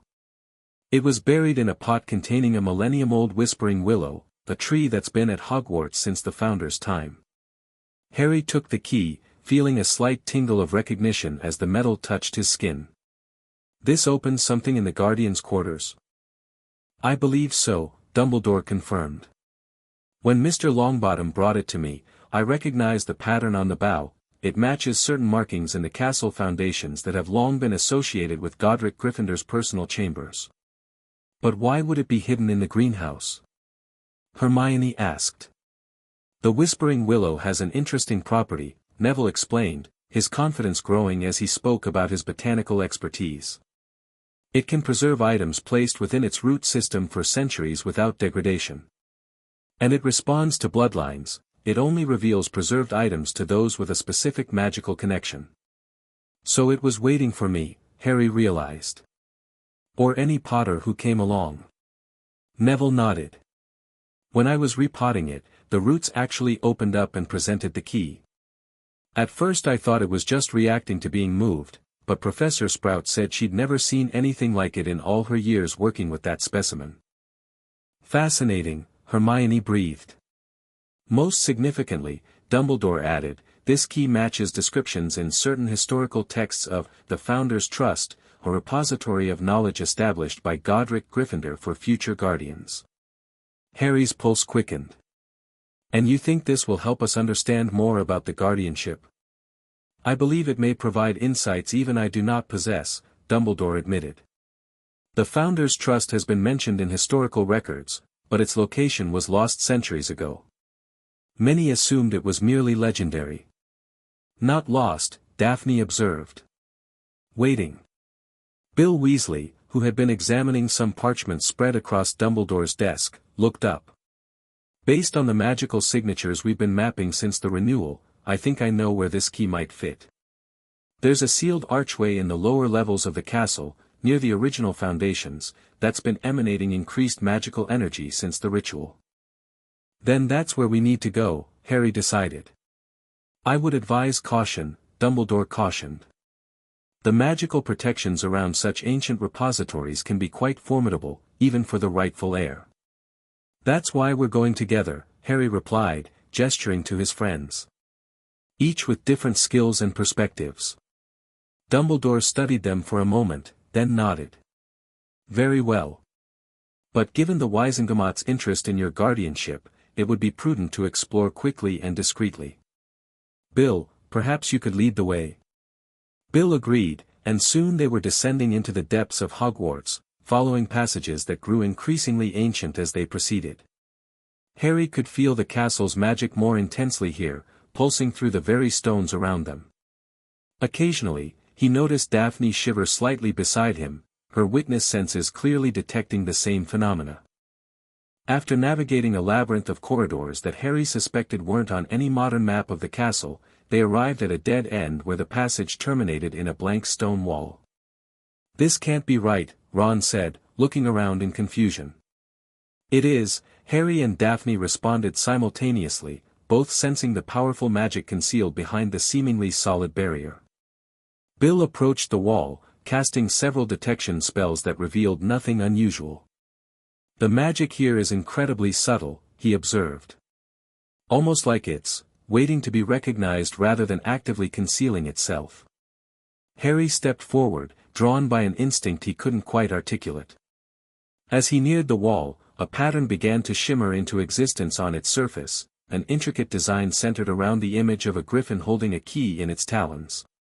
The lock, Harry murmured, removing the silver key from his pocket. The moment the key approached the wall, the griffin image animated, spreading its wings and opening its beak in silent greeting. The wall surrounding it transformed, stones rearranging themselves to reveal an ornate archway with a keyhole precisely where the griffin's heart would be. Harry inserted the key and turned it. A series of metallic clicks echoed through the corridor, followed by a low rumble as the archway deepened, revealing a short passage that ended in a heavy wooden door bound with iron. Wicked, Ron breathed. The Founder's Trust, Hermione whispered reverently. Harry approached the door, which bore no visible handle or keyhole. When he placed his palm against its center, he felt a brief, sharp pain as something pricked his skin, drawing a drop of blood. Blood recognition, Daphne observed. Traditional for the most secure magical repositories. The door recognized the Potter bloodline. With a soft groan of ancient hinges, it swung inward, revealing a circular chamber that took their collective breath away. Unlike the dark, damp corridors they had traversed to reach it, the Guardian's chamber was warm and well lit by eternal flames burning in ornate braziers. The ceiling arched high above them, painted with a mural of the night sky that mirrored the Great Bear constellation of the Seven Anchors. The walls were lined with bookshelves containing hundreds of ancient volumes, scrolls, and artifacts. At the center of the room stood a massive round table of polished oak, its surface inlaid with a detailed map of Hogwarts and its grounds, glowing faintly with magical energy. Bloody hell, Ron whispered. It's like the room of requirement had a baby with the restricted section. Language, Mr. Weasley, came a deep, unfamiliar voice. They all jumped, wands instantly raised. A portrait hung on the wall opposite the door, one they hadn't initially noticed. It depicted a powerfully built man with a lion-like mane of reddish hair and beard, dressed in rich robes of scarlet and gold. He regarded them with keen interest, particularly focusing on Harry. Godric Gryffindor, Hermione gasped. The portrait nodded regally. Indeed. And you must be the current guardian, young heir of Potter. It has been some time since one of your line accessed this chamber. Harry stepped forward, suddenly very aware that he was addressing one of the founders of Hogwarts. I'm Harry Potter, sir. The Guardian, yes. Approached the role recently, I perceive, Gryffindor observed. The boundaries sing with renewal, yet your connection to them is still developing. Tell me, what circumstance finally awoke the Potter line to its responsibilities? There was a faint rebuke in the question that Harry couldn't ignore. My family seems to have lost knowledge of the guardianship over generations.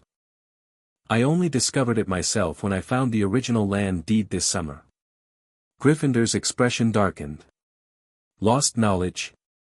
Impossible. Each Potter heir was to be instructed from childhood in the duties of the Guardian. His gaze sharpened. Unless, there was interference. There was a disruption approximately 300 years ago, Daphne spoke up, her voice respectful but firm. The wizarding government of that time pressured the Potter family to relinquish active guardianship while maintaining legal ownership of the land. Ah, Gryffindor's expression cleared somewhat. Politics. Some things never change. And you are Daphne Greengrass, of the witness line. Gryffindor's eyebrows rose. A Greengrass working alongside a Potter. The world has changed indeed. In my day, your families maintained a respectful distance, despite your complementary roles. Many things have changed, sir, Harry said. Including the threats to Hogwarts. We recently had to fight off Death Eaters attempting to breach one of the anchors. The portrait became deadly serious. You must tell me everything. But first, approach the table. It will show you the current state of the boundaries more clearly than any explanation could. Harry moved to the circular table, the others following closely. As they gathered around, the map inlaid on its surface brightened, details sharpening until they could see a perfect miniature replica of Hogwarts and its grounds. Flowing across this landscape were 7 distinct streams of colored light, each originating from a different point and converging at the castle's heart. The 7 anchors, Bill breathed, professional awe evident in his voice. I've never seen them displayed this way. This map shows what few can perceive, Gryffindor explained. The true magical structure of Hogwarts protections. Touch it, Guardian, and see what your inheritance truly entails. Harry placed his hands on the table's edge. Immediately, the map responded, the streams of light pulsing brighter. As he watched, tiny motes of golden light began to appear across the landscape, hundreds of them, forming patterns that shifted and flowed like constellations. What are those? Hermione asked. Wards, Bill answered, studying the patterns intently. Personal protections, defensive enchantments, concealment charms, the entire magical security infrastructure of Hogwarts. All connected to the 7 anchors, Gryffindor confirmed. And all now under your influence, young Guardian. Not control, Hogwarts has its own magic and the headmaster his own authority, but influence. You can strengthen these protections, guide them, even expand them if necessary. Harry stared at the miniature landscape, overwhelmed by the implications. This is more than I expected. It is precisely what your ancestors managed for centuries, Gryffindor said firmly. Before this interference, 300 years ago. His painted eyes narrowed. Tell me of these Death Eaters who threatened an anchor. Over the next hour, Harry and his friends explained the current situation, Voldemort's return, his apparent interest in the boundary magic, the renewal ritual, and the Ministry's growing concern about Harry's guardianship. Gryffindor listened intently, occasionally asking clarifying questions that revealed his strategic mind. So this dark wizard seeks to exploit the boundaries for power, he summarized when they had finished. While your government fears your influence and wishes to control it. A challenging position, young Guardian. That's why we're here, Harry said.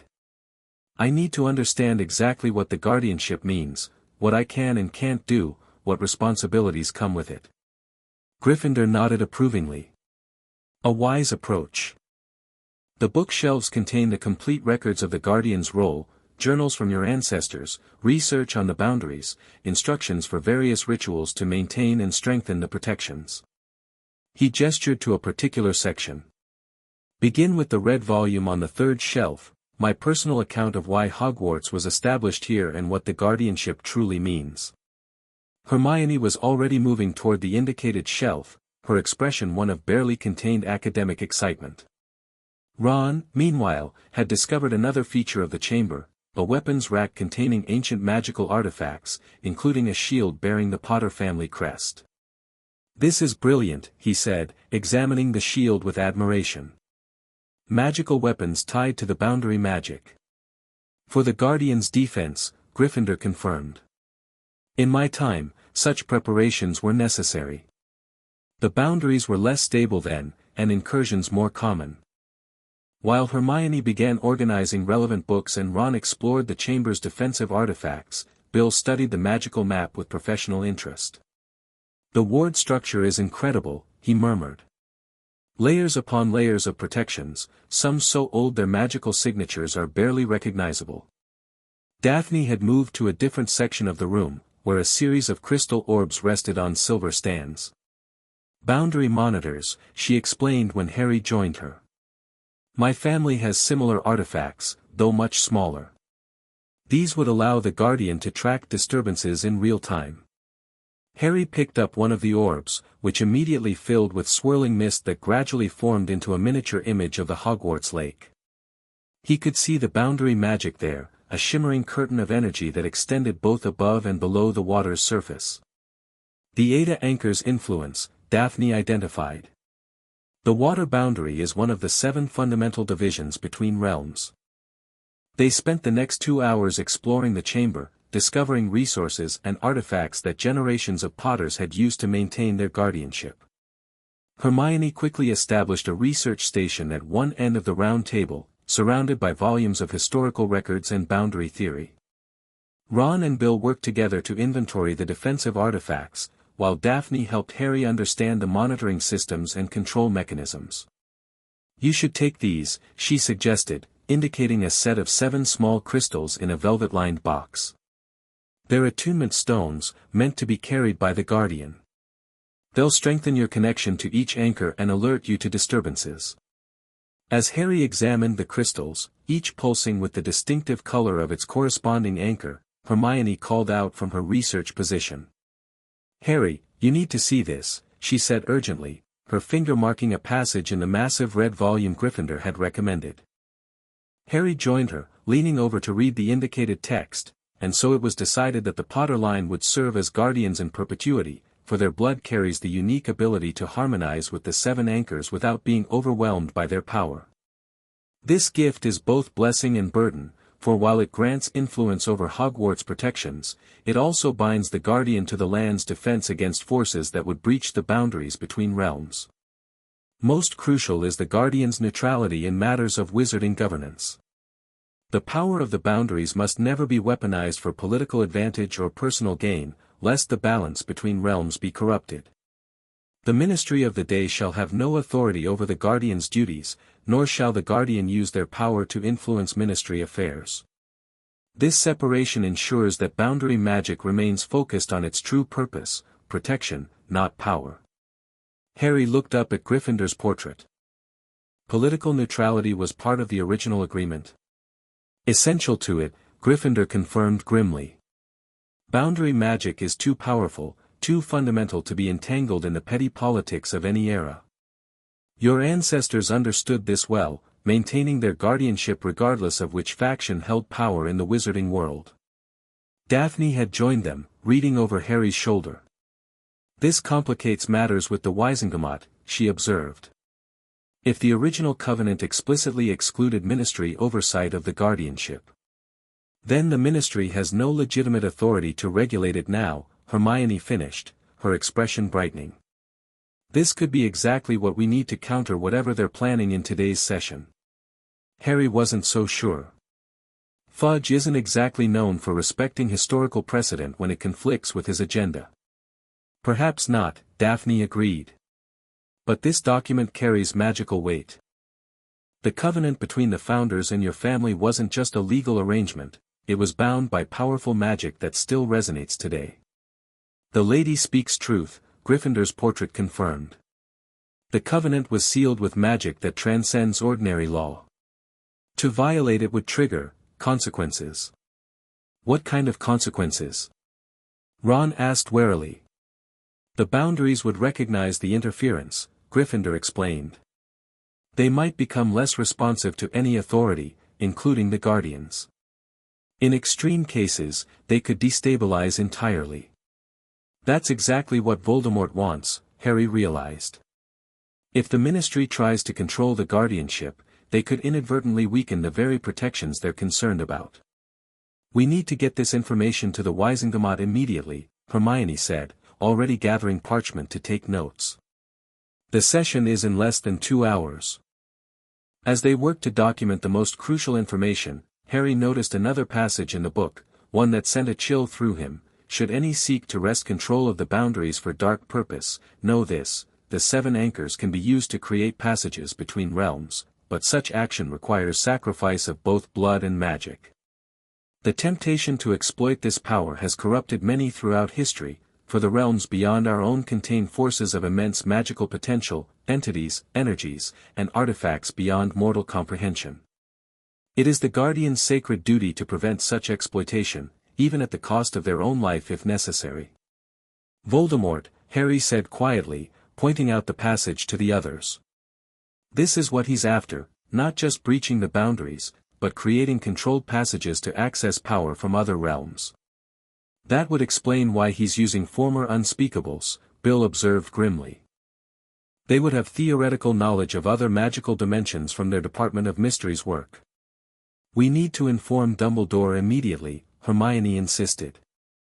As if summoned by her words, a silver phoenix Patronus materialized in the center of the chamber. Dumbledore's voice emerged from it, unnaturally tense. Harry, you are needed in the Great Hall at once. Minister Fudge has arrived with Aurors and a delegation from the Wizengamot. They have issued an emergency magical security order regarding the boundaries and your guardianship. They are attempting to take control of the anchors. The Patronus dissolved, leaving them staring at each other in alarm. They're moving faster than we anticipated, Daphne said, her usual composure faltering slightly. And they've come directly to Hogwarts rather than waiting for the formal session, Hermione noted, quickly gathering the most important documents. We need to get up there now, Harry decided, already moving toward the door. Bring everything relevant to the Covenant's independence from Ministry control. As they hurried from the chamber, Harry glanced back at Gryffindor's portrait. The founder gave him a solemn nod. Remember, young guardian, the boundaries serve neither light nor dark, neither ministry nor individual. They protect the balance between realms for the benefit of all. Stand firm in that truth. The door sealed itself behind them as they raced through the ancient corridors, back toward the main castle. Harry could feel the boundaries themselves reacting to his agitation, the 7 anchors pulsing with increased energy as if sensing the threat to their guardian. Harry, Daphne said as they hurried up a spiral staircase, don't let them provoke you into demonstrating your power. That's likely what they want, evidence they can use to justify taking control. She's right, Hermione agreed. We need to rely on the legal and historical documents, not magical demonstrations. They emerged from the depths of the castle near the entrance hall, where they could already hear raised voices coming from the Great Hall. Harry paused, taking a moment to center himself as Daphne had taught him during their meditation sessions. Whatever happens in there, he told his friends, thank you for standing with me through all of this. Always, mate, Ron said firmly. Let's go show them what happens when they try to interfere with ancient magic they don't understand, Hermione added with uncharacteristic fierceness. Together, they entered the Great Hall to find a tense standoff already in progress. On one side stood Dumbledore, McGonagall, and several other professors. Facing them was Minister Fudge, flanked by Dolores Umbridge, Percy Weasley, and a squad of Aurors. Between them stood a delegation from the Wizengamot, including Amelia Bones, Augusta Longbottom, and, to Harry's disgust, Lucius Malfoy. Ah, Potter, Fudge said, his voice carrying false joviality. Just the young man we need to speak with. We were just explaining to the headmaster that in light of recent magical disturbances centered around Hogwarts, the Ministry is exercising its authority under the Magical Security Preservation Act to establish oversight of these boundary phenomena. Harry stepped forward, acutely aware of all eyes upon him. Minister, I'm afraid there's been a misunderstanding about the nature of the guardianship. No misunderstanding at all, my boy, Fudge replied condescendingly. The Ministry fully recognizes your hereditary connection to these boundaries. We simply believe that such powerful magic requires proper supervision by qualified Ministry officials. I have documents that indicate otherwise, Harry said calmly, gesturing for Hermione to step forward with the materials they had gathered. The original covenant between the founders and my family explicitly states that the guardianship operates independent of government oversight, specifically to prevent the boundaries from being influenced by political considerations. Umbridge gave a simpering laugh. How convenient that you've suddenly discovered documents supporting your desire to maintain control. One might almost suspect they were recently fabricated. These aren't fabrications, Hermione responded sharply, spreading the parchments on a nearby table. They're direct copies from Godric Gryffindor's personal records, maintained in a chamber that has been sealed for centuries until today. The magical signatures can be verified by any qualified examiner. Amelia Bones stepped forward, her monocle glinting as she examined the documents with professional interest. These appear to be authentic historical records, she observed, casting several detection spells over the parchments. The magical signatures match known artifacts from the Founders' era. Authenticity is not the issue, Lucius Malfoy interjected smoothly. The question is whether a 1,000-year-old agreement should take precedence over modern magical security concerns. Times change, as do threats. The threats have indeed changed, Lord Malfoy, Harry agreed, meeting the Death Eater's gaze directly. Which is why it's more important than ever that the boundaries remain untainted by political influence. Especially when certain political figures have questionable allegiances. Malfoy's eyes narrowed at the implied accusation, but before he could respond, Augusta Longbottom spoke up. I find it most interesting that this intervention comes immediately after Mr. Potter successfully renewed protections that have been neglected for centuries, she observed tartly. One might almost think certain parties are concerned about the restoration of these ancient defenses. This has nothing to do with the defenses themselves, Fudge blustered. It's about ensuring proper oversight of magical phenomena that could affect national security. Minister, Dumbledore said, his voice carrying quiet authority, the documents before us clearly establish that interference with the Guardian's role could have serious magical consequences. The boundaries themselves might become unstable if their traditional governance is disrupted. More convenient claims, Umbridge scoffed. This boy has already demonstrated a disregard for ministry authority. Allowing him unrestricted access to magic that affects the very fabric of our world would be irresponsible. Harry felt his temper rising but remembered Daphne's advice. Stay calm. Don't demonstrate power. He took a deep breath before responding. I'm not asking for unrestricted authority, he said evenly. I'm simply fulfilling a responsibility inherited through my family line, a responsibility that was functioning perfectly well for centuries before ministry interference disrupted it 300 years ago. Interference that appears to have contributed to the gradual weakening of Hogwarts protections, Hermione added, pointing to specific passages in the documents. The historical record shows a direct correlation between the ministry's attempt to control the guardianship and subsequent boundary failures. Amelia Bones frowned, studying the indicated text. This is concerning. If these records are accurate, we may be risking magical instability by pursuing this course of action. Precisely the point I've been attempting to make, Dumbledore agreed.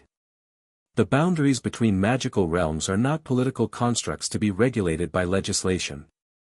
They are fundamental magical phenomena that respond to specific bloodlines and traditions. Fudge was beginning to look uncertain, but Umbridge pressed on.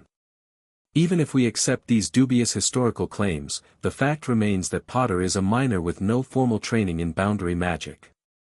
He cannot be allowed to wield such significant power without supervision. Actually, Daphne spoke up, her aristocratic bearing commanding attention despite her youth. The Guardian's role is governed by magic, not legal age restrictions. The renewal ritual could only have succeeded if Mr. Potter were magically recognized as qualified for the role. And who might you be? Umbridge asked with barely disguised disdain. Daphne Greengrass, of the ancient house of Greengrass, she replied coolly. Our family has served as witnesses to boundary magic for 17 generations. We can perceive disruptions and imbalances that others cannot. Another teenager claiming special magical insight, Umbridge simpered. How convenient. I vouch for Miss Greengrass's abilities, Augusta Longbottom declared firmly. The Greengrass family's sensitivity to boundary magic is well documented in historical records. As the debate continued, Harry noticed something concerning. The ambient magic in the Great Hall was shifting, responding to the tension in the room. He could feel the 7 anchors becoming increasingly agitated, their energies fluctuating in response to the threat against their guardian. Daphne had noticed it too, her eyes meeting his with quiet alarm. The boundaries themselves were reacting to the Ministry's attempted interference, just as Gryffindor had warned they might. "Minister," Harry said, interrupting the ongoing arguments, "I need to speak plainly. The boundaries are already responding to this situation. Can you feel it?" Most looked confused, but McGonagall and Dumbledore both nodded, their experienced magical senses detecting what others could not. Even some of the Aurors seemed uneasy, their trained sensitivity to magical disturbances alerting them that something was happening. "The castle's ambient magic is becoming unstable," Dumbledore confirmed. "This is precisely the consequence we warned about." As if to emphasize his point, the enchanted ceiling of the Great Hall flickered, its usual perfect reflection of the sky outside momentarily distorting to show strange constellations and swirling nebulae that existed in no earthly sky. "What trickery is this?" Fudge demanded, though his voice had lost some of its bluster. "Not trickery, Minister," Harry said firmly. "This is the boundaries responding to a perceived threat. The 7 anchors recognize me as their guardian. Attempting to sever or control that connection creates instability." To demonstrate, Harry reached out with his newly developed guardian sense, deliberately calming his connection to the boundaries. The ceiling gradually returned to normal, the unsettled magic in the hall subsiding. "I have no interest in political power," Harry continued, addressing the entire gathering. "My only concern is maintaining the protections that keep Hogwarts, and by extension, the wizarding world, safe from forces most of us don't even understand." The renewal ritual wasn't about gaining power, it was about restoring defenses that had been neglected for far too long.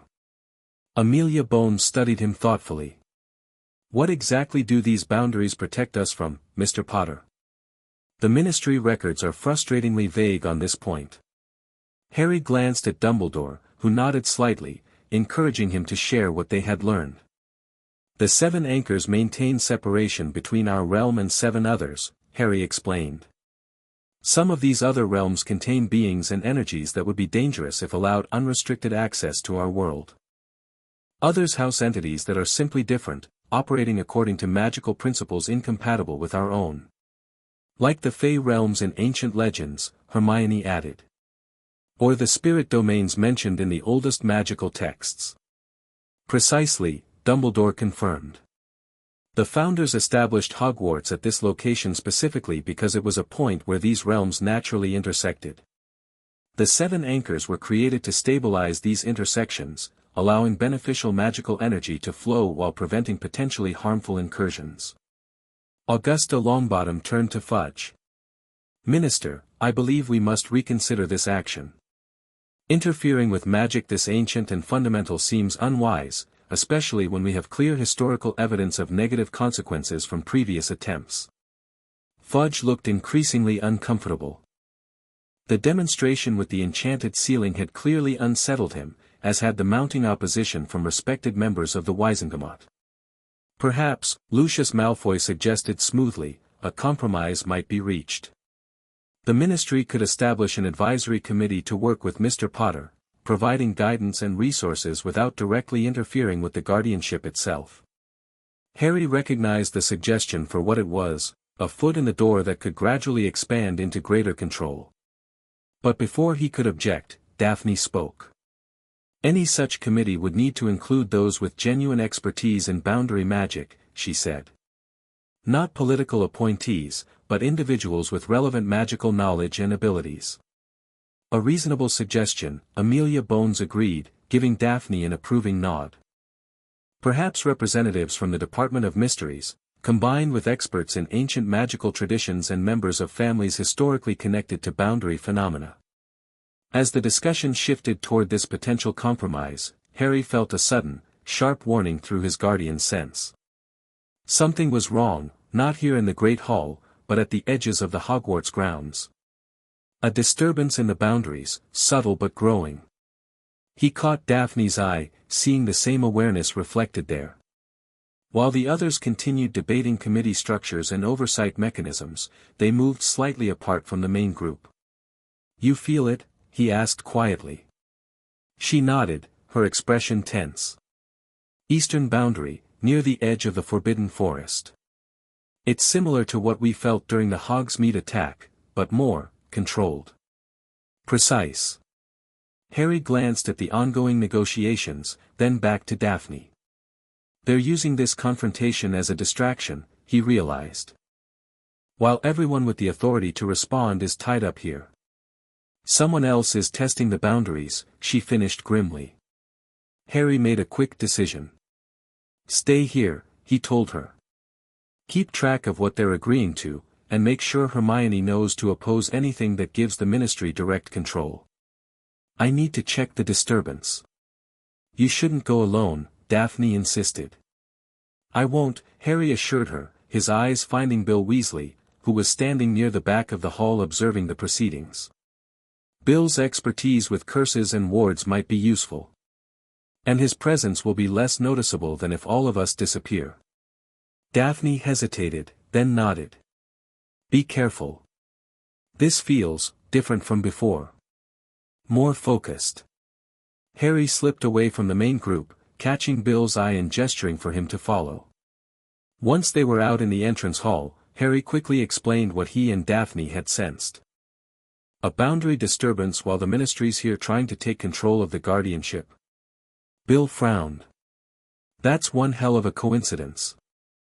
"Exactly what I was thinking," Harry agreed as they hurried out of the castle. "Someone's coordinating this, using the Ministry's actions as cover for something else."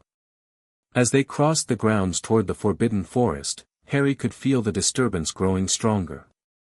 Unlike the chaotic breach attempt during the Renewal ritual, this felt methodical, a careful, precise testing of the boundary's strength at a specific point.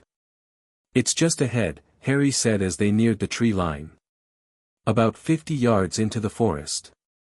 Bill cast several detection spells, his expression growing increasingly concerned. "There's definitely something happening, but it's not like any curse or ward breaking I've seen before. It's almost like someone's taking measurements."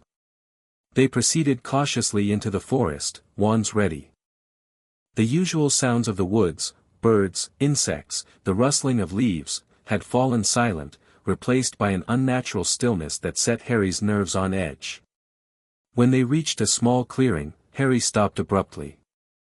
The boundary disturbance was centered here, but there was no visible evidence of intrusion, no Death Eaters performing rituals, no magical apparatus. "I don't understand," he muttered. "It's definitely coming from this spot, but there's nothing here." Bill cast more complex detection spells, his brow furrowed in concentration. "There's magical residue," he reported after a moment. "Someone was here very recently, within the last few minutes, but they've already gone." Harry closed his eyes, focusing on his guardian's sense. The boundary at this location felt, mapped somehow, as if someone had taken detailed readings of its magical structure. Not weakened or breached, but thoroughly examined. "They're studying the boundaries," he realized aloud. "Learning their composition, their strengths and weaknesses." "Reconnaissance," Bill agreed grimly. "Probably in preparation for a more significant attempt later." A twig snapped somewhere deeper in the forest, and both wizards whirled toward the sound, wands raised. Nothing emerged, but Harry couldn't shake the feeling they were being watched. "We should get back to the castle," Bill suggested. "Whatever they were doing, they've finished for now. And I don't like the idea of being isolated out here." Harry nodded reluctantly. "You're right. But I want to set up monitoring charms here first. If they come back, I want to know about it." Using knowledge gained from the Guardian's chamber, Harry cast several specialized detection spells keyed to boundary disturbances. The magic flowed more naturally than ever before, responding eagerly to his intent as Guardian. "Impressive spell work," Bill commented as they headed back toward Hogwarts. Those aren't standard detection charms. From the Guardian's records, Harry explained. Specifically designed to monitor boundary activity. When they returned to the castle, they found the Great Hall significantly emptier. The Ministry delegation had departed, along with most of the Wizengamot representatives. Only Dumbledore, McGonagall, and Harry's friends remained, gathered in conversation at the high table. What happened? Harry asked as he and Bill joined them. A temporary compromise, Hermione reported, looking simultaneously relieved and concerned. The Ministry has withdrawn the emergency order in favor of establishing a Boundary Magic Advisory Committee. The committee will include Ministry representatives but also independent experts and historical stakeholders. Such as myself, Dumbledore added. And representatives from the Greengrass family, given their traditional role as witnesses. They also agreed to review the historical documents more thoroughly before making any further attempts to regulate the guardianship, Daphne continued. Madame Bones was particularly insistent on this point after seeing the evidence from the Founders' Trust. It's not a complete victory, Ron admitted. But at least they're not trying to take immediate control anymore. Harry explained what he and Bill had discovered at the forest boundary, his concern evident. Someone orchestrated this perfectly, using the Ministry confrontation as cover to study the boundaries in detail. Voldemort, Dumbledore said grimly. This bears the hallmarks of his strategic thinking. While we were occupied with an immediate threat to the guardianship, he was gathering intelligence for a more significant move later. The question is what he plans to do with that intelligence, McGonagall noted. Simply understanding the boundaries doesn't grant the ability to manipulate them. No, Harry agreed. But it might help him identify vulnerabilities that could be exploited. He hesitated, then shared what they had learned from Gryffindor's records. According to the Founders' Trust, the boundaries can be used to create controlled passages between realms, accessing power and entities from beyond our world. It requires specific knowledge and sacrifice. Dumbledore's expression grew grave. Sacrifice is a cornerstone of the darkest magics. If Tom is pursuing this avenue, the danger is even greater than I feared. What do we do now? Hermione asked, voicing the question on everyone's mind. We prepare, Harry said firmly. The Guardian's chamber contains centuries of knowledge about the boundaries and how to defend them. We need to study everything we can about previous attempts to breach them and how they were countered. And we should establish a more comprehensive monitoring system, Daphne suggested. The crystal orbs in the chamber could be distributed at key locations around the grounds, providing early warning of any disturbances. I can help with that, Bill offered. Integrating them with the existing wards would create a more robust detection network. We should also consider training others, Harry added, a new idea forming. Not in the Guardian magic itself, but in supporting defensive techniques. If Voldemort is planning a coordinated assault on the boundaries, we'll need more than just a few people who can respond effectively. Dumbledore nodded approvingly. A wise suggestion, Harry. Perhaps something akin to your DA from last year, but focus specifically on boundary protection magics. The Guardian's Corps, Ron suggested with a grin. Despite the serious situation, Harry smiled at his friend's enthusiasm. Something like that, yeah. But first, I need to fully understand what we're defending against. I want to spend more time in the Guardian's chamber, learning everything I can from the records there. I'll help with the research, Hermione volunteered immediately, to no one's surprise. And I'll assist with the practical aspects, Daphne added. My family's witness abilities might help identify the most vulnerable points in the boundary network. As they discussed plans and strategies, Harry felt a curious mixture of concern and confidence. The day's events had revealed new threats but also new resources. The discovery of the Founders' Trust and Gryffindor's guidance had given him a clearer understanding of his role as Guardian. The Ministry's attempt to seize control had been thwarted, at least temporarily.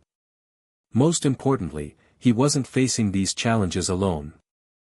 Looking around at the determined faces of his friends and mentors, Harry realized that the greatest strength of the guardianship might not be the magical power it granted, but the community it was designed to protect, and that now protected it in return. The following days brought a flurry of activity as Harry and his friends divided their time between researching in the Guardian's chamber, setting up boundary monitoring systems, and developing training plans for what Ron continued to enthusiastically call the Guardian's Corps. To Harry's surprise, when they cautiously approached select students who had been part of the DA about joining this new defensive group, the response was overwhelmingly positive. Neville was the first to volunteer, followed quickly by Luna, Ginny, and the remaining Weasleys. More unexpected was the interest from several Slytherins, not just Daphne, but also her younger sister Astoria, Tracy Davis, and even Blaise Zabini, who maintained a careful neutrality in most political matters but seemed genuinely concerned about the boundary threats. The boundaries don't care about house rivalries, Daphne had pointed out when Ron expressed surprise at the Slytherin volunteers. They protect all of us equally. Some of my housemates are pragmatic enough to recognize that. The Founders' Trust proved to be an invaluable resource, containing not only Gryffindor's personal accounts but journals from generations of Potter Guardians describing their experiences maintaining and defending the boundaries. Harry spent hours absorbed in these historical records, learning how his ancestors had handled various challenges to the magical protections around Hogwarts. One journal in particular, written by Ralston Potter in the 1700s, detailed techniques for enhancing the natural defensive properties of the land itself, working with the ambient magic of the Hogwarts grounds to create additional layers of protection beyond the 7 anchors. "This is brilliant," Harry told Hermione one evening as they studied in the Guardian's chamber. Ralston figured out how to establish secondary boundary lines that could temporarily contain breaches if one of the primary anchors was compromised. Like magical firebreaks, Hermione observed, looking up from her own research. Containing damage rather than preventing it entirely. Exactly. And it doesn't require Guardian-specific magic to maintain them once they're established. We could teach these techniques to the others. As Harry immersed himself in his ancestral knowledge, he also began to experience subtle changes in his magical abilities. Spells came more easily, especially those related to protection and warding. He found he could sense the magical signatures of others on the Hogwarts grounds, distinguishing familiar presences from unknown ones. Most strikingly, his connection to the physical land continued to strengthen. He could feel the health of the soil, the flow of water beneath the surface, the subtle movements of magical creatures through the forest. "The land is responding to you," Daphne explained when he described these new sensations. The renewed guardianship isn't just about the boundaries, it's about stewardship of the magical ecosystem that exists within them. Meanwhile, the political situation remained tense but stable. The Ministry's Boundary Magic Advisory Committee had begun its work, reviewing the historical documents Harry had provided while also interviewing various experts on ancient magical protections. To Harry's relief, Amelia Bones had been appointed to chair the committee, ensuring a fair and thorough process. More concerning were the reports from Order members about increased Death Eater activity. According to intelligence shared by Snape, Voldemort had become obsessed with boundary magic, dedicating significant resources to researching realm interactions and potential methods of exploitation. He's been recruiting scholars with expertise in dimensional magic, Remus reported during an Order meeting held at Grimmauld Place. Specifically targeting those with knowledge of the oldest boundary traditions. And kidnapping those who refused to join willingly, Kingsley added grimly. 2 researchers from the Department of Mysteries Reality Division have disappeared in the past week. All of this lent urgency to Harry's preparations. The Guardian's Corps, as it was now officially called, began regular training sessions in the Room of Requirement, learning specialized defensive techniques adapted from the historical records. Bill Weasley provided expertise on ward construction and breaking, while Daphne taught methods for detecting and responding to boundary fluctuations. Harry was impressed by how quickly the group progressed, especially Neville, whose determination and natural affinity for earth magic made him particularly effective with certain boundary reinforcement techniques.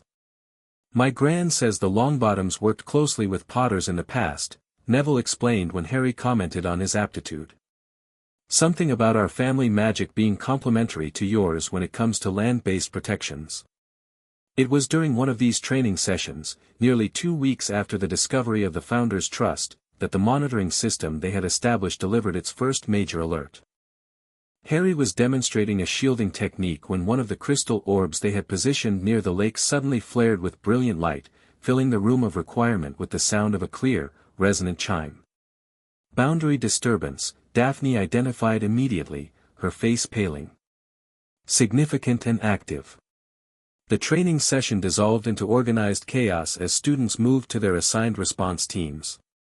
Harry activated the communication charm linked to Dumbledore's office, alerting the headmaster to the situation. Delta Anchor, Harry announced, his guardian sense pinpointing the location. The water boundary at the eastern shore of the lake.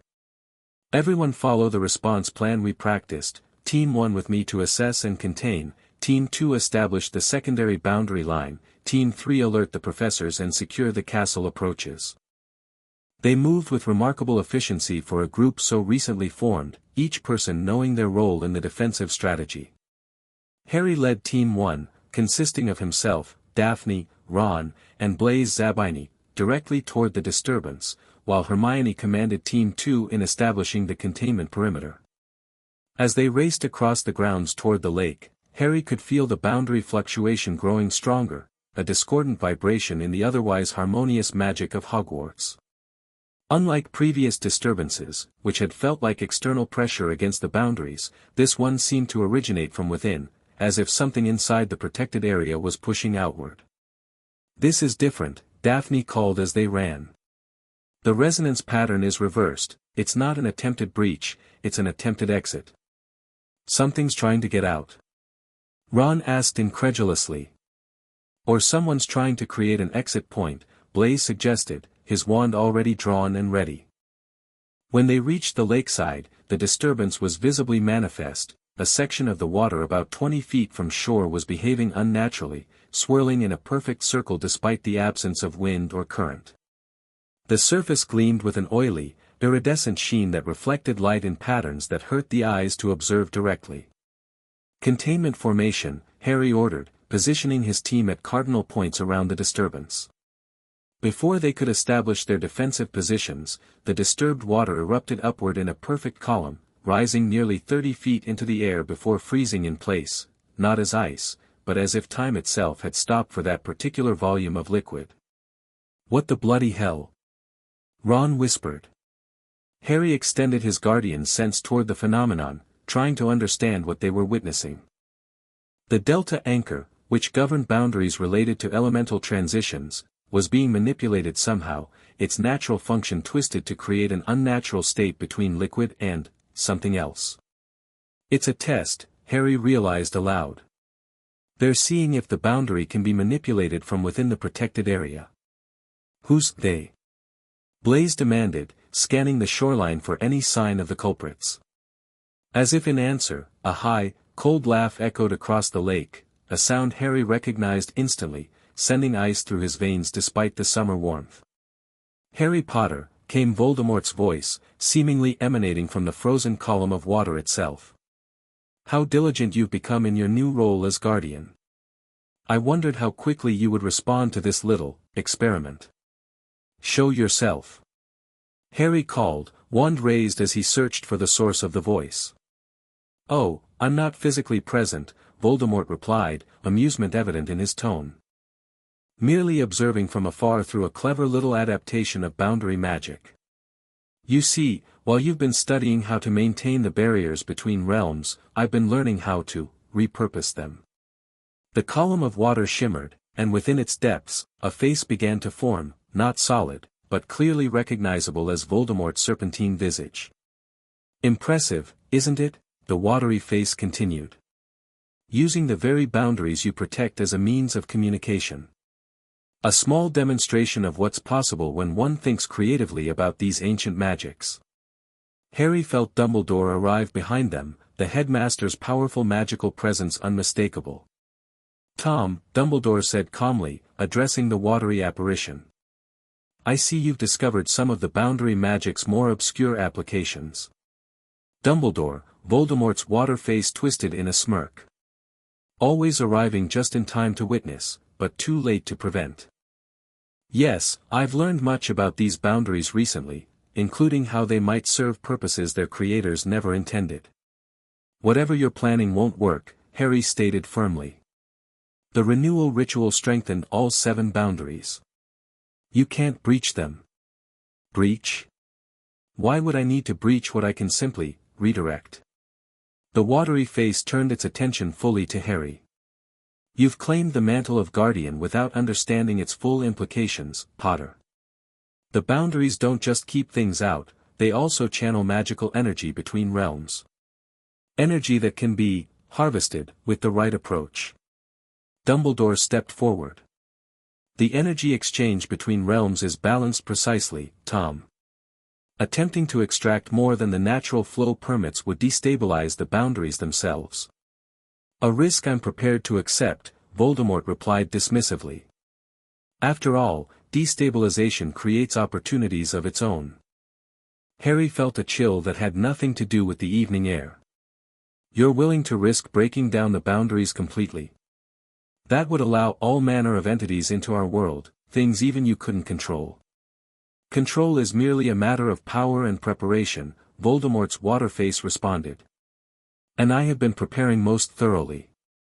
The face shifted, ripples distorting its features momentarily. But enough pleasantries. Consider this demonstration a courtesy, a small preview of possibilities to come. Your move, Guardian.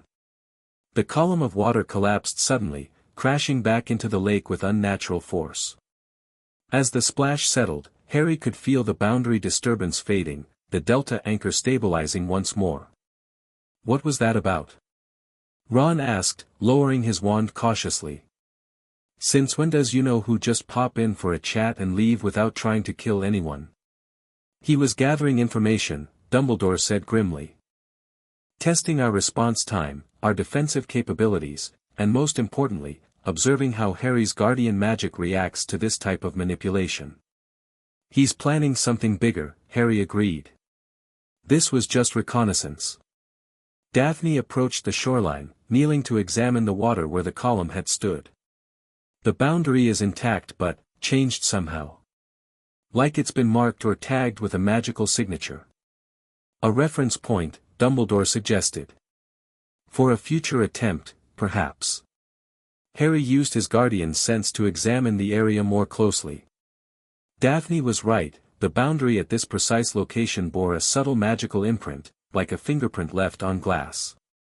It wasn't damaging the boundary, merely labeling it. We need to check all 7 anchors immediately, Harry decided. If he's done this to one, he might have marked others as well. As the rest of the Guardians Corps arrived with professors in tow, Harry organized search teams to examine each of the boundary points around Hogwarts.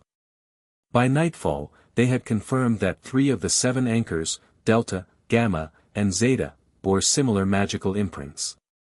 He's targeting specific boundaries, Harry explained later that evening as they gathered in Dumbledore's office to discuss their findings. Water, earth, and knowledge. There must be a pattern to it. The elemental transitions, Hermione suggested, consulting one of the texts they'd brought from the Guardian's chamber. According to this, those 3 anchors govern boundaries that are more permeable by their nature. Water flows, earth shifts, knowledge transfers, they're naturally dynamic rather than static. Making them more susceptible to manipulation, Dumbledore concluded. Voldemort is being methodical, identifying the points of least resistance. But to what end? McGonagall asked, her concern evident. What could he possibly hope to gain by destabilizing these particular boundaries? Harry had been pondering this same question, reviewing what he had learned from the Guardian records. Access to specific types of power, he answered slowly. Each realm connected to our world has its own magical properties. The water realm contains entities that can manipulate time and memory. The earth realm houses forces related to physical transformation and life energy. And the knowledge realm contains secrets that were deliberately separated from our world, Dumbledore finished gravely. Ancient magics considered too dangerous or unpredictable for unrestricted access.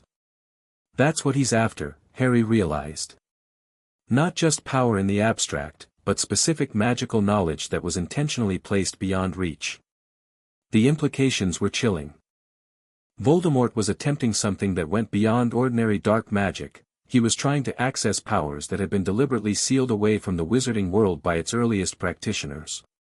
We need to fortify those 3 anchors specifically, Harry decided. And we need to develop countermeasures for whatever he's planning.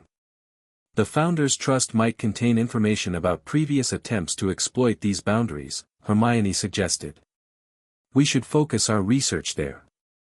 As the discussion continued, developing strategies and assigning responsibilities, Harry found himself drawn to the window overlooking the Hogwarts grounds. In the moonlight, the land looked peaceful, giving no indication of the magical battle brewing beneath the surface. Somewhere out there, Voldemort was planning his next move, armed with new knowledge about the boundaries and their vulnerabilities. The confrontation felt inevitable now, not just between Harry and Voldemort as individuals, but between fundamentally different approaches to the power contained within and beyond the boundaries. Guard and protect, or exploit and consume. The ancient magic would respond to both intentions, but with vastly different consequences. Harry, Dumbledore's voice drew him back to the present discussion. There is one other matter we must consider. The Ministry's committee will want to know about today's incident. Harry nodded, having already considered this complication. We need to inform them, but carefully.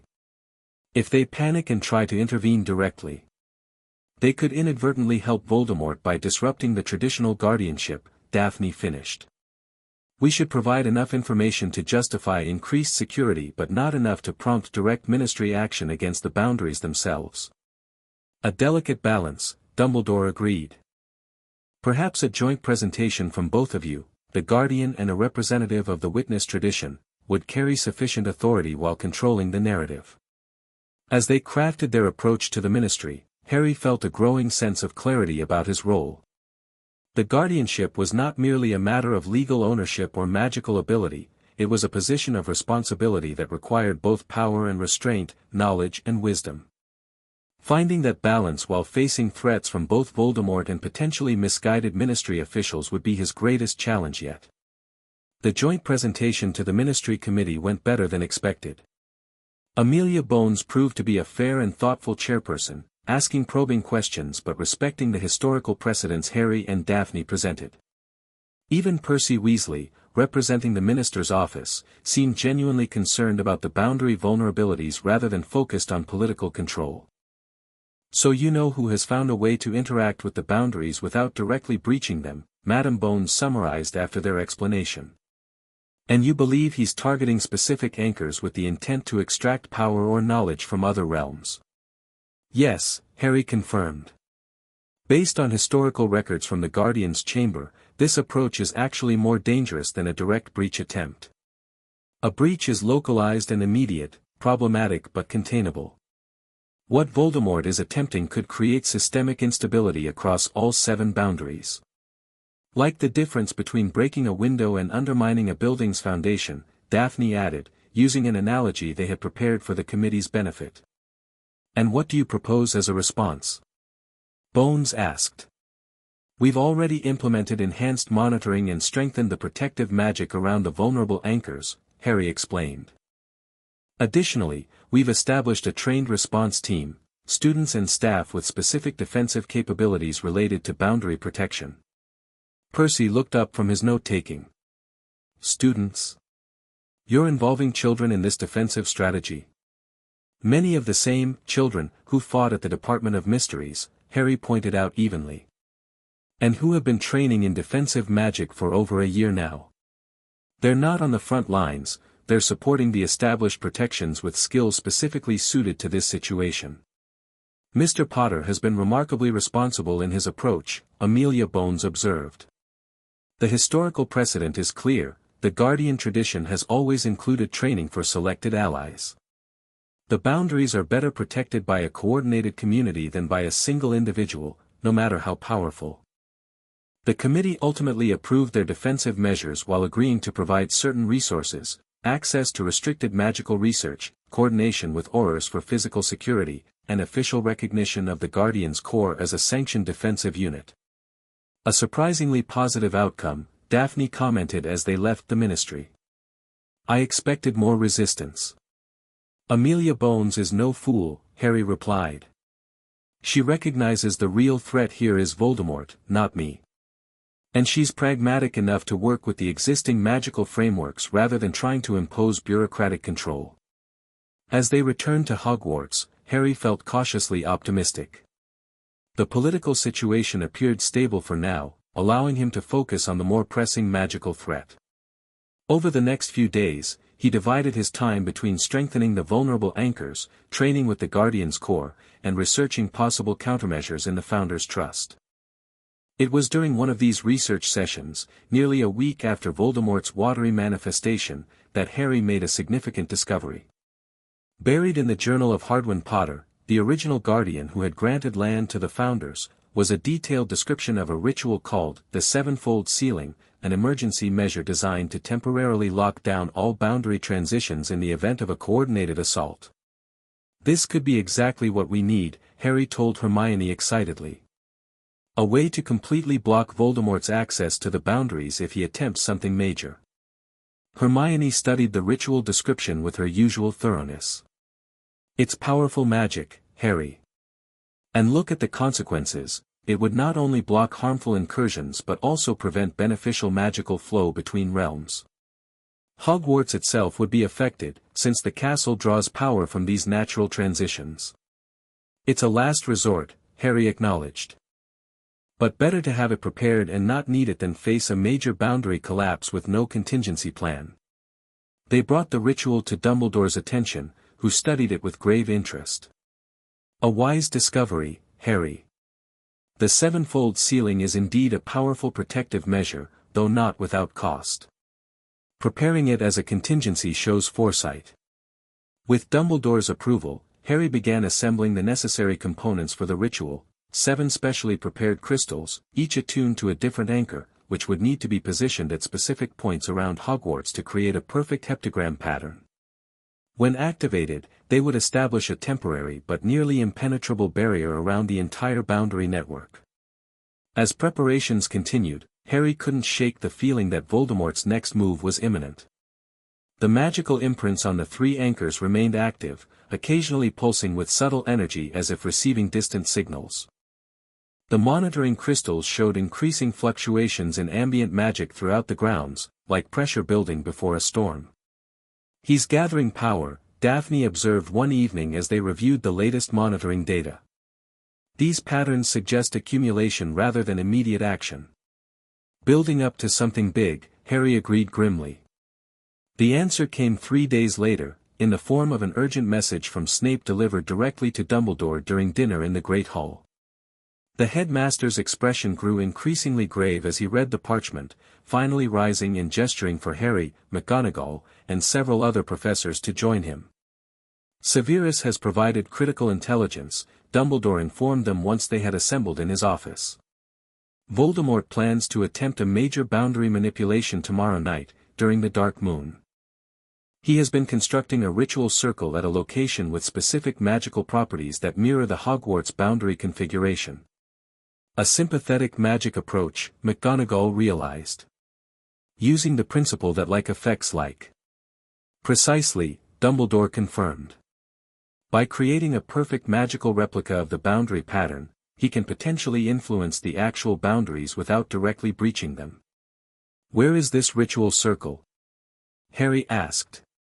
According to Severus, it's located in Yorkshire, at an ancient stone circle that predates Hogwarts itself. Voldemort believes the site was originally used by early wizards to monitor and influence boundaries between magical realms. Can we destroy it? Ron suggested practically. Send an Aurors or the order to disrupt the ritual before it begins. Dumbledore shook his head. Voldemort has surrounded the location with extensive protections and numerous followers. A direct assault would likely result in significant casualties without guaranteeing success. Then we need to focus on defending our end, Harry decided. The Sevenfold Sealing ritual, we need to have it ready for tomorrow night. Agreed, Dumbledore said. But we must be strategic in its deployment. Activate it too early, and Voldemort may simply postpone his attempt. Too late, and the boundaries might already be compromised. They spent the remainder of the night finalizing preparations, positioning the 7 crystals at their designated locations and instructing the Guardians Corps on emergency response protocols. Dumbledore contacted the Order of the Phoenix, arranging for additional security around the castle perimeter. As dawn broke over Hogwarts, Harry stood on the astronomy tower, looking out over the grounds that had become so much more than just land he owned. He could feel the boundaries humming with tension, as if the very magic of the place sensed the coming conflict. "You should rest," came Daphne's voice behind him. She joined him at the tower's edge, her expression concerned. "You haven't slept all night."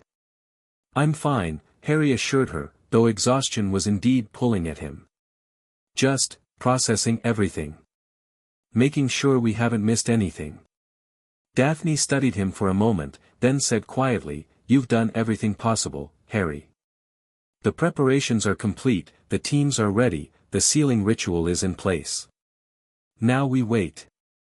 Harry nodded, acknowledging the truth in her words. "It feels different this time. Not just facing Voldemort himself, but defending something so fundamental. These boundaries have protected the wizarding world for 1,000 years. And they will continue to do so," Daphne said with surprising conviction. "Because they have you as their guardian. Not just because of your bloodline or your magic, but because you understand what they're truly for, protection, not power." Her confidence warmed him. "Thank you. For everything, the training, the research, standing with me through all of this when your family has always remained neutral." Something shifted in Daphne's expression, a softening that she rarely allowed herself to show. "Some things are worth taking sides for," she said simply. Then, with a hint of her usual practicality, "Now please, get some rest. The Guardian needs to be alert when Voldemort makes his move." Harry smiled, appreciating both her concern and her no-nonsense approach. "A few hours of sleep, then. Will you wake me if anything changes?" "Of course," she promised. "The monitoring system is fully active. Any disturbance will alert us immediately." As Harry finally allowed himself to rest, the castle prepared for the coming confrontation. The Guardians Corps established their defensive positions, professors reinforced the castle's traditional protections, and Dumbledore himself added layers of arcane enchantments around the most vulnerable areas. The day passed with tense anticipation, the dark moon rising unseen in the evening sky, a celestial absence that traditionally amplified certain types of magic, particularly those related to boundaries and transitions. By nightfall, everyone was in position, waiting for the attack they knew was coming but couldn't precisely predict. It began subtly, a slight vibration in the ambient magic that gradually increased in intensity. Harry, who had been meditating in the Great Hall to maintain his connection to all 7 anchors simultaneously, felt it first. "It's starting," he announced, rising to his feet. "All 7 boundaries are experiencing fluctuations." The monitoring crystals placed throughout the castle confirmed his assessment, their colors shifting from steady illumination to pulsing, urgent light. Around the Great Hall, members of the Guardians Corps moved to their assigned positions, wands ready. "He's testing all of them at once," Hermione observed, consulting the magical map they had created based on the one in the Guardian's chamber. "Looking for the point of least resistance. Or creating a distraction," Daphne suggested, her witness senses clearly active as she tilted her head slightly, focusing on something beyond normal perception. "The pattern feels uneven. The Delta anchor is experiencing stronger pressure than the others." Harry extended his guardian sense, confirming Daphne's observation. The water boundary was indeed under more significant stress, though the difference was subtle, something only a guardian or witness would detect. "Ron, take Team 3 to reinforce the lake perimeter," Harry ordered. "Hermione, maintain the monitoring station here. Daphne, with me, we need to check the Delta anchor directly." As they moved to their assignments, Dumbledore entered the hall, his expression grave. "Severus reports that Voldemort's ritual has begun. He's channeling significant dark magic through the Yorkshire Stone Circle. We feel it, Harry confirmed. The boundaries are already responding. We're reinforcing the Delta anchor, it seems to be his primary target. I shall accompany you, Dumbledore decided. The castle's general defenses are active, my magic will be more useful at the point of attack. They hurried toward the lake, Harry and Daphne in the lead with Dumbledore following at a pace that belied his years. The night was unnaturally still, the usual sounds of the ground silenced as if the very environment sensed the magical confrontation brewing. When they reached the lakeside, they found Ron's team already establishing defensive positions around the area where Voldemort's watery face had appeared previously. The lake's surface was disturbed, ripples spreading outward from a central point despite the absence of wind or physical disturbance. The boundary vibration is increasing, Daphne reported, her voice tense. It's similar to the pattern from before, but much stronger. Harry knelt at the water's edge, placing his palm flat against the damp earth. Through this contact, he could feel the Delta anchor more directly, a powerful convergence of magical energy beneath the lake that maintained separation between the water realm and their own. The disturbance was centered precisely on the spot where Voldemort had left his magical imprint. He's using the imprint as a focus point, Harry realized. Channeling energy directly to this location through sympathetic connection. As if in response to his observation, the lake water began to glow with an eerie blue-green light that illuminated the area from beneath the surface. The glow concentrated around the disturbance point, intensifying until it was almost painful to look at directly. Everyone, shields up. Dumbledore commanded, raising his own wand to cast a powerful protective barrier around their group. The light suddenly burst upward from the lake in a perfect column, much like Voldemort's previous demonstration but vastly more powerful. This time, however, the water didn't freeze in place. Instead, it began to rotate, forming a swirling vortex that reached from the lake's surface toward the sky. He's creating a conduit, Dumbledore observed, his voice carrying over the growing roar of moving water. A channel between realms. Harry could feel the boundary straining under the pressure, the Delta anchor struggling to maintain separation against the focused magical assault. Through his guardian's sense, he reached out to support the anchor, reinforcing it with his own magic as he had during the renewal ritual. The vortex wavered momentarily but then continued to grow, expanding both in height and circumference. Within its swirling depths, strange lights began to appear, not reflections but actual illuminations within the water itself, shifting in colors that had no names in human language. It's working, Daphne said, her voice tight with tension. The boundary is thinning. I can sense something on the other side. Harry redoubled his efforts, channeling more power into the anchor. But unlike the chaotic breach attempt during the renewal ritual, this attack was precise and methodical, targeting specific weaknesses in the boundary structure with surgical precision. He's using knowledge from the Department of Mysteries, Dumbledore realized, studying the magical patterns with experienced eyes. Information about realm interactions that was supposed to be securely contained. From the researchers he kidnapped, Harry agreed grimly. The vortex suddenly expanded dramatically, its outer edges approaching the shoreline where they stood. Within its swirling depths, shadows began to take form, vague, fluid shapes that moved with unsettling purpose. Water elementals, Dumbledore identified. Entities from the realm beyond. They're being drawn to the opening. Deliberately summoned, more likely, Harry corrected, sensing the pulling magic embedded in the vortex structure. Voldemort is calling them specifically. One of the shadow forms grew more distinct as it approached the boundary between realms, a vaguely humanoid shape composed of flowing water that contained shifting, prismatic lights within its transparent body. It reached toward the thinning barrier, its liquid fingers pressing against the magical membrane that separated the realms. We need to activate the sealing ritual now, Harry decided. Before they break through completely.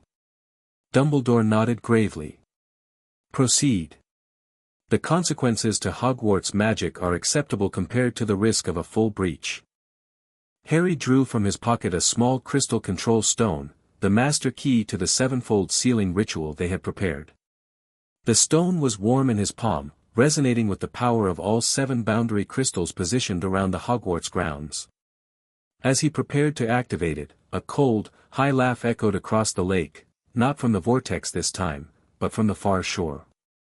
Harry turned to see a tall, thin figure standing at the opposite edge of the lake, pale skin gleaming in the eerie light of the water vortex. Voldemort had come to Hogwarts personally. "I wouldn't do that, Potter," his magically amplified voice carried clearly across the water. "The sealing ritual would indeed stop my little experiment, but at such cost to your precious school." "How does he know about the ritual?" Ron muttered, his wand trained on the distant figure. "Tom has always been thorough in his research," Dumbledore replied quietly. Voldemort raised his wand, pointing not at them but at the vortex itself. "You feel it, don't you, Guardian? The connection between Hogwarts magic and the natural flow between realms. Sever that connection, and you'll cripple the very castle you're trying to protect." Harry hesitated, the control stone pulsing in his palm. The Guardian records had indeed warned that the 7-fold sealing would temporarily cut off beneficial magical flow along with harmful incursions. But facing Voldemort in person changed the equation. They now had an opportunity to address the threat directly rather than just defending against its effects. "Keep the ritual ready," Harry told Daphne, pressing the control stone into her hand. "But hold off activating it for now. I'm going to try something else first." Before she could object, Harry stepped forward to the very edge of the lake, focusing his full attention on the Delta Anchor. Instead of simply reinforcing it against attack, he reached deeper into the Guardian magic, drawing on knowledge gained from the ancestral records. "I am the Guardian," he declared, raising his wand. "By blood and right, I command this boundary to restore its proper form." Power surged through him, flowing outward toward the vortex. The water responded, its swirling motion faltering momentarily. But Voldemort countered immediately, his own magic striking the vortex from the opposite shore, reinvigorating the unnatural formation. "Impressive," Voldemort called, genuine interest in his cold voice. "But ultimately futile. You've only just discovered your power, Potter. I have been studying boundary magic for decades." The vortex stabilized under Voldemort's influence, the entities within moving closer to the thinning barrier between worlds. Harry could feel the immense magical pressure building as the water elementals gathered, drawn by Voldemort's summoning magic. "What do they want?" Ron asked, watching the shadowy forms with growing concern. "Not what they want," Dumbledore corrected grimly. "What Tom wants from them. Water elementals exist partially outside of time as we understand it. Their perceptions and knowledge transcend our linear experience. He's after their knowledge," Harry realized. "Secrets about magic that exist beyond our realm." Voldemort laughed again, the sound echoing unnaturally across the water. "Always so perceptive, Dumbledore. Yes, these entities possess understanding that wizards have sought for millennia. The unspeakables have merely scratched the surface in their limited, cautious research." As they spoke, the largest of the water elementals had nearly reached the boundary, its fluid form pressing against the thinning magical barrier with increasing pressure. Harry could feel the exact point where it would break through, a specific weakness in the boundary structure that Voldemort had systematically exploited. In that moment of clarity, Harry understood what needed to be done. Not the 7-fold sealing, which would affect all of Hogwarts, but a targeted response focused on the specific manipulation Voldemort was attempting. "Everyone, back away from the shore," Harry ordered. "Dumbledore, I need you to shield the others. This could get intense." Without waiting for acknowledgement, Harry strode directly into the lake, water rising around his legs as he moved steadily toward the vortex. He could hear shouts of alarm behind him, but he maintained his focus, reaching out with his guardian's sense to connect directly with the Delta Anchor. "Potter, what are you doing?" Voldemort called, for the first time sounding uncertain. Harry didn't respond. He continued wading deeper until the water reached his chest, his eyes fixed on the swirling vortex now only yards away. The water around him began to glow with golden light, not Voldemort's eerie blue-green illumination, but the warm radiance of guardian magic activating in the presence of its rightful wielder. When he was close enough to feel the pull of the vortex, Harry stopped and raised both hands, his wand in his right and his left palm open toward the unnatural formation.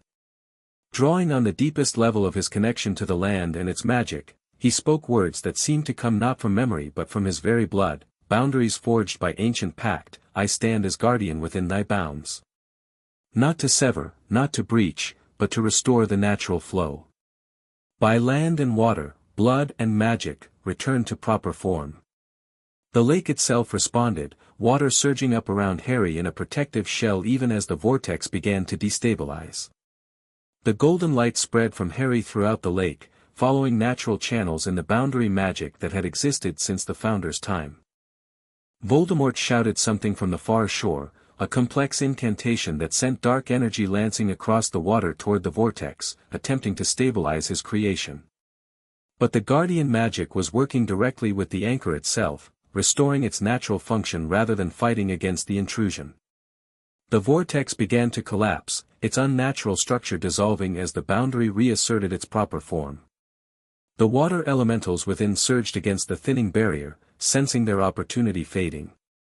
The largest entity, now clearly visible as a humanoid form composed of living water with stars shining within its translucent body, reached one fluid arm through the narrowing gap between realms. Harry felt a moment of panic. Despite his efforts, something was breaking through. But instead of attacking, the water elemental extended its liquid hand toward him, offering something. A small, glowing object that pulsed with ancient power.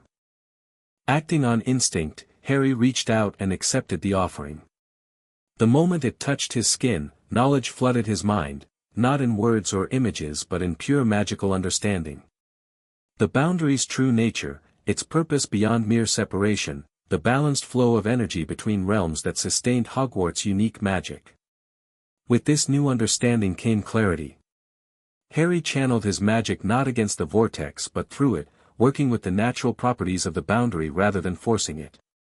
The golden light intensified, spreading throughout the lake in a perfect pattern that mirrored the Great Bear constellation. The vortex collapsed completely, water falling back into the lake with a tremendous splash. The boundary sealed itself, stronger than before, the natural flow between realms restored but carefully balanced. The water elementals faded from view, returning to their own domain, all except for a lingering impression of the largest entity, which seemed to acknowledge Harry before disappearing entirely. From the far shore came a scream of rage. Voldemort's carefully constructed ritual had failed, the boundary responding to its guardian rather than his manipulations. Dark energy crackled around the Dark Lord's form as he raised his wand toward Harry, who still stood chest-deep in the now calm waters. Avada Kedavra.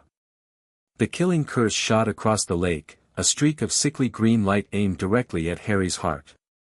But before it could reach him, the lake water itself rose up in a perfect shield, intercepting the spell.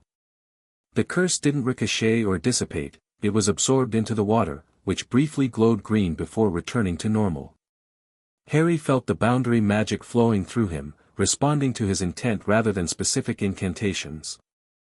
He raised his hand, and the lake responded again, water surging toward the far shore in a massive wave that forced Voldemort to disapparate before it crashed down on his position. As the wave subsided, Harry became aware of shouts from the shore behind him. His friends were calling his name, concern evident in their voices. He turned and made his way back to land, each step feeling somehow more connected to the earth beneath the water. Dumbledore was the first to meet him as he emerged from the lake, the headmaster's expression a mixture of concern, pride, and undisguised curiosity. "Harry, what happened out there?" The boundary magic responded in a way I've never witnessed before. Harry opened his palm, revealing what the water elemental had given him, a small crystal unlike any he had seen before, clear as the purest water but containing what appeared to be a perfect miniature galaxy swirling within its depths. "They weren't trying to invade," Harry explained, his voice strangely calm despite what he had just experienced. "They were trying to restore balance."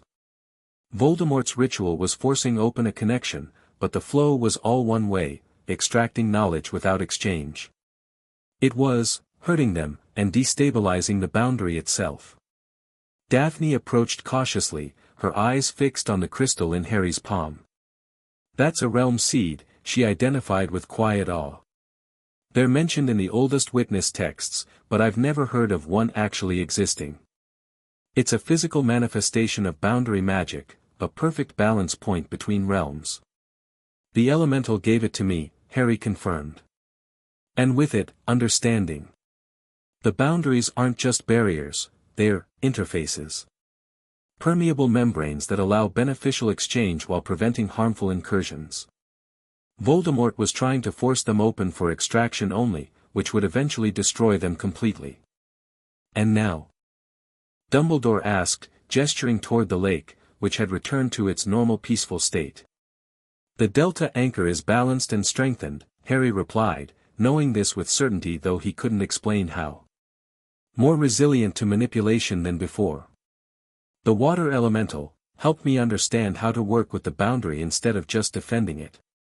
Ron shook his head in amazement.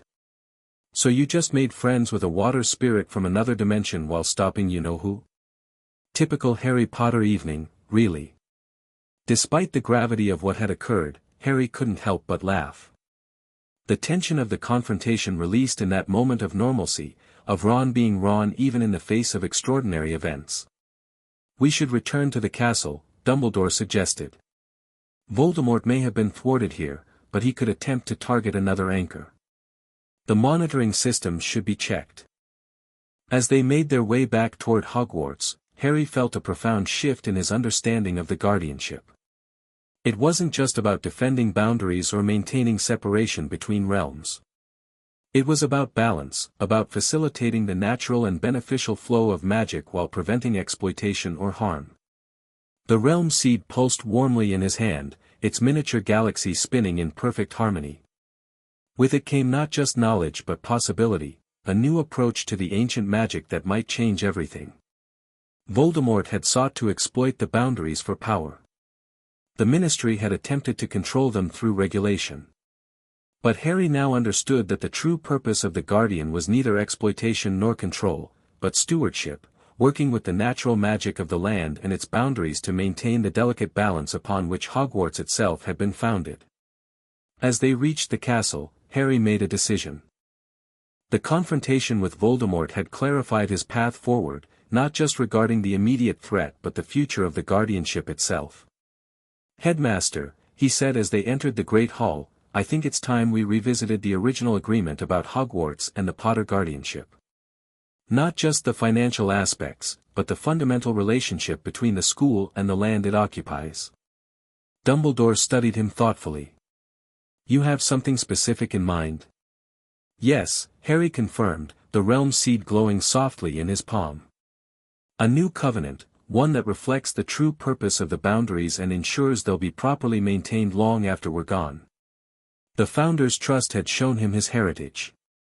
Tonight's confrontation had shown him its purpose.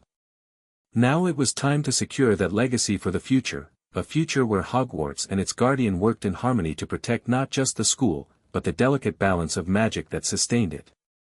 Chapter 5, The Guardian's Choice. Dawn broke over Hogwarts in bands of crimson and gold that reflected off the black lake's still surface. Harry stood at the edge of the astronomy tower, the realm seed cradled in his palm, its miniature galaxy swirling with hypnotic beauty. He'd barely slept, his mind too full of the revelations from the previous night's confrontation. The water elemental's gift had changed everything. Not just the crystal itself, but the knowledge that had flowed into him when he accepted it, understanding that transcended what he had learned from books and records, knowledge that seemed to resonate with his very blood. "It's beautiful," came Daphne's voice from behind him. She moved to stand beside him, close enough that he could feel her warmth in the cool morning air. "How does it feel?" Harry considered the question, his fingers gently closing around the crystal. "Connected. Like I can sense all 7 boundaries simultaneously through it. They're singing, almost. Each with its own tone, but harmonizing together." Daphne nodded as if this made perfect sense. The witness texts mention such harmonics. The boundaries aren't static walls but living membranes, constantly vibrating with magical energy. That's exactly it, Harry agreed, surprised and pleased at how perfectly she articulated what he'd been struggling to express. And Voldemort's approach was all wrong, trying to force them open rather than working with their natural resonance. Speaking of whom, Daphne said, her tone shifting to something more cautious, the monitoring systems detected increased activity near the Alpha Anchor during the night. Nothing overt, but the magical signature matches what we observed at the Yorkshire ritual site. Harry's momentary peace evaporated. He's not giving up. Did you expect him to? Daphne asked, not unkindly. No, Harry admitted. But I hoped for more time to understand what this means. He held up the realm seed, which pulsed slightly brighter as if acknowledging his attention. There's something here, Daphne. Something important about how the boundaries are meant to work, how the Guardian is supposed to interact with them. And you'll figure it out, she assured him. But right now, we need to focus on the immediate threat. Dumbledore has called a meeting in the Guardian's chamber. Everyone's waiting. Harry nodded, taking one last look at the sunrise before pocketing the realm seed and following Daphne back into the castle. The Guardian's chamber had been transformed in the weeks since its discovery. What had once been a dusty repository of ancient knowledge now hummed with activity. The circular table at its center displayed a magical map of Hogwarts with real-time boundary information, crystal monitoring orbs lined the walls, and members of the Guardian's Corps moved purposefully between research stations and defensive planning areas. Godric Gryffindor's portrait watched it all with evident approval. The chamber hasn't seen such purpose in centuries, he commented as Harry entered. Your ancestors would be proud, young Guardian. Dumbledore, McGonagall, Bill Weasley, and the core members of the Guardian's Corps were gathered around the central table. Ron's leg had fully healed, and he stood beside Hermione, both studying the magical map with intense concentration. Ah, Harry, Dumbledore greeted him. Thank you for joining us promptly. We have much to discuss. Voldemort's targeting the Alpha Anchor, Harry said without preamble. Daphne told me. Dumbledore nodded gravely. Indeed. And with concerning precision. Severus reports that Voldemort was greatly displeased by his failure last night, but far from discouraged. The encounter with the water elemental has only intensified his interest in the boundaries. He doesn't understand what they really are, Harry said, removing the realm seed from his pocket and placing it on the table. He sees them as barriers to be breached or exploited, not living systems to be worked with. The crystal caught the light, its internal galaxy spinning gently. Those gathered leaned closer, drawn by its otherworldly beauty. The elemental gave you this? McGonagall asked, her Scottish accent more pronounced in her amazement. Yes. Along with understanding. Knowledge that's hard to put into words. Harry looked to Dumbledore. The original covenant between the founders and my family, it wasn't just about land ownership or even boundary protection. It was about stewardship, about maintaining a balanced relationship between our world and the others that touch it. That aligns with what I've found in Hufflepuff's personal journals, Hermione added, indicating an ancient text before her. She writes about the harmonious flow between realms, how Hogwarts was positioned to benefit from this natural exchange while the Guardian's role was to prevent exploitation or corruption of the process. Which is precisely what Voldemort intends, Bill Weasley observed grimly. Based on the magical signatures we've detected, he's attempting to create a one-way extraction point, forcing power and knowledge from other realms without reciprocity. A magical strip mine, Ron said bluntly. Taking everything, giving nothing back. Such an approach would eventually collapse the boundaries entirely, Daphne warned. The imbalance would become unsustainable. Harry placed his hand on the map, feeling the pulse of the 7 boundaries through it. He's targeting the Alpha Anchor specifically because it's the primary stabilization point. If he can compromise it, the others would be more vulnerable. And what exactly would happen if the boundaries collapsed? Neville asked, voicing the question on many minds. Dumbledore's expression grew solemn. In the immediate term, unregulated flow between realms, entities crossing freely, magical energies mixing unpredictably. In the longer term. He hesitated. The texts suggest a cascading failure that would fundamentally alter magical reality as we know it. A heavy silence fell over the chamber. So we stop him, Harry said simply. We know his target, we know his approach. We prepare a defense specifically for the Alpha Anchor. It won't be that simple, Dumbledore cautioned. Tom rarely pursues the same strategy after a failure. He learns, adapts. The attack on the Delta Anchor followed one pattern, his approach to the Alpha will likely be quite different. Then we need to be ready for anything, Harry replied. Bill, can you reinforce the ward work around the Alpha chamber? Hermione, work with Daphne on identifying any historical attempts to breach that specific anchor. I want to know every approach that's been tried before. Ron, coordinate with the core on response teams and positioning. As the others moved to their tasks, Harry turned to Dumbledore. There's something else. Last night, I mentioned revisiting the original Covenant. I've been thinking about it ever since. Dumbledore's eyes twinkled with interest. Indeed. And what conclusions have you reached? That it's time for a new arrangement, Harry said, his voice firm with conviction. Not just between me and Hogwarts, but a fundamental restructuring of how the guardianship works. Something that prevents it from being forgotten or exploited ever again. An ambitious goal, Dumbledore observed. One that would affect not just yourself but generations to come. Exactly, Harry agreed. Which is why I want to establish a formal trust, a magical entity that would maintain the guardianship even if something happened to me or my descendants. Something that would ensure the boundaries are properly tended regardless of politics or personal interests. Dumbledore studied him thoughtfully. Such a trust would represent a significant shift from the traditional family-based guardianship. The Potter bloodline has been integral to the boundary magic for a millennium. The bloodline would still be involved, Harry assured him. But not solely responsible. I'm thinking of a structure with multiple pillars of support, the Potter Guardian, representatives from witness families like the Greengrasses, Hogwarts leadership, and perhaps others with relevant magical connections to the land. The Founder's original intent, modernized for contemporary challenges, Dumbledore mused. An elegant solution, Harry. Though establishing such a trust would require complex magic indeed, binding generations yet unborn to a new covenant. That's where this comes in, Harry said, touching the realm seed.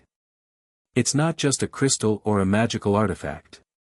It's a catalyst, a focal point for boundary magic that exists simultaneously in multiple realms. With it, we could establish a trust that transcends ordinary magical contracts. Before Dumbledore could respond, one of the monitoring orbs along the wall flared bright red, filling the chamber with pulsing crimson light and a high, clear tone that cut through all conversation. Alpha Anchor breach attempt, Daphne announced, already moving toward the map. Significant magical pressure building. Harry's hand went instinctively to the crystal. Through it, he could feel the disturbance more clearly, a focused, driving force pressing against the Alpha boundary with methodical precision. It's not a direct attack, he realized aloud. He's trying to establish a sympathetic link, similar to what we saw with the Delta Anchor but more sophisticated. How long until breakthrough? Dumbledore asked sharply. Bill Weasley consulted the magical readings. Hours rather than minutes. This is a sustained operation, not a quick strike. He's learned, Harry said grimly. Last night was too obvious, too detectable. This is subtler, designed to gradually weaken the boundary until it can be reconfigured without triggering immediate alarms. Then we have time to prepare a proper response, Dumbledore concluded. Rather than reacting defensively, perhaps we can use this opportunity to end Tom's boundary experimentation permanently. Harry looked up at the headmaster, recognizing the strategic shift in his thinking. You mean set a trap? Precisely, Dumbledore confirmed. Allow him to believe his approach is succeeding, draw him into personal involvement, then close the circle. Hermione frowned. That's incredibly risky. If we let him get too close to breaching the Alpha anchor. We don't need to let him actually breach it, Harry said, the beginnings of a plan forming in his mind. Just believe he's about to. The Realm Seed can help us create a false signature, a magical illusion of weakening that would encourage him to commit fully to the attack. While we prepare the real defense behind that illusion, Daphne added, catching on immediately. Exactly. Harry turned to the others. This is our chance to end the threat permanently. Voldemort thinks he understands boundary magic, but he's approaching it all wrong. We can use that against him. What do you need from us? Ron asked, immediately practical. Everything, Harry replied honestly. This will require all of us working in perfect coordination. And he hesitated, knowing what he was about to propose crossed into territory even Dumbledore might consider dangerous. I want to attempt something that hasn't been done since the Founder's time. He placed the Realm Seed at the center of the map, where it began to pulse in rhythm with the 7 boundary markers. A full boundary harmonization. Not just defending or reinforcing the individual anchors, but bringing them into complete resonance with one another, creating a self-sustaining protection that would make them virtually impenetrable to Voldemort's methods. Dumbledore's expression grew concerned. Harry, such a harmonization would require immense magical power and control. The texts describe it as the most advanced form of guardian magic, typically attempted only after decades of experience. I know, Harry acknowledged. But with the Realm Seed as a focus and all of your support, I think it's possible. More than that, I think it's necessary. Voldemort won't stop trying. Even if we thwart him today, he'll keep coming back with new approaches. We need a permanent solution. A tense silence fell as everyone considered the implications. It was Gryffindor's portrait that broke it. The young guardian speaks truth, the Founder declared. The harmonization is indeed challenging, but with the seed as catalyst, it becomes feasible. More importantly, it aligns with the original purpose of the guardianship, not merely defense but active stewardship of the magical ecosystem. There would be risks, Daphne said quietly, her eyes meeting Harry's. To you, specifically. The Guardian serves as the primary conduit for the harmonization energy. I'm aware, Harry replied, holding her gaze. But it's worth the risk. Dumbledore studied Harry for a long moment, then nodded slowly. Very well. We shall proceed with your plan. But Harry, he added, his voice grave, promise me you will not sacrifice yourself unnecessarily. The wizarding world needs its guardian whole and well. I promise to be careful, Harry said, the best assurance he could honestly give. Now, let's get to work. We have a trap to set and a harmonization to prepare. The next few hours passed in a blur of focused activity. The Guardians' Corps positioned themselves strategically throughout the castle and grounds, ready to respond if Voldemort's attack shifted unexpectedly. Bill Weasley established a sophisticated series of wards around the Alpha anchor chamber that would appear to weaken on schedule while actually strengthening. Hermione, working with Professor Flitwick, created magical sensors that would track any attempt to establish sympathetic links to the boundaries. Meanwhile, Harry, Daphne, and Dumbledore focused on preparing for the harmonization ritual. The Realm Seed would serve as the central focus, but they needed to establish resonating points at each of the 7 anchors, crystal formations that would amplify and direct the harmonizing energy. The timing will be critical, Dumbledore emphasized as they reviewed the final preparations. We must allow Voldemort to commit fully to his attack before initiating the harmonization. Too early, and he may recognize the trap. Too late, and he might actually succeed in compromising the Alpha anchor. I'll know when it's time, Harry assured him, his connection to the boundaries now so finely tuned that he could sense even subtle changes in their energy patterns. As evening approached, the monitoring systems indicated that Voldemort's preparatory work was nearing completion. The pressure against the Alpha boundary had increased steadily, and magical probes had been detected testing the apparent weaknesses in the wardwork. He's being thorough, Bill observed, tracking the probe's movements on the map. Methodical. Very different from his usual dramatic style. He's learned respect for the boundaries, Daphne noted. After last night's failure, he's taking no chances. Harry stood at the center of the chamber, the realm seed hovering above his outstretched palm, its galaxy swirling more rapidly as it responded to the increasing magical tension. Through it, he could sense something beyond the physical activity, a pattern of intent behind Voldemort's approach. He's not alone, Harry said suddenly, certainty flowing through him.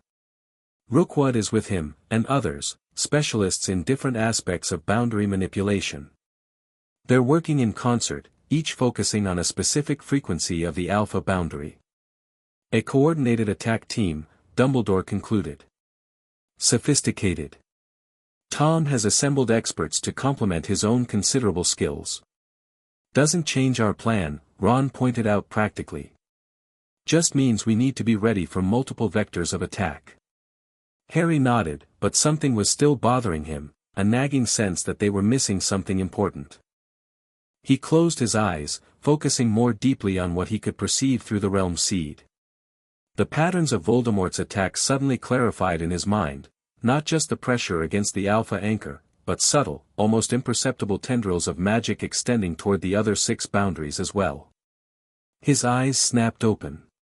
It's a diversion, he realized aloud.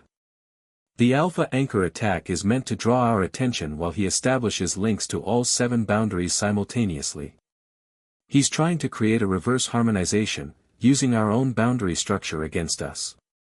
Hermione looked up sharply from her monitoring station. The readings confirm it, minor fluctuations at all 7 anchors, building in a synchronized pattern. Clever, Dumbledore acknowledged grimly. By coordinating pressure across all boundaries, he could potentially cause a cascading failure even without fully breaching any single anchor. We need to adjust, Harry said, quickly rethinking their approach. Instead of waiting for his alpha attack to peak, we need to initiate the harmonization before his pattern fully establishes. That gives us less than 30 minutes, Daphne warned, studying the magical signatures. His network is nearly complete. Then we move now, Harry decided. Everyone to your positions. Dumbledore, I'll need you at the alpha chamber to counter his direct pressure there. Daphne, coordinate the witness team in monitoring all 7 boundaries. Ron, Hermione, make sure all response teams are ready in case something goes wrong and we need physical intervention. As everyone moved to their assignments with practiced efficiency, Harry approached Gryffindor's portrait for a final consultation. Any last advice before I attempt this? He asked the founder. Gryffindor studied him thoughtfully. Remember that the boundaries are not walls but membranes. Your task is not to reinforce separation but to establish proper flow.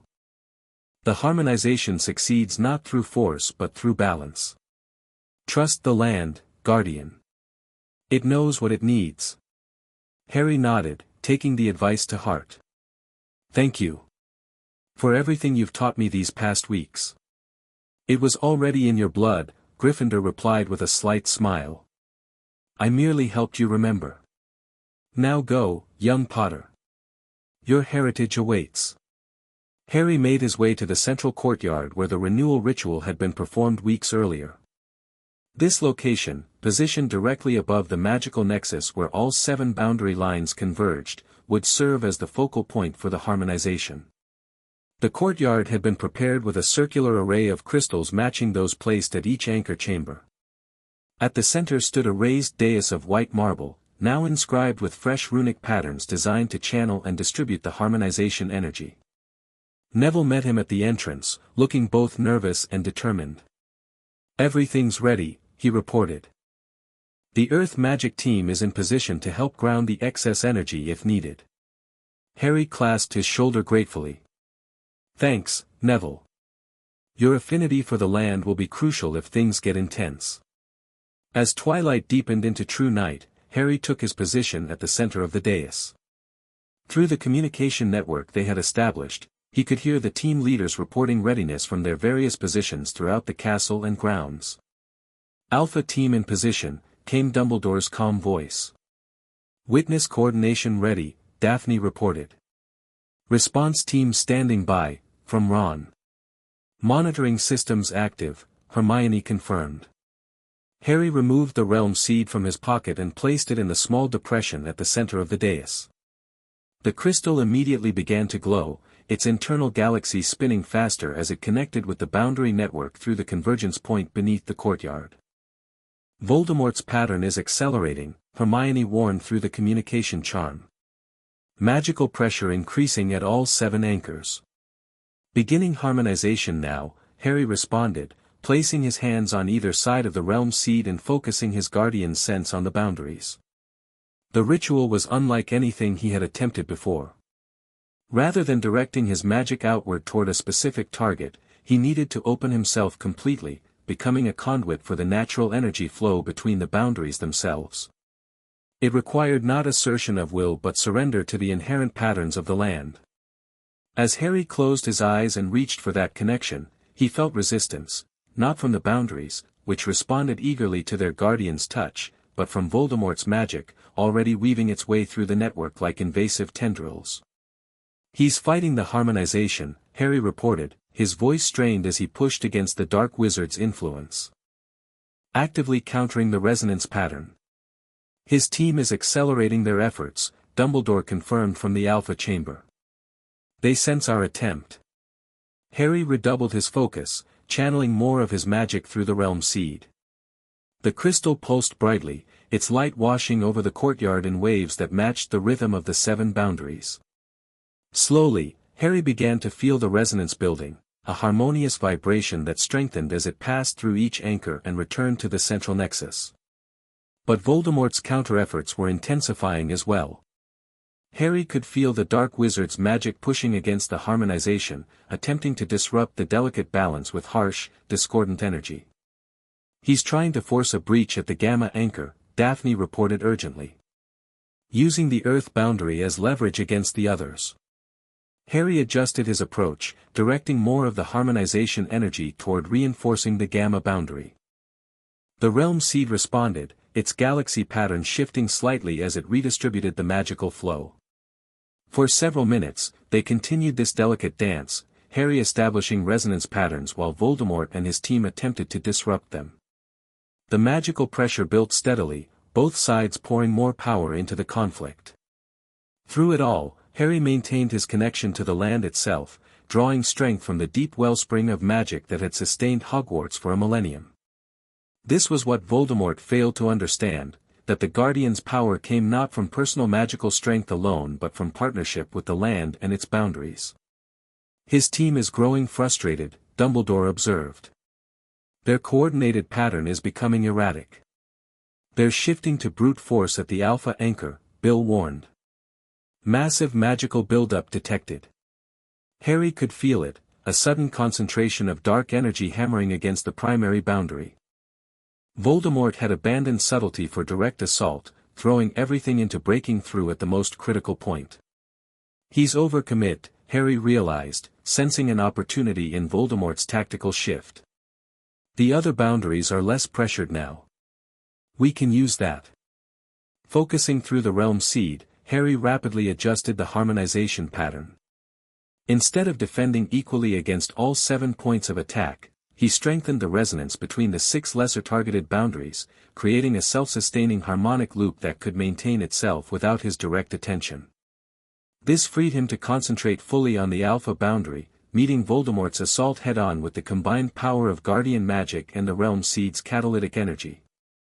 The courtyard filled with blinding light as the magical confrontation intensified. Harry felt as though he were physically wrestling with Voldemort, their wills clashing directly through the boundary magic. The pressure was immense, threatening to overwhelm him despite his connection to the land. "Harry!" Daphne's voice came through the communication charm, tight with concern. "Your magical core is straining. You need to modulate the flow." But Harry knew he couldn't ease up, not when they were so close to establishing the harmonization. Voldemort had fully committed to his attack. This was their chance to end his boundary manipulation permanently. Drawing on reserves he hadn't known he possessed, Harry pushed back against Voldemort's assault while simultaneously weaving the harmonization pattern more tightly. The realm seed blazed with power, its galaxy pattern expanding outward until it encompassed the entire courtyard in a miniature cosmos of boundary magic. Through this expanded awareness, Harry could suddenly perceive Voldemort directly, not just his magical signature but his actual presence, connected to the boundary network through the sympathetic link he had established. The Dark Wizard was physically present at some remote location, surrounded by a team of specialized wizards all channeling magic into an elaborate ritual circle. And in that moment of perception, Harry realized that Voldemort could see him too. "Potter," came the high, cold voice, somehow audible through the boundary connection. "So predictable in your interference. Always the guardian, always the protector. But what you're protecting isn't worth the cost." "You're wrong," Harry responded, not with spoken words but through the boundary magic itself. "These boundaries don't just protect Hogwarts, they maintain balance in the magical world itself. Breaking them would cause damage you can't imagine. Or release power beyond your limited understanding," Voldemort countered. "These artificial constraints were created by wizards afraid of true magical potential. I seek to liberate that potential. By stealing it from other realms," Harry shot back. "Taking without exchange, corrupting the natural flow. That's not liberation, it's exploitation." He could feel Voldemort's anger flaring through the connection. "Enough philosophy.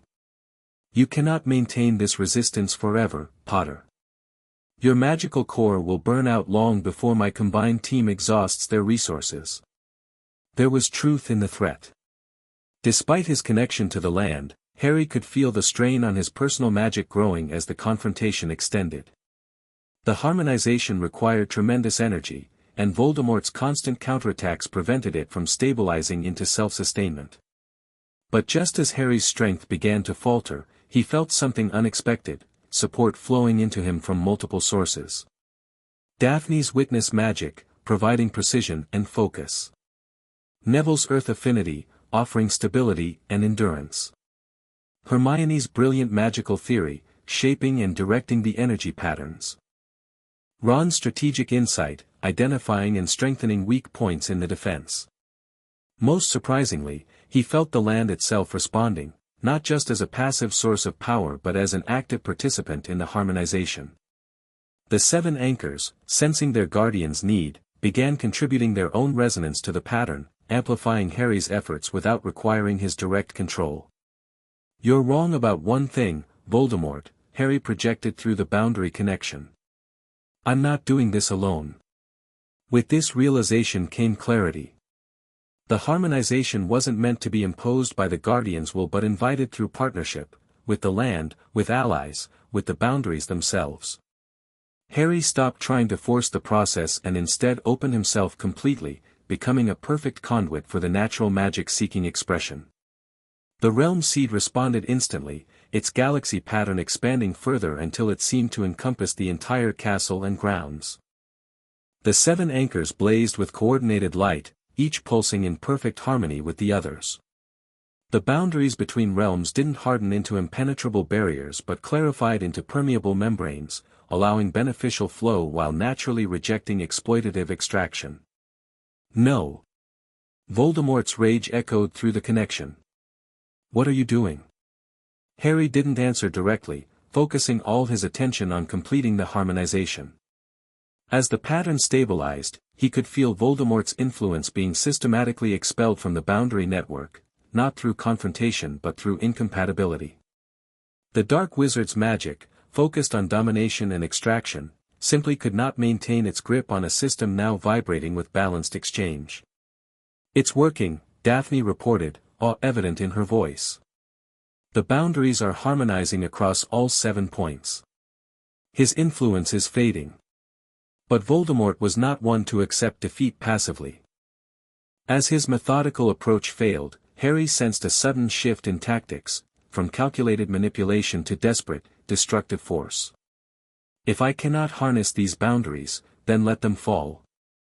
Voldemort's fury translated into a massive surge of corrupting magic aimed directly at the Alpha Anchor, seeking not to breach but to shatter it completely.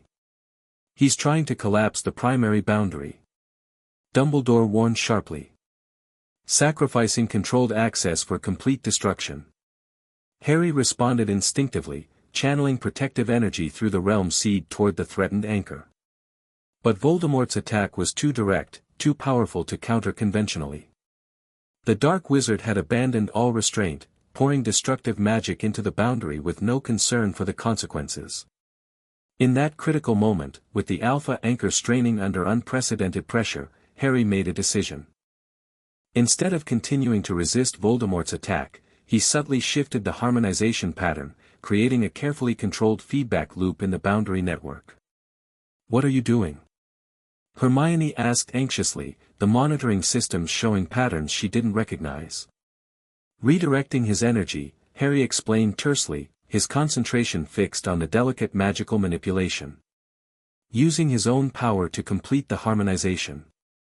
It was a dangerous gambit, deliberately channeling Voldemort's destructive magic through the boundary system rather than blocking it.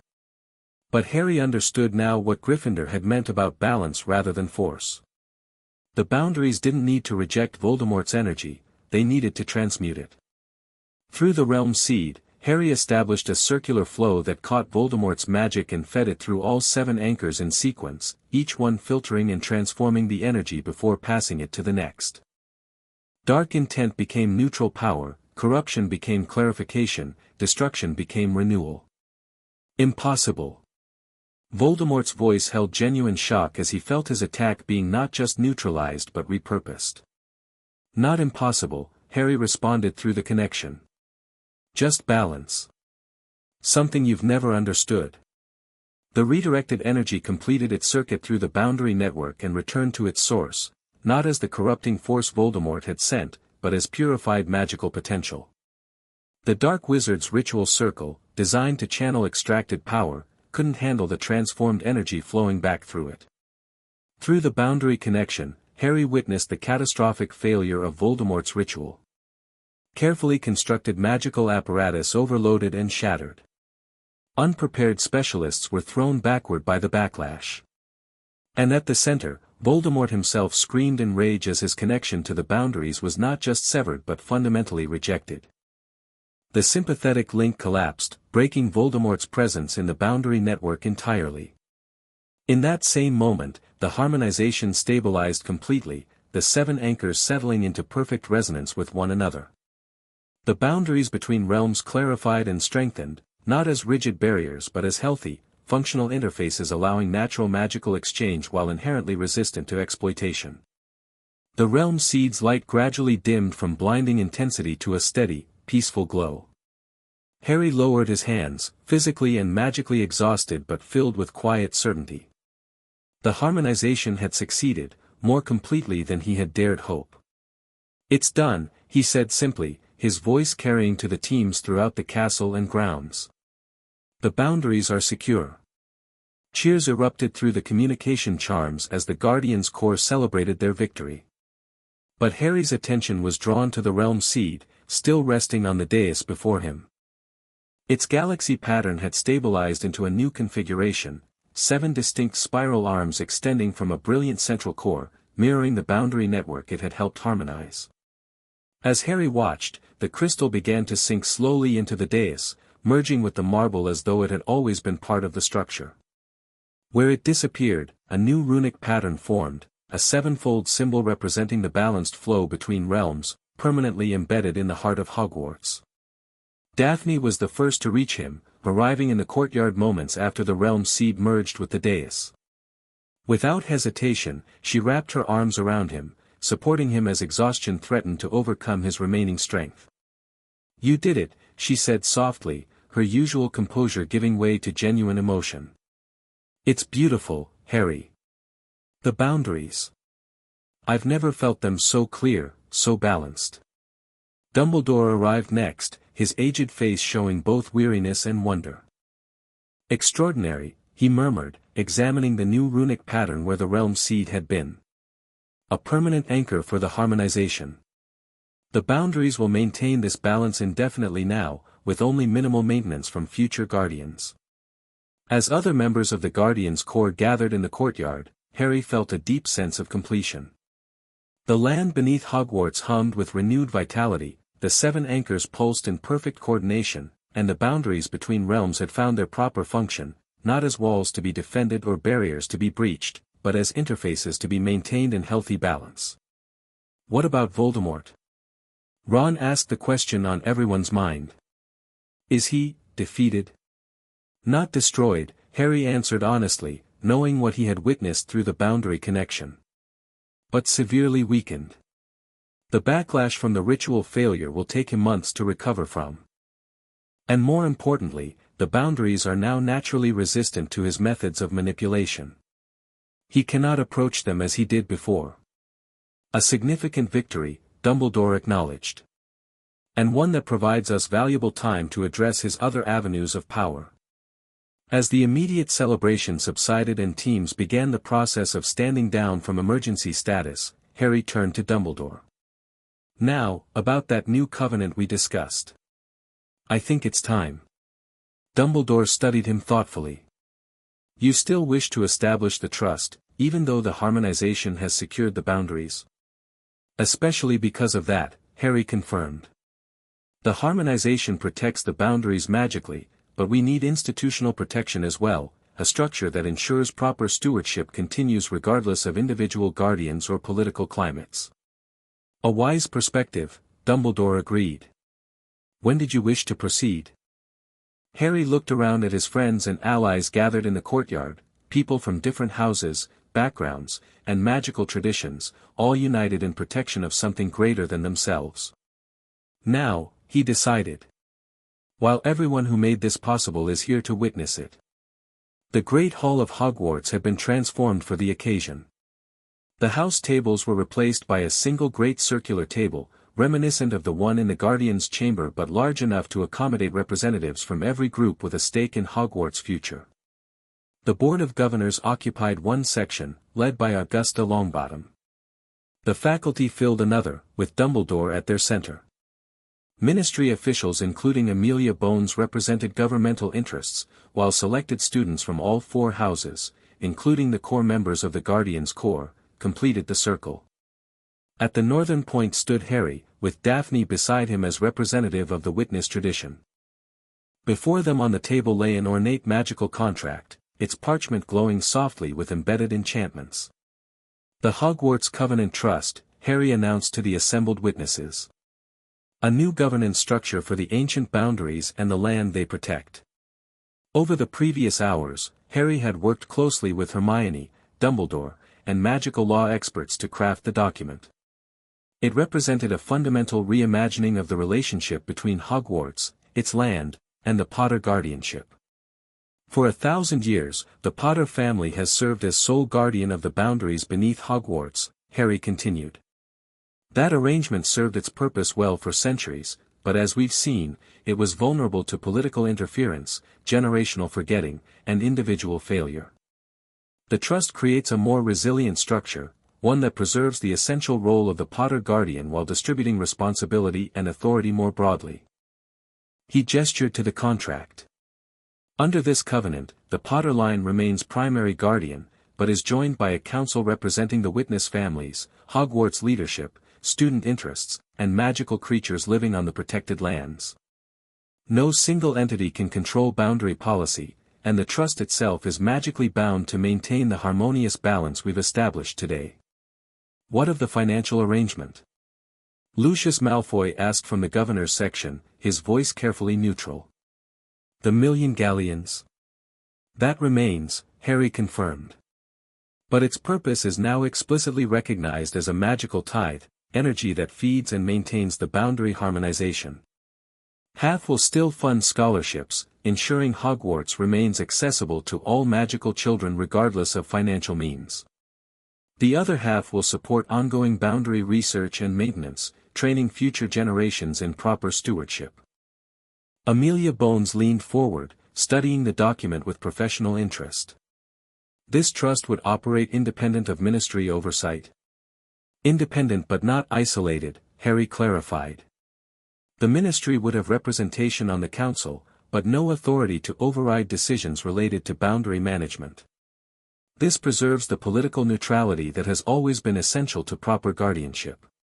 Discussion continued for some time as representatives raised questions and concerns about specific provisions of the trust. Throughout, Harry was struck by how differently he was treated compared to the first board meeting where he had demanded rent. No longer was he viewed as a young troublemaker asserting unexpected authority, but as the legitimate guardian making thoughtful provisions for the future. When all questions had been addressed, Dumbledore called for a formal vote. The result was overwhelming approval, with only a handful of abstentions and no direct opposition. "Then it is decided," Dumbledore announced. "The Hogwarts Covenant Trust shall be established as the governing authority for the land and boundaries of Hogwarts School of Witchcraft and Wizardry, effective immediately upon magical binding." Harry stepped forward to sign the document, his quill leaving a trail of golden light as it moved across the parchment.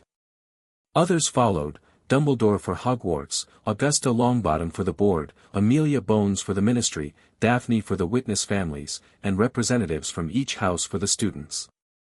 As the final signature was completed, the contract flared with brilliant light that spread outward through the great hall and beyond, washing over the castle and grounds in a wave of golden energy. Harry felt the land respond, the boundaries acknowledging and accepting the new covenant as they had the original agreement 1,000 years earlier. Something fundamental had changed, not just in magical terms but in the relationship between the wizarding community and the land that sustained it.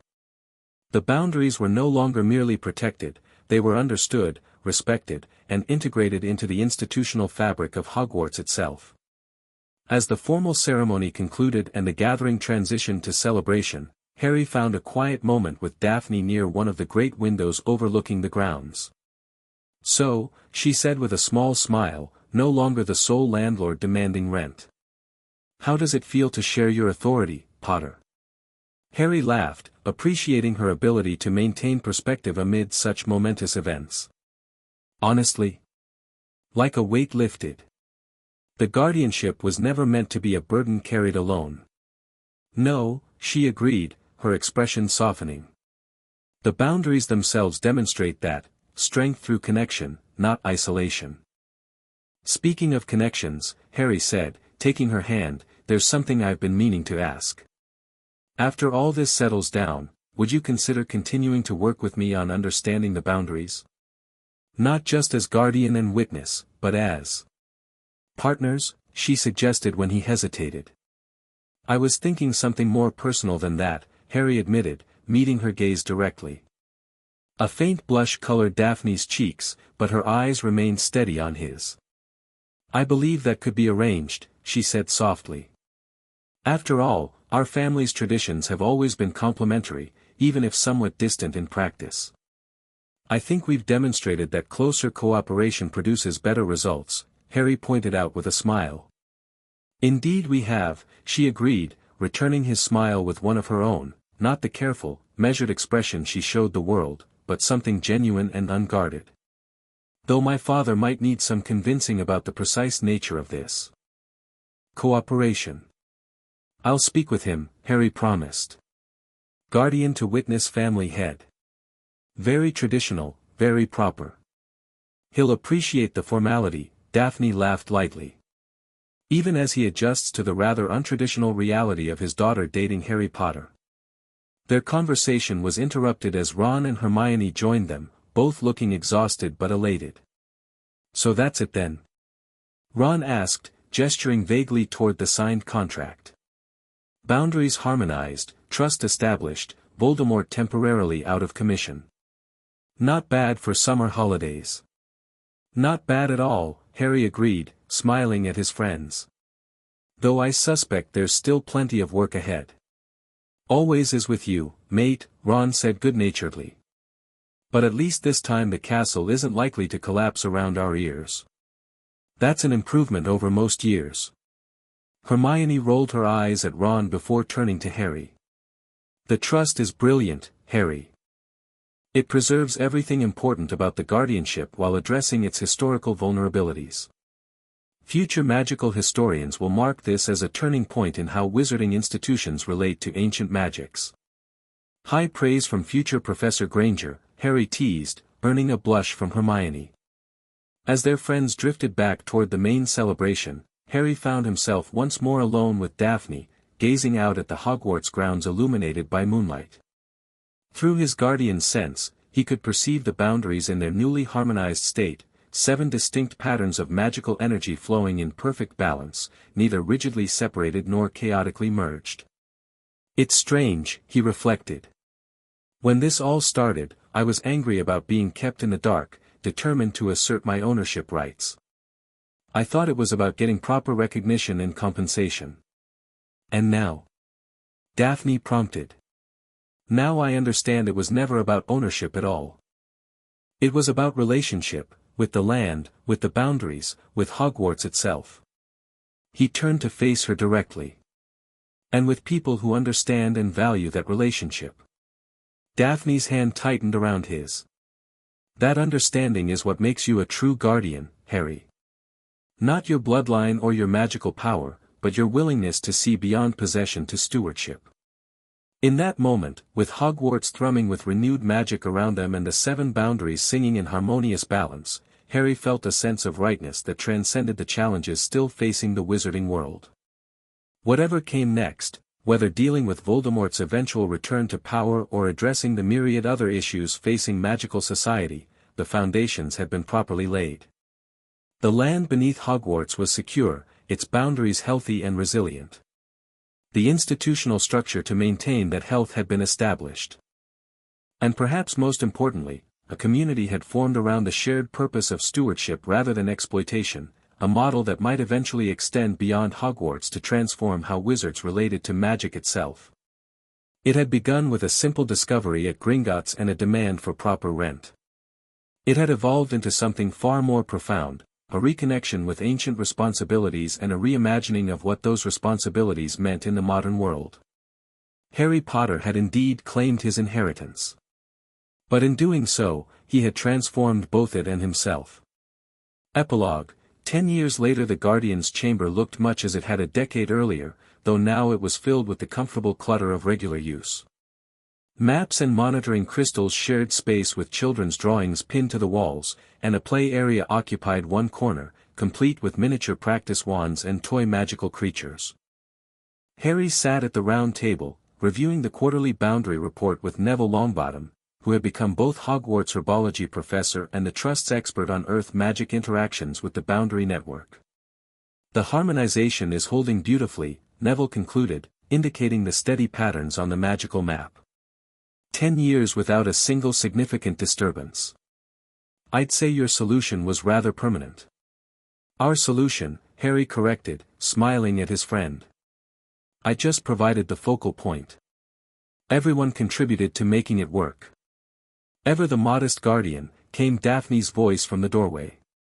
She entered carrying their 3-year-old daughter, Lily, whose dark hair and ice-blue eyes reflected her mixed heritage. The Trust Council is assembled whenever you're ready. Harry rose, gathering his materials. Perfect timing. We just finished the review. Little Lily squirmed in her mother's arms, reaching for Harry. Daddy! I felt the boundary waves today. All by myself. Boundary waves, Daphne corrected gently, passing their daughter to Harry. She was playing in the courtyard when the noon resonance occurred.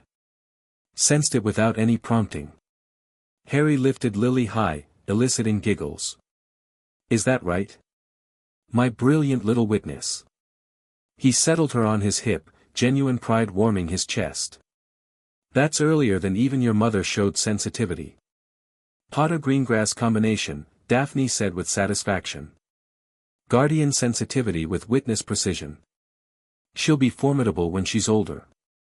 They made their way through the castle toward the Great Hall, where quarterly trust meetings were traditionally held. The Hogwarts they walked through had changed significantly in the decades since the harmonization, not in its physical structure but in its magical atmosphere and institutional character. Students from all houses mingled more freely now, the rigid separation of the past giving way to more fluid interactions. This was partly due to reforms Headmistress McGonagall had implemented, but also reflected the influence of the boundary harmonization itself. The balanced magical environment subtly encouraged cooperation rather than division, supporting McGonagall's efforts to heal house rivalries without dictating specific behaviors. The scholarship program funded by the Trust had transformed the student body as well.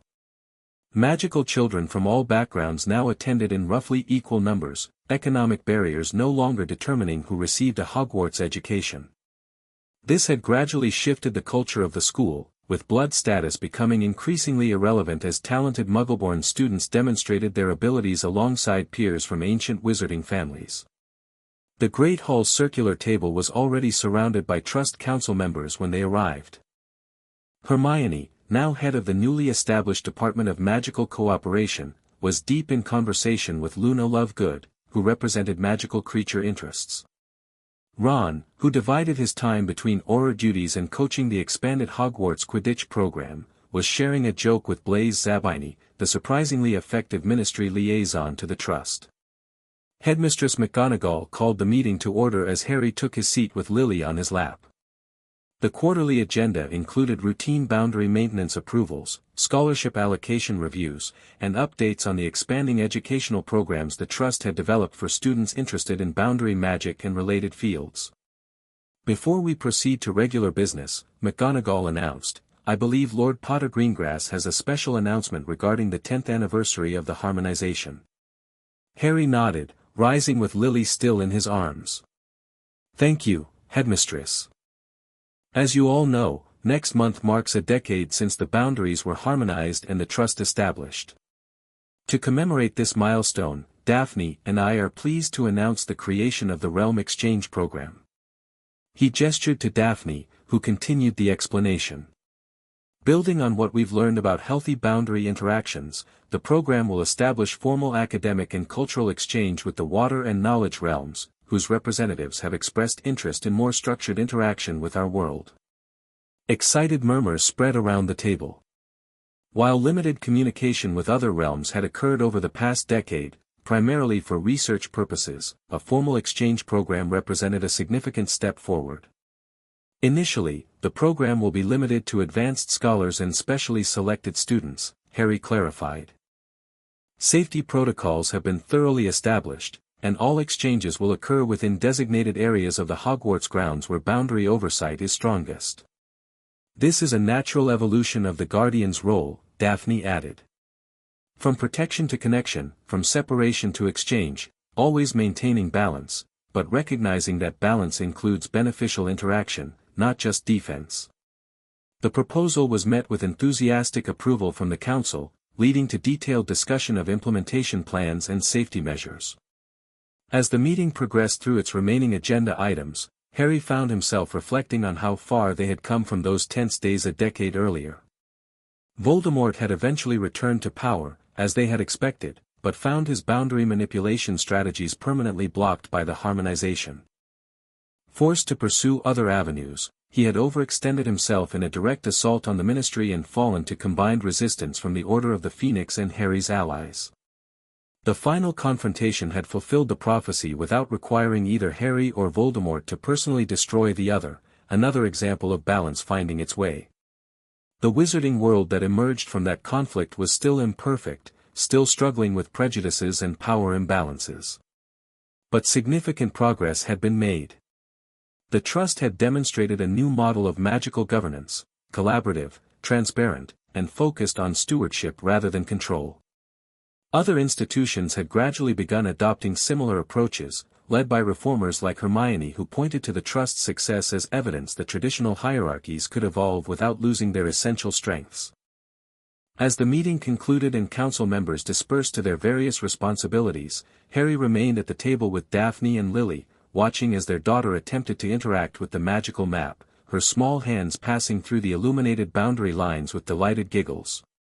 "She'll be a natural," Daphne observed, pride evident in her voice. "Both guardian and witness in one." "The best of both traditions," Harry agreed, smiling as Lily continued her explorations. "Though I suspect she'll chart her own course eventually." "As she should," Daphne said firmly. "The whole point of what we've built is creating space for future generations to find their own relationship with the magic, not just inherit our understanding unchanged." Harry nodded, thinking of how his own journey had begun with a simple inheritance and evolved into something he could never have imagined. From demanding rent as an assertion of ownership to establishing a trust that transcended individual authority. From seeing boundaries as walls to be defended to understanding them as interfaces to be maintained in healthy balance. "Do you ever regret it?" he asked Daphne suddenly. "Abandoning your family's traditional neutrality to side with me?" She looked at him with mild surprise. "After 10 years and a child together, you're only now asking this question?" "Just checking," he said with a smile. "Anniversary reflections and all that." Daphne's expression softened as she watched Lily playing with the magical map. "Not for a moment," she said simply. "Neutrality served its purpose in its time, just as the original Potter guardianship did. But what we've built together, this balance of traditions, this new understanding, it's what the world needed. What magic itself needed." Harry reached across the table to take her hand, a gesture that still felt as right as it had that night after the harmonization a decade earlier. "Partners in all things," he said softly.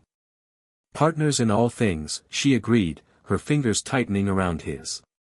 Between them, Lily looked up from the map, her eyes bright with the innocent wisdom of childhood. "The Bounty Waves are happy today," she announced with complete certainty. Harry and Daphne exchanged knowing glances. Their daughter was right, in her simple way. The boundaries were indeed happy, balanced, harmonious, functioning as they were meant to. Not through rigid control or exploitation, but through understanding and stewardship. That was the true inheritance Harry had claimed, not ownership of land or authority over magical phenomena, but responsibility for maintaining balance and fostering healthy connection. It was an inheritance he now shared with Daphne, with the Trust Council, with the entire community that had formed around this ancient magic. And someday, though hopefully not for many years yet, it would pass to Lily and her generation, not as a burden of solitary guardianship but as a shared commitment to stewardship. The boundaries would continue their harmonious song, the realms would maintain their balanced exchange, and Hogwarts would stand at the center of it all, not just as a school, but as a model for a different kind of relationship between wizards and the magic that sustained them. It had begun with a simple question of rent. It had become a transformation of the very foundations upon which the wizarding world was built. And that, Harry reflected as he watched his daughter play with the magical boundaries that had once seemed so forbidding, was an inheritance worth claiming indeed. The end. Thank you for watching this video. Please be sure to subscribe to our channel and like this video.